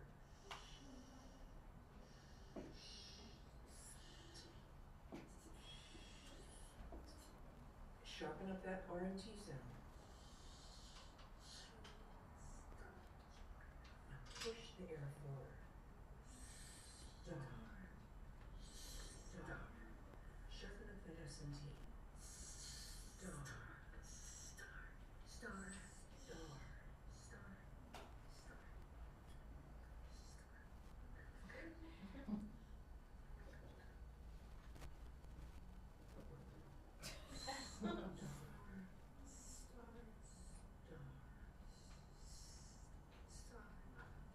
Sharpen up that SMT.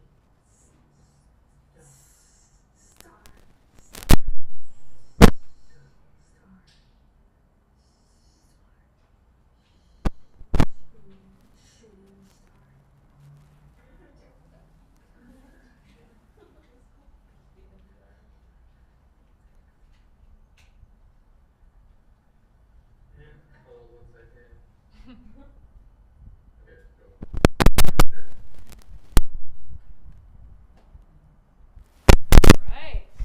Round of applause for our wonderful director editor. Bertiz. I'm coming over to you. Hey. Coming over. Coming down. Prizes for everybody. Carlos, I'm going to hand that camera. Thank you. So what I tried to do is just sort of linger on the characters a bit. That last little bit, I meant to do a cut before you see her eyes, just so that could connect together. But I just wanted to show the character really trying. Fantastic. Before I comment, does anyone have any notes about this one? It's quite different than some of the others we've seen thus far.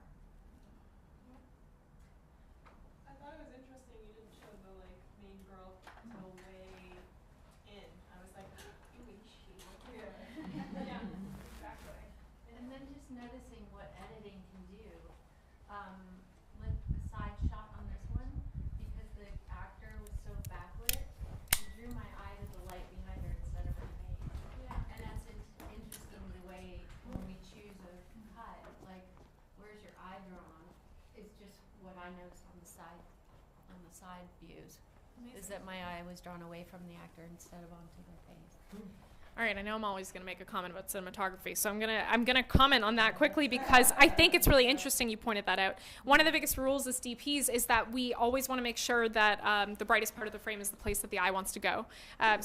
We know that the brightest part of the frame is where the eye is going to go, and so we know if we have if something is really important, we want to make sure that the eye naturally, psychologically goes there. And so it's interesting because I think it proves that rule sometimes of when it can be either distracting or maybe it is that feeling that the DP and the director wanted, that they want them to disassociate a little for a moment, or maybe that's the intention.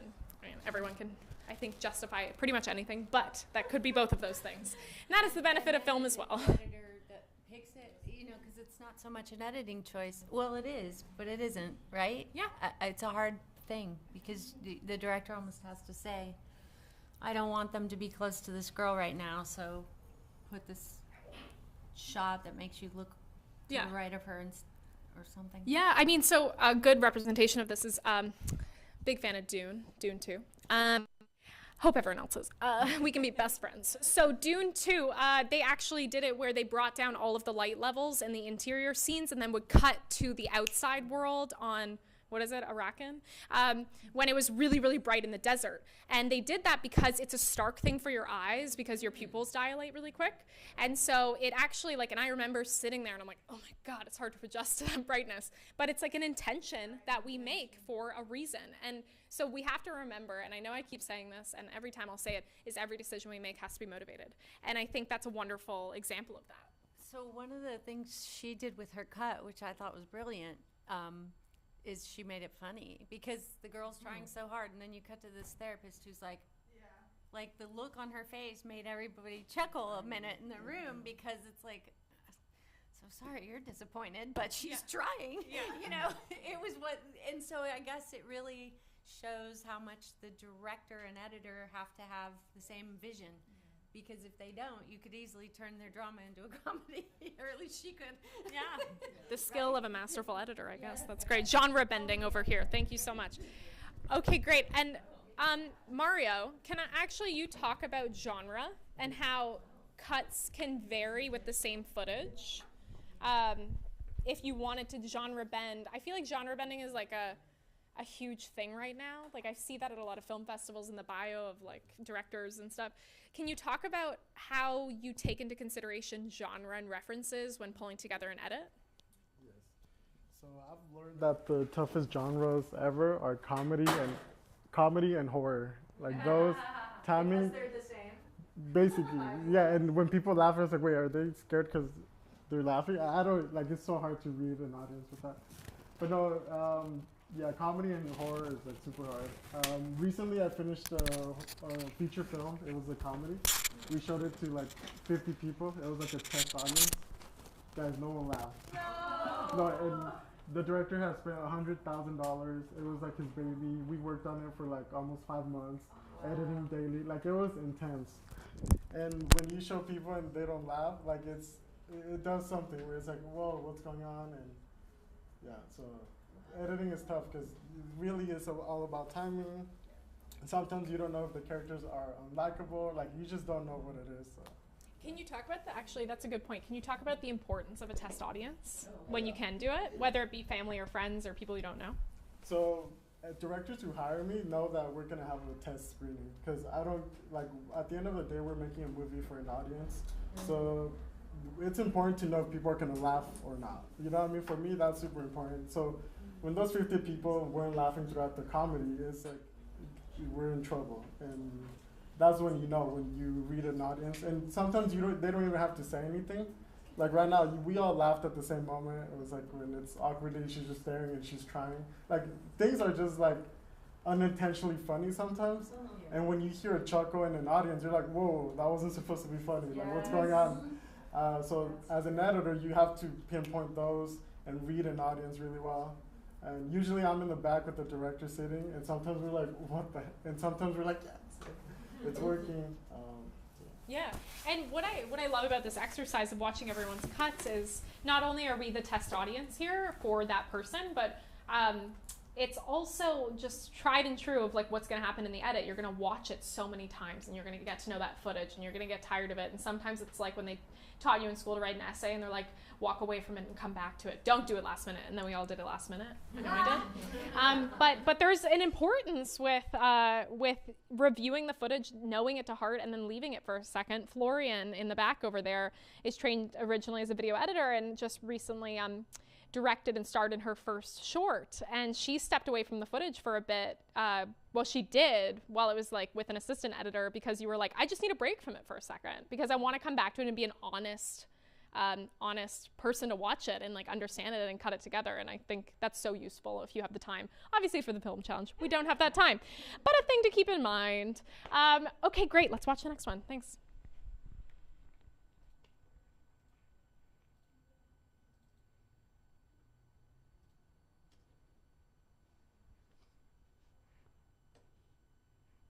Try putting your hands on the side of your mouth. Now push the air forward. Star.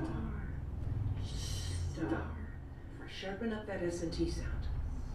Star. Star.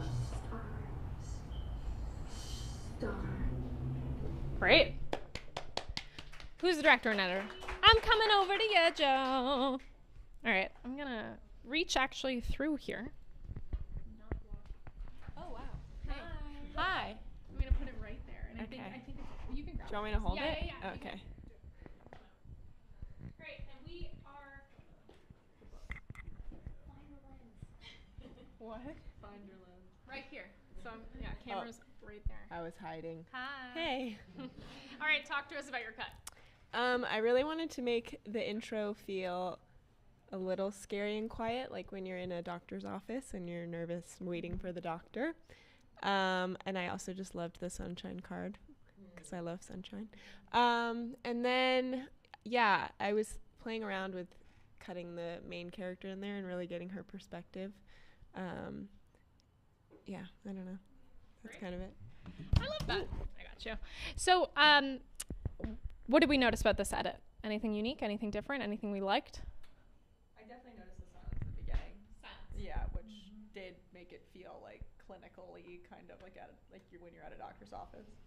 It also felt like it was really cut in pieces, where it was you have the introduction to the scene. You have the personal card that you liked, which I think was great. It didn't have to be taken literally, like they were saying star, but sunshine is okay to say, like to just show. But it also felt like, okay, let's introduce the therapist. Let's introduce what they're doing. Then they're breathing onto the hand, and then we get that. And I think it was nice to have that that feeling, because I think it definitely like solidified your intentions here, which was cool. And I think that was successful. Wonderful job. I think, look how different all of these are so far. How fun. Awesome. Let's go to the next one. I'm gonna sit with you for a sec.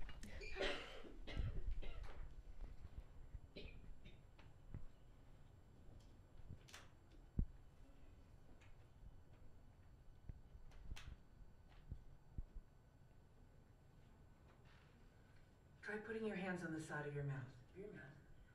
Now push the air forward. Star. Star. Sharpen up that S&T. Star. Shooting star. There it goes. Nice. Cool. Hi. Can I here? Hey, a long line. It's like we're in the 80s with the telephone line that can go through the right. Hi. Yeah. Okay, go for it. Okay. So when we when we first were given the assignment and you said, oh, and at the end we can share, I was like, okay, well, I'm not going to volunteer to share. And then when we got introduced to the effects, I got kind of distracted. Oh, this is fun. So I started wasting my time and playing with effects. And then later, they said, everybody has to share. I'm like, oh my gosh, I only have like 2 clips here. So I kind of just threw it together last minute and decided, okay, good enough. And what made it good enough? I got all the lines in, I guess. Nice. I feel like I satisfied the script assignment, and so I got most of the stories in there. But there were clips I never even saw until I saw other people's. It's like, oh, that's a great script clip. I never saw that one. Yeah. That's great. Jordan, how do you feel about the cut? For me, I'm not so sure, but I guess maybe, but I think I might do a little bit better than my mom. Teamwork makes the dream work, right? Maybe. Okay. TBD. I mean, what's fun about that is what you said is like we can do just like a line read edit, like just get it down, and then maybe we can go from there. And so maybe that's definitely more of like, Mario, would you say more of like an assembly cut, editor's cut or something? Yeah, and then we have time to finesse it and things like that. But I think it was great that you were still in the headspace of not like, I'm just going to submit what, one shot, because I didn't, but you did still put something together that had a story inherently in it because of the script that you had analyzed, which is great. Wonderful. Awesome. Let's watch the next one.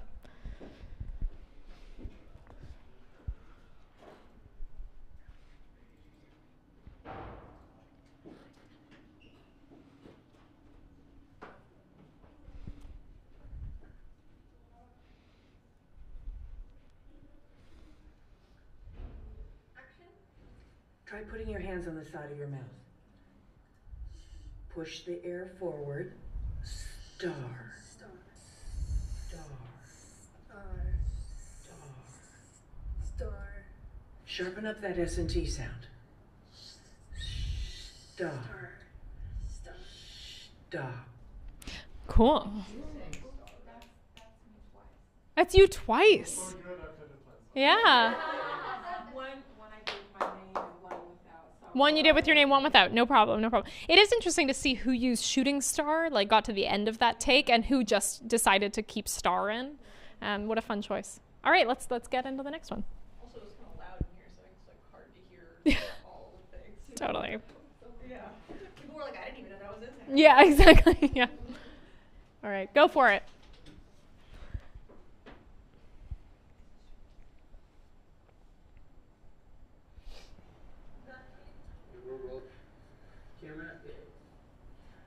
Try putting your hands on the side of your mouth. Action. Try putting your hands on the side of your mouth. Now push the air forward. Star. Star. Star. Try sharpening up the S and the T. Star. Star. Star. Star. Is that right? Yeah, that's good. Aw. Oh, sorry, director. All right. Yeah. Maria. But I couldn't hear the sound on mine, so I couldn't hear that stuff happening in the background. Like that you could hear them saying the crew was getting there. Awesome. I'm going to get the mic over to you. So yeah, I couldn't hear it at all, so I had to kind of do it with. Oh. And then let's just frame up on you here. Sit back down? Yeah, up to you. Okay. Up to you. Whatever you're more comfortable in. Whatever. Yes. Fine. Okay, so talk to us about your intention here. Well, I was really interested in what the girl was going through, and I wanted to see her. So I didn't cut away from her much. I did the setup of here's the world she's coming into, and she's sitting here with this person staring at her. And then once she started trying, I wanted to stay on her so you could see her challenge and then the joy of accomplishing something in it. And I felt zero need to go back to the therapist. I was so engaged with the young girl and what she's going through. And I felt like it's her story. Wow. Now, how different was that edit compared to some of the other ones we've seen, right? And the choice not to cut back to the therapist is such a choice that I think worked so well for the story you were telling. And that we don't, you know, maybe for this one we don't need to feel clinical. Maybe for this one we really just want to be in the head of our talent, like some of the other directors said. And I think it's so wonderful to make bold choices of like, I have all this footage, but this is what's really emotional and important for me in this moment, especially for the Disability Film Challenge where you only have 5 minutes to tell your story. We have to make sure that in every single, and I think Mario and Chris will agree here, that every single cut and choice we are making is motivated for that 5-minute story, and it just has to be like that common theme across, right? Yeah, so I think that's really cool, yeah. I liked the encouragement at the end. That's just what I loved the most, and it was so endearing that I was like, there's no way I'm cutting back to that lady. Sorry, no offense to the lady. Yeah. But that little moment of, okay, good, I did it, you know, that just made me happy at the end. So that's why I was saying, from the contrast of yours, where her emotion at the end was just almost disappointed or feeling like she failed. Did you feel that? No. I thought it was more introspective, that like I'm trying, and it was more like what her inner life, as opposed to like, you know, I just wanted to linger on her, like have her go through that range of emotion from like smiling to like, you know, looking forward. Okay. Yeah. Got it. I think that's such a fun director conversation I could be between in that moment. That was so fun. Wonderful. Let's go into the next one, please.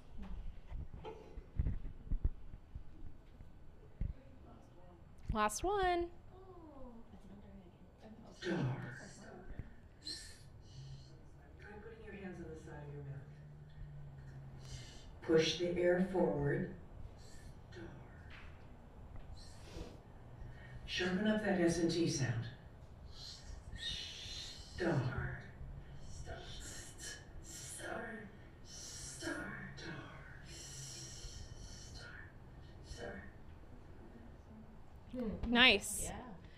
Who did that one? Hi, I'm coming over.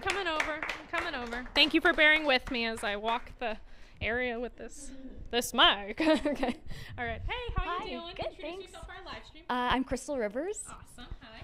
Now, can you talk to us about your intentions with this edit? I wanted to make it feel like she had been working on that one word for a long time. And also I liked that it was like the shape of the mouths, because they were talking about how to shape your mouth at the top of the scene.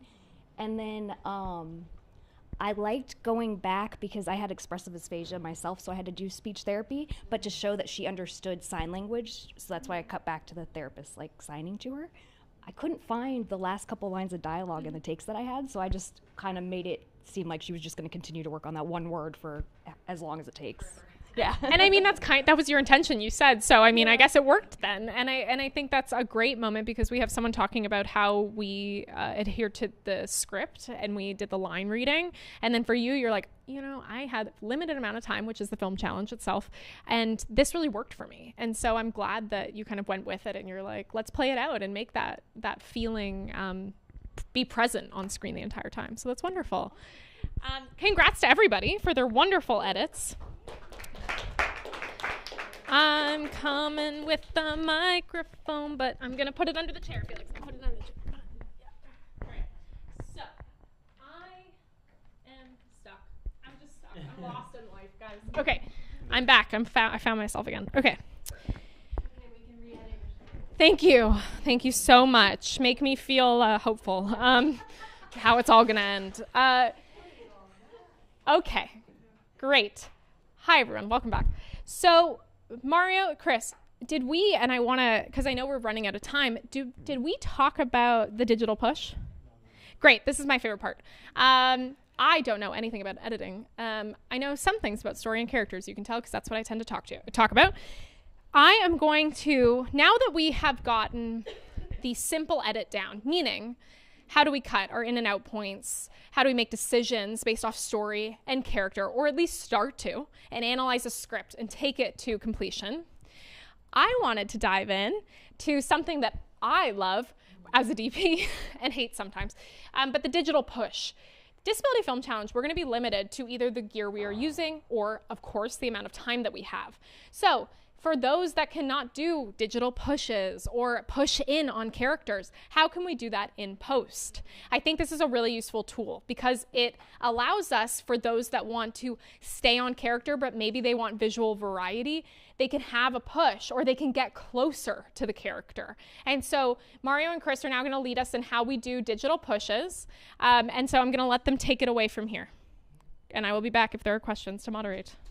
And you are mic'd up. Leaving this over here for room. So I just did one quickly here. Obviously makes it more dramatic. The actor would probably hate me because of the lips, but yeah, so let's choose a shot that you guys want on your timeline. We have a question over here. Angel? Oh, yeah. Oh, I was just saying, I didn't realize we were doing photos, so I was going to say, can you do it on a shot that's not as already close up? Oh, yeah, so let's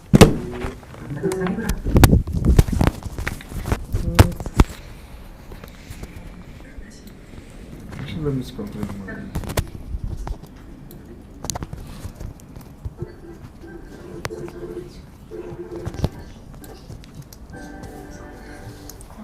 I'll use this one. So how we're gonna do it is select the clip and basically go over to effect controls.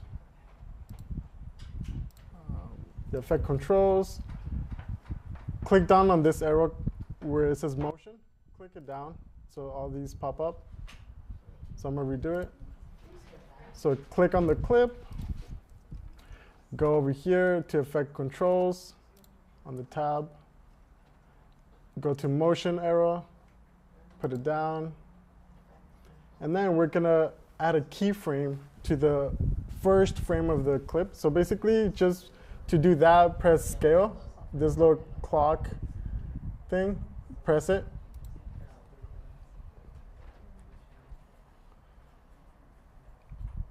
So I'm gonna do it again.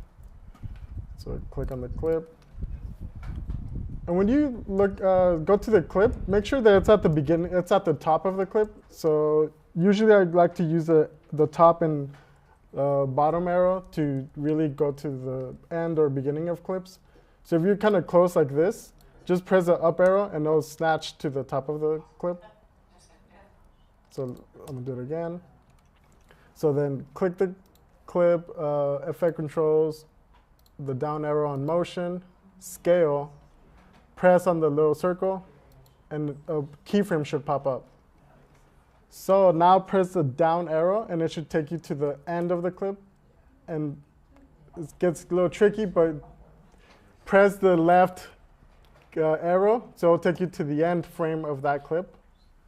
So I'm gonna repeat myself. So we're at the top, right? We click the circle. Now press the down arrow, and it'll take you to the end, but it's a little complicated, but go to the left arrow one time, and that will take you to the end of the clip. That's the last frame of the clip. You're saying left arrow, you mean on the keyboard? On the keyboard, sorry, yeah, on the keyboard. Sorry, on the keyboard. So I'll snatch to the end, left key arrow, and then add another keyframe. And to do that, you instead of this circle thing, go to this keyframe. And there should be two keyframes, one at the top and one at the end. And I'm just going to walk around to help you guys out.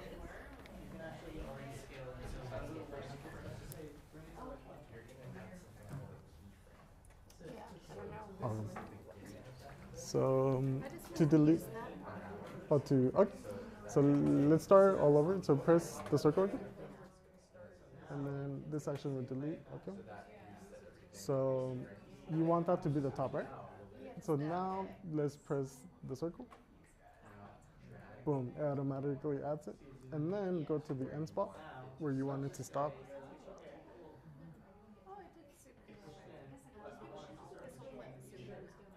Oh, okay. Oh, do you want it to go back to the normal? I only want that part. So with that area, so it would basically go in and then out? Oh, okay. So to do that, click the clip again. Yeah, just so it's highlighted. Yeah, no, just one. Okay. So then we added the keyframe at this endpoint already. So go to the, oh, actually, let's resize the whole thing. So right now it's 143 scaled in. Let's just press this and it'll put it back to where it was. Yeah, boom. So that's where it starts. So now press this keyframe. So now you could, oh, You can play with the positioning.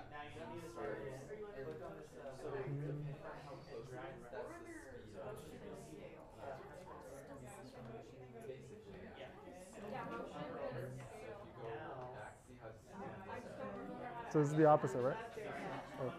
Can I do it real quick? So I can. So basically, it'd be like adding, I think like 3 keyframes.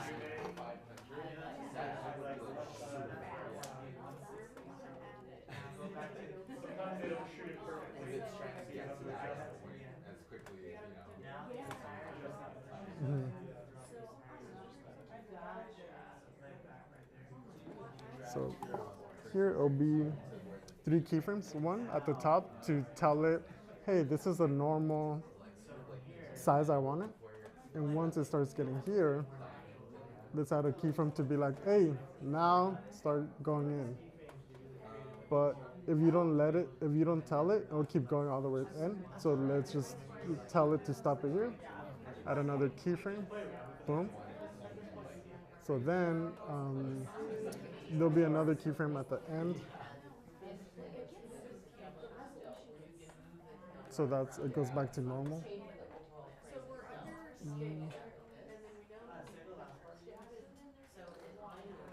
Let's see what it does. So it's the opposite. So now we know that instead of down, it's up. So you could play with it.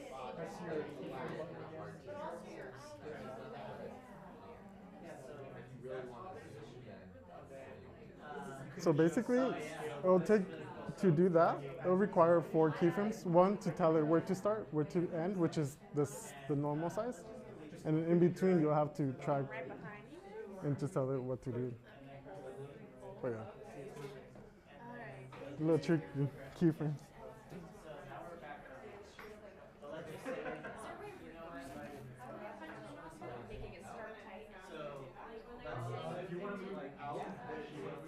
How's it going?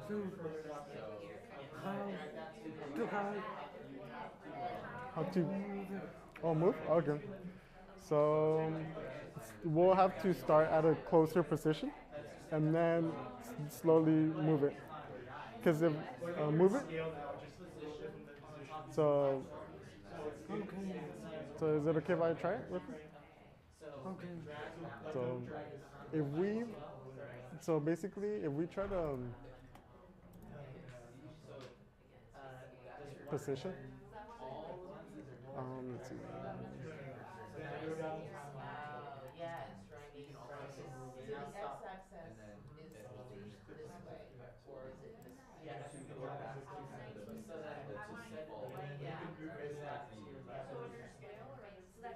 So position.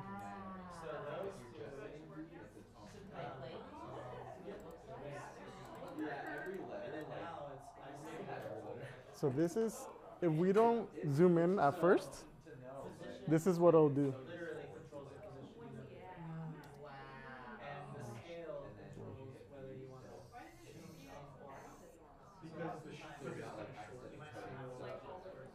So we don't want that. Okay. So what we have to do in order to avoid that is also push in at the beginning. So then it has the space to move without the black things popping up.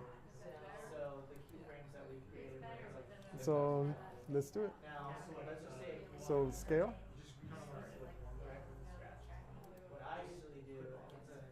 Move in.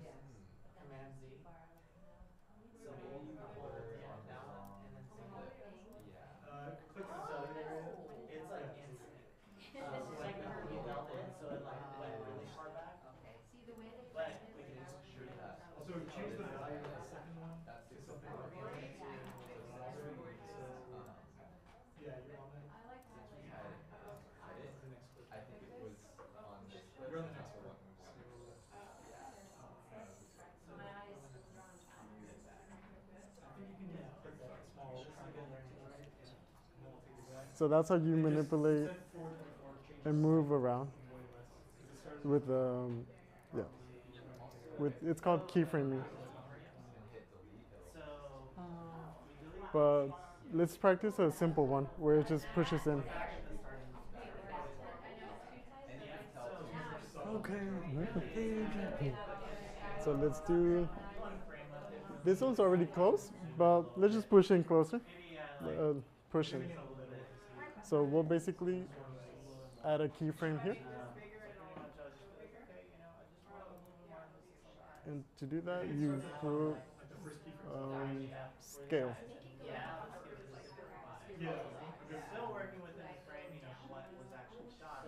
And that point is telling it to start there. So then we go to the end of the clip. And that's to press down button.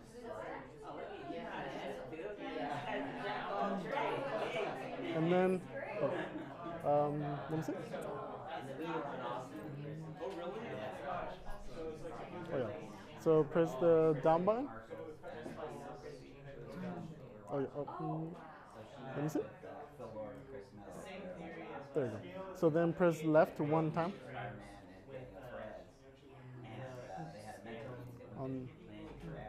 Perfect. Without holding it. So be boom, and then boom, to go to the last frame, and then press the keyframe,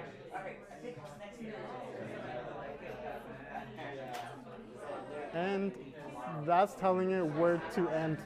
So we told the first keyframe was to tell it, hey, you're gonna start here, and the last frame is telling it where to end. So now we're gonna make it closer. So we could move the 100% to 130%. So we could type it. And then enter. So now it's moved in.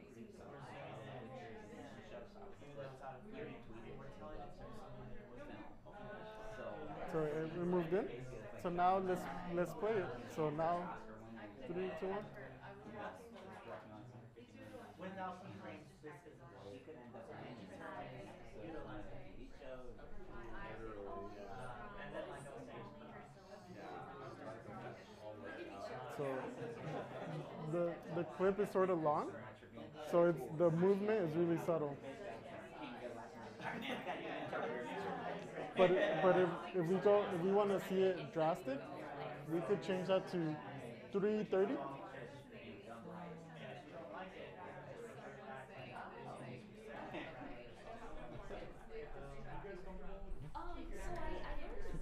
And now.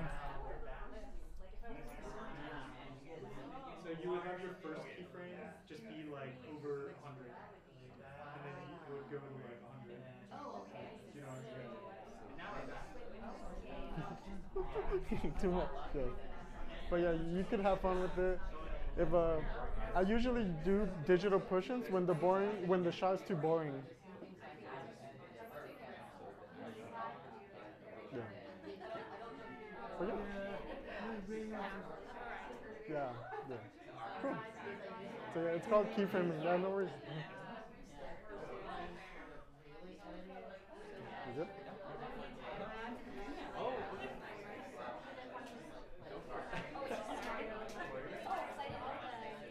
Do like a second keyframe. I'm gonna get water. Yeah. For any movement, you put keyframes.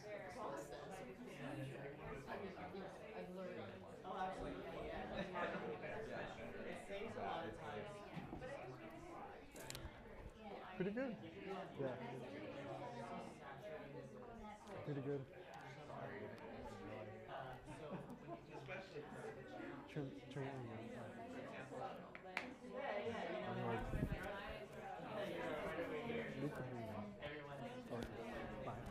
Just kidding. Pretty good. Oh, you could see me.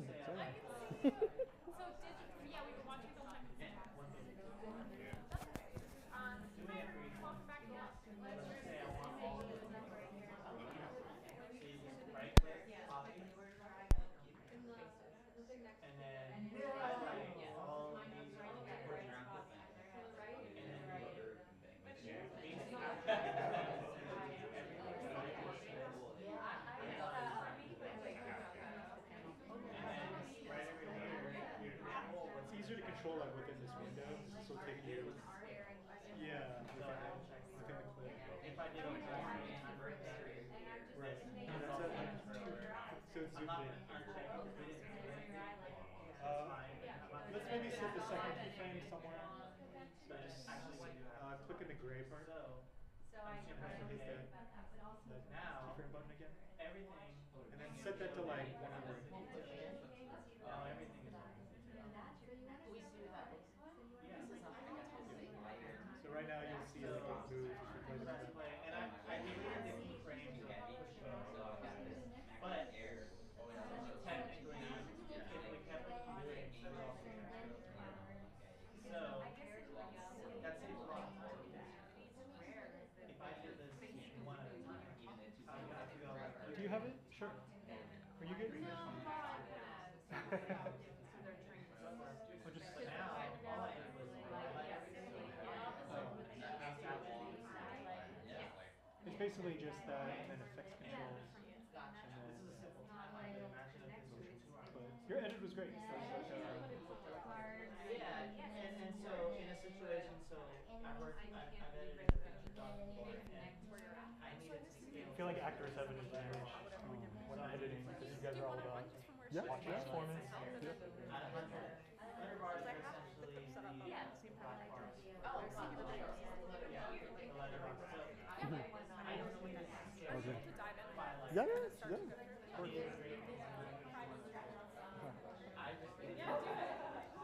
Great. Oh, nah, no worries, no worries.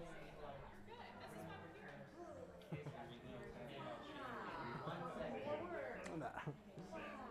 And then to be able to see the entire timeline. Wow.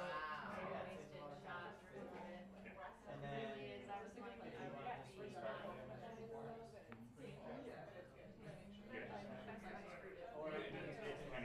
Where are you at? Okay. Yeah, I think, did she go to the bathroom? I think she went to the restroom. Oh, Chris, oh yeah, we could ask him. Or Chris, can we use your computer with us? Yeah. Sure. Okay, this one wasn't mine. I don't know where this one came Oh. from. This one was mine. I am collecting water bottles, I guess, at this point. Cool, yeah, let's see when you...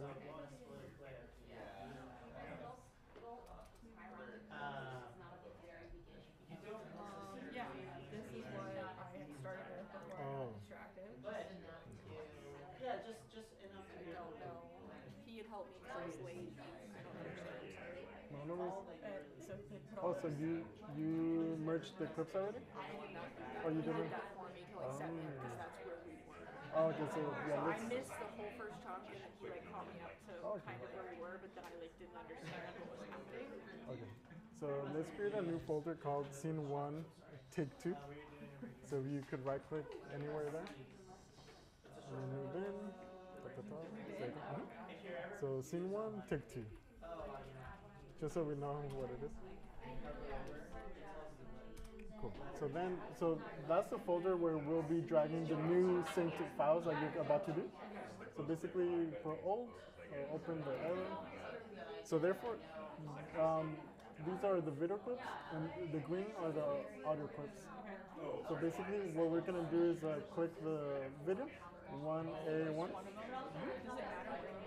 Usually, I like to click the icon. So on the icon, and then we're gonna sync it to the corresponding audio. So it'll be command. Oh, no worries. There you go. And then right click. And we're gonna merge clips. And how are we gonna do it? You could do it through in points, out points, or time code. They actually did time code on the footage, so time code is correct. And then okay. So is that something that you would have? How would you know that? Like, what does that mean? Oh, so usually I just expect things to be time code, and then when you click OK, it'll be like. It's given to the editor to is not format. Yeah, and when it's not, it won't sync. Okay. So basically, it'll be like error, and I'm like, so when that happens. Would it be your job to do that, or is it Well, usually, It's a nice thing to do to have it set well, aside. usually it's assistant editors dealing with all this. But as an editor, usually the assistant editor creates an assembly cut, and you just come in and boom, boom, edit. But when it's low budget stuff, usually the editor is in charge. So the time code that is picked up by Premiere Pro, like it's matching the time codes of those actual videos. The time code of the camera and the audio. Okay. So, a And good. then if they're not syncing up, then they're like, hey, Yeah. it is. Yeah. Okay. And we could do a manual one to show you how rough it is, but I believe you. I believe you that that is rough. Okay, so that's and then boom, and now it's 1A, take one, and then as we go, let's just drag it to the new folder. Boom. So let's do that for each take. So now it's 1A. You could do like 3, just so you get the hang of it. so that's still there though, the original one. Yeah, yeah. Okay, so when we're merging them, it's making a whole separate thing. Mhm. It's not now just. It's called a subclip. Say it again. Subclip. Subclip. Yeah. And he was saying that that's just like how you do it. It's like 1, 2, like the one starts the beginning. Like why is it always 1? Oh, usually it's the scene that starts the movie. Okay. So if it's scene Oh, so it's based 90, on the scene number. yeah, and a good production will have the scene numbers in the script when it's shooting time. Okay. Yeah. Perfect. I was like, because when he said it's just 1, I was like, oh, like every scene that you're doing, Oh, yeah. but it's based off scene. Okay, I got it.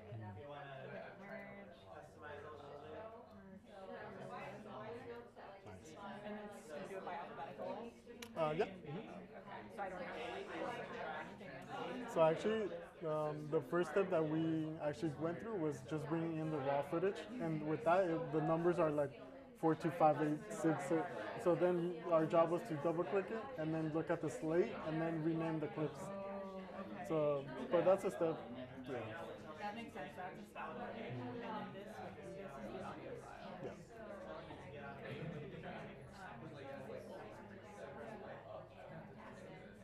And nothing else on here if you wanted to change the name. Yeah. And you could also change it later. Okay. Perfect. So now that Do you want to do it manually so you could see what happens? Oh. Manually? So Yeah, basically, that's 183. Because So that, the only way that it would actually sync up is if you're with somebody, 2 people. a pro who, yeah, and a good sound mixer. Right, yeah.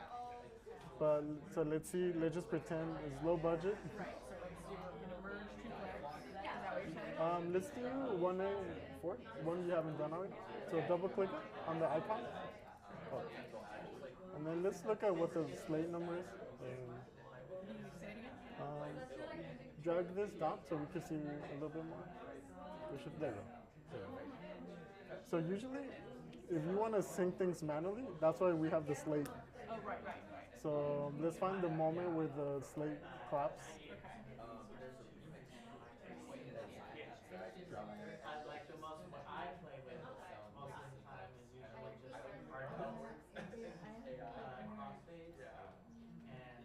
That's perfect. So I would mark an in point. Yeah, an easier way was to just press I. Mark out with the same thing? Yeah, it's kind of different. So get out of the thing. Okay. So press I. Boom, that marks an in point. Oh, so an in point. Okay, so for some reason I heard it. Oh, no. Sure. So then it's 1A4, right? So now we have to find the clap moment in the audio. So double click it.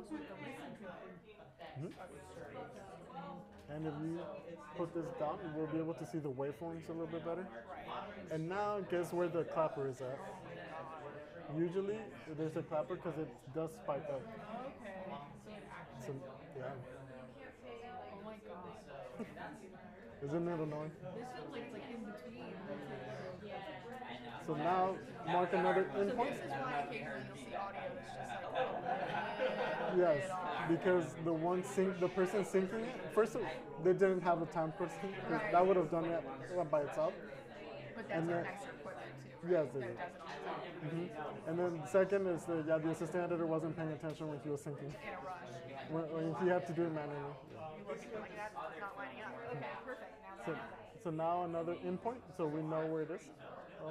Oh, actually, whoops. Yeah. So let's drag the cursor to the endpoint.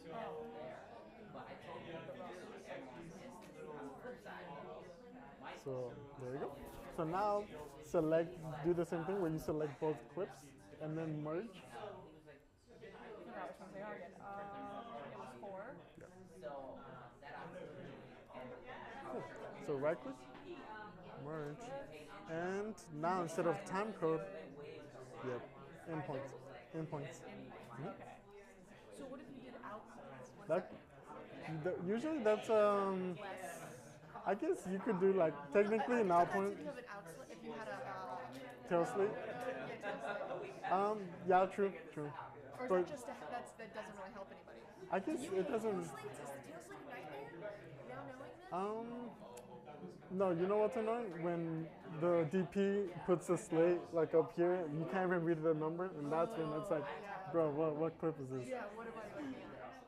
But a tail slate at least it's still probably hard to sync up the sound if you don't have a tail. Yeah, and usually you see the spike. So if we see a spike, it's all good, no matter where it is. So then if you put, But it would be at the end if it's a tail slate. Yep. Yeah. So how do you sync at the beginning then? If you don't have good equipment. Oh no, it does it. Like it'll drag the end to the end. Yeah. Okay.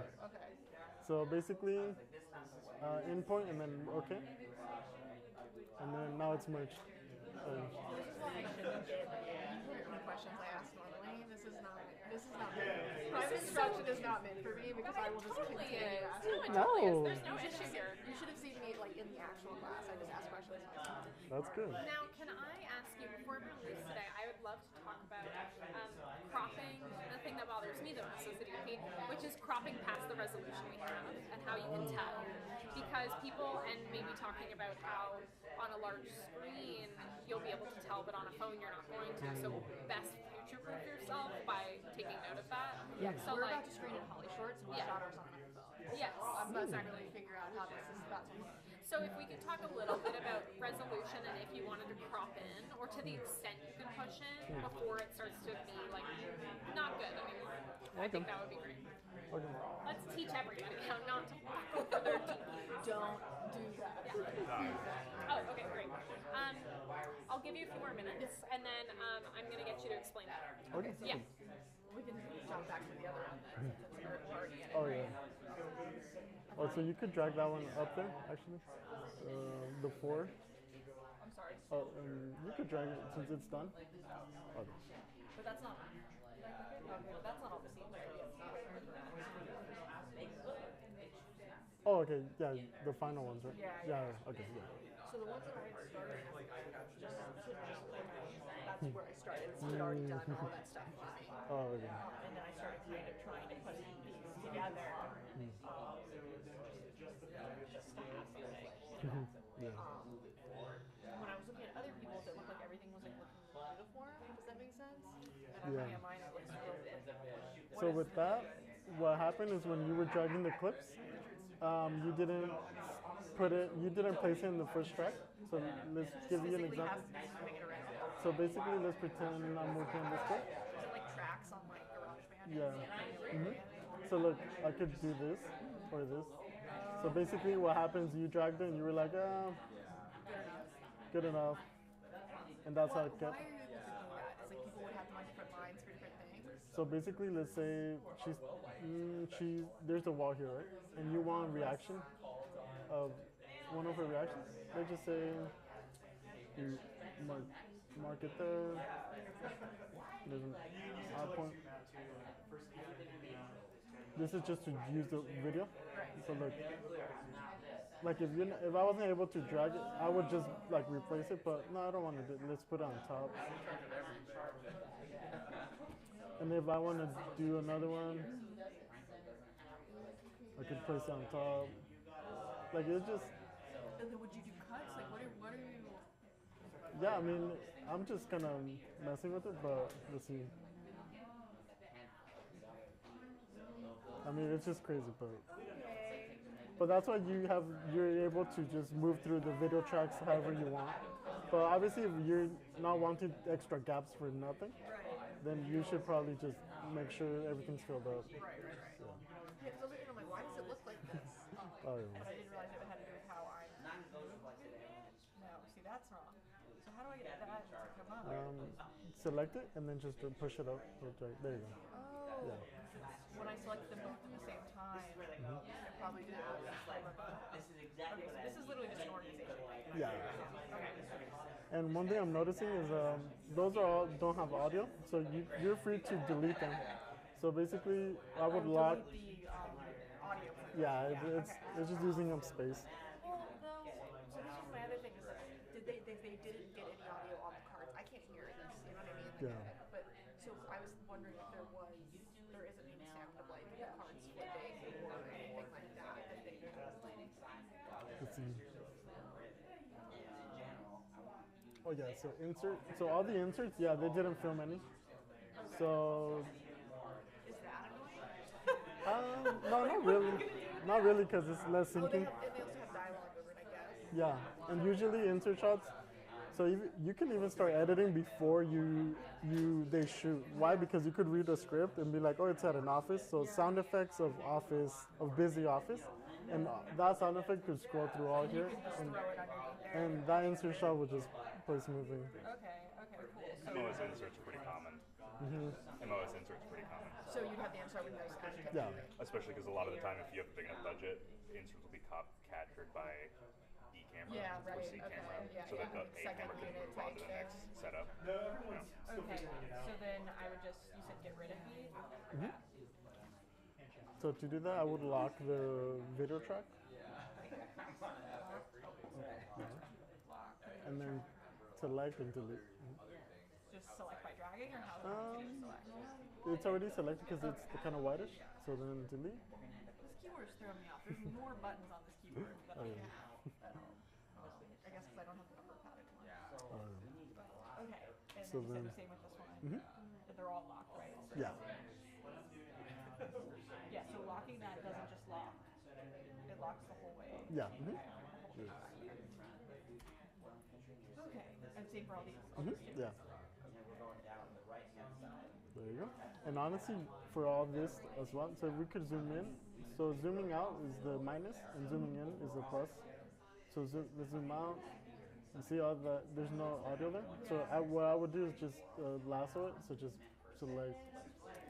When it selects the whole thing like that, I deselect this thing, which tells it to select everything.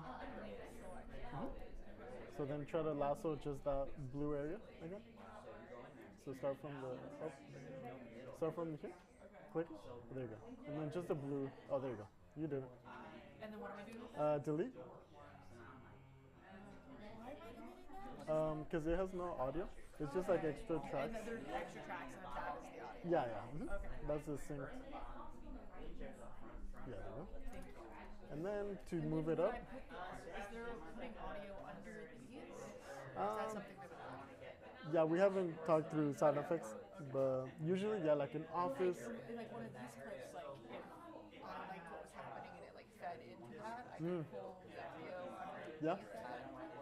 And sometimes that's why they record room tone.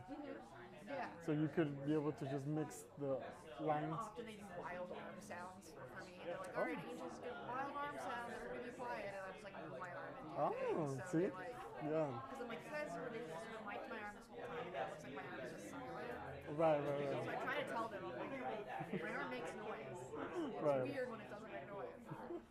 Okay. So then we see these big old gap, right? So let's just close it. So select and then just there you go. Okay. Cool. And that's So I'm gonna have silence for the first inserts, and then for now. Yeah, I guess I can't hear any of the terms, so I just remember Yeah. And I added that clip so you could delete it. But, yeah, there you go. And you could unlock it so you could edit whenever. Yeah, that's pretty much it. No worries. No worries. Yay. From you.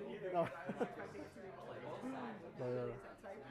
Oh, nah, no worries. All right. Typically, I would just right click it and then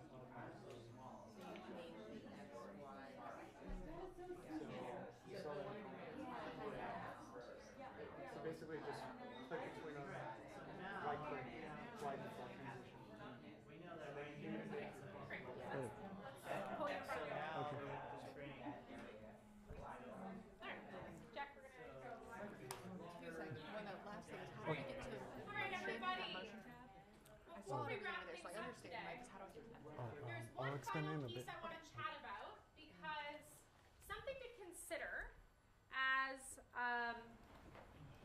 directors, editors, producers, DPs is the resolution game that everyone's always talking about. But what I mean by that is this is not a conversation about the highest resolution or that you need to shoot 4K. This is more about resolution and how we view things. So when we decide to shoot something on our iPhone or on a camera that we have at home or on a cinema camera, like whatever you have available and you will be shooting for the Disability Film Challenge, we need to take into consider that the resolution we're shooting. And that can vary. That can be like a SD, HD, 2K, 4K, 6K, 8K, whatever the number is. We just have to keep in mind on how we're recording it and how we're viewing it. The wonderful thing about Disability Film Challenge, among the many things, is that a lot of them will go to be seen on a big screen, whether the promos or the full films or at the awards. Thanks, Carlson. And the larger the image is blown up, the more that resolution or how we choose to export that resolution will matter. Something that will be clear and crisp on a phone when you're looking at it on a small screen, when blown up on a big screen, even like this, or a theatrical projection, can actually be completely blurry or out of focus. And so one of the things I wanted Mario to talk about and touch on is don't worry about how you're shooting it and if that's enough resolution.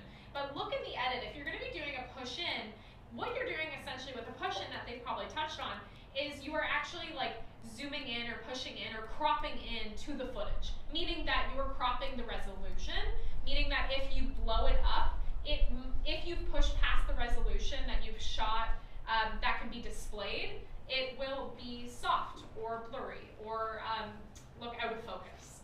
And so I want Mario to talk about how far you can actually push into something based off the resolution you have so you best protect yourself and future-proof your own film for every level of projection that you could possibly have, whether it be on a phone, a laptop, or on a large screen at a film festival. So Mario, let me take it away from there. Cool.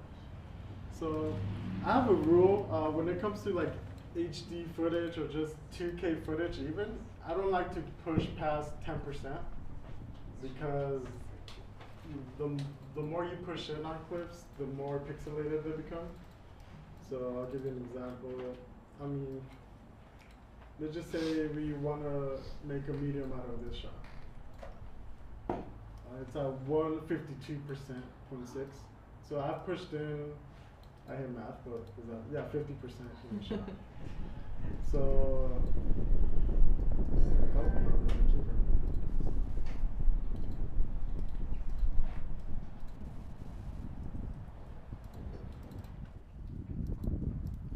So here's the thing, if you want to be able to push in on things, you have to be able to tell the director, the DP, and a lot of television shows shoot at 6K. Why? Because they don't have time, and they want to be able to make that wide shot into a medium, into a close-up, without losing resolution. But if you're shooting at HD and you want to push in that much, good luck. It's going to look really pixelated. Can you full screen it so we can see how that kind of looks if you blow it up? Oh, yeah, you can even see it here, actually. Yeah. Do you guys see that? Yeah. So if they shot at I think even 4K, it would be this pixelated. But if it's like 6K, 10K, stuff like that, like you wouldn't have noticed this pixelation. The bad thing about 6K, 10K, all that stuff, the files are huge, like huge. So the DP really has to know what they're doing. And yeah. Have you ever been mad? Okay. Sorry, because then if you cut it in and it's that pixelated on this screen, then forget about it in the huge movie theater, right? Oh, yeah. Yeah. Exactly. So you almost have to shoot on like 6 or 10 if you're going to end up in a huge theater. Yeah, and if it's for TV shows and you know you have the money and you don't have time, it's like, let's just shoot it high quality. We'll make a medium out of this, a close-up out of it. And, but yeah, if we're independent, like, yeah, let the DP shoot the close-up to it. I never have shot 6, 8, or 10K. Yeah, that is on every project.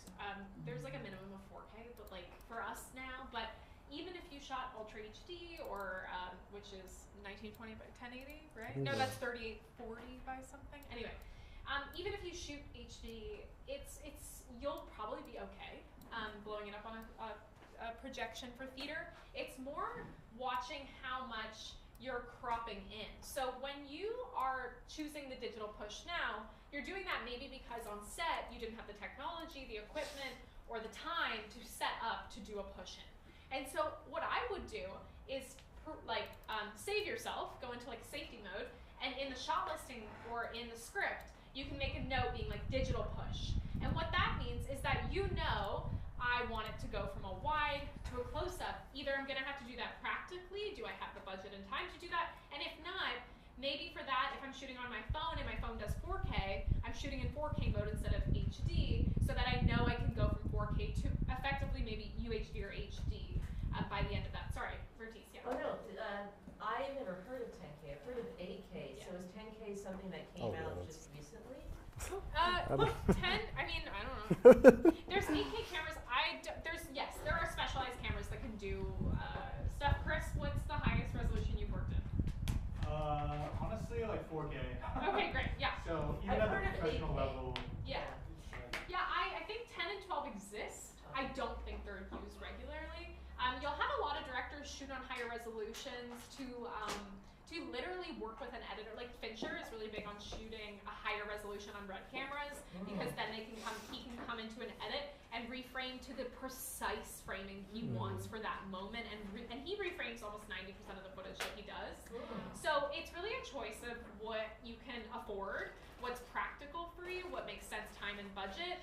There is no requirement for the film challenge to shoot a minimum resolution, correct, Nick? That is correct. Great. Yeah. Am I also correct in once we throw this on YouTube and things like that, doesn't it get down res too in case or no? So now YouTube can accept 4K, I believe, right? Yeah, so YouTube can accept 4K, but the majority of the streaming that you'll have, whether it be like your Wi-Fi or your whatever, YouTube will adjust based off of the bandwidth. So if you're watching on a phone or a laptop, the majority of the time it's probably gonna like dull it down to like HD or UHD. But there is no requirement that you shoot a certain resolution. That's hopefully not what I'm telling you. Yes. It is more that just keep in mind that if you are going to be adding reframes or pushes, that you will probably see if you push past the resolution, the like degradation of an image when it's blown up on a screen. So I would just say save yourselves and just make sure that everything you're doing you're prepping for. And so yeah, Nick. Question, again, this is possibly a dumb question because usually I'm involved in the not tech side. But is the bigger, when we're shooting in 4K, again, this is 5 days, the big issue that we run into is once the uploading of files. Yes. And the downloading of files, being able for that for us. So is that any ideas or, I mean, compressing ways or? Totally. So I think what we'll dive into tomorrow, which would be a really good lesson, is proxies as well, which are smaller files that make it quicker for you to edit on your system. If you were shooting on your iPhone and forgot it was in 4K mode, I will avoid shooting in 4K for the majority of home videos I do, like if it's my cat or my dogs, because I'm just like, oh, I can't send that to anyone on text for that exact reason, that it takes longer to upload, more file space. You're gonna have to either purchase a bigger drive or be mindful of the space you have in your computer. Well, that one last other thing on that. So Vimeo, like there are ways a lot. So at the back end for us, as those that are involved in the challenge, you can upload directly to Film Freeway. For us, what's unique is different. We have to be able to download and download at scale. So when we get those panic emails that Matt, everyone finally saw Matt. That's the that side. Yeah, I will say once again, no minimum resolution. If you tell a good story, it's going to be a good story regardless of the resolution you have. The most important thing is character and story, and making your audience feel the way that you want them to feel. And so it is just a consideration for if you in post decide, oh, I need to push in on everything, or oh, I need to crop into everything. You may see that it looks good on your laptop or your tablet or your phone, but when it is blown up, if you have the opportunity to be screening at a film festival or at an awards, the promos or the trailer, you will notice that. So just keep it in mind and just ask the questions if you have the questions. questions about resolution, or test it on like the largest thing you can, if it's a TV or if it's your phone or whatever it is. Just test it. Any other notes, Mario, about that? No, you said No? it. Okay, great. So we're going to wrap up. Are there any other questions we have today? I think we learned a lot. I know we're in a dark room. We probably want to get some sun before it goes down, right? So if we're good, feel free to, we'll stay around for a few minutes if you have personal questions. But we will be back in here tomorrow, 10 a.m. beginning. You can arrive as early as 9 if you want to get some coffee and tea and hang out or ask questions. You thought of some overnight. But thank you so much for today, everyone. Thank you. And also, we're posting that around 5 on the later today, that little fun video. So if you guys follow us at Disability Film Challenge, you can see that. Do a little comment, a little like, show us some algorithm love, and also let's show some love to cinematography director.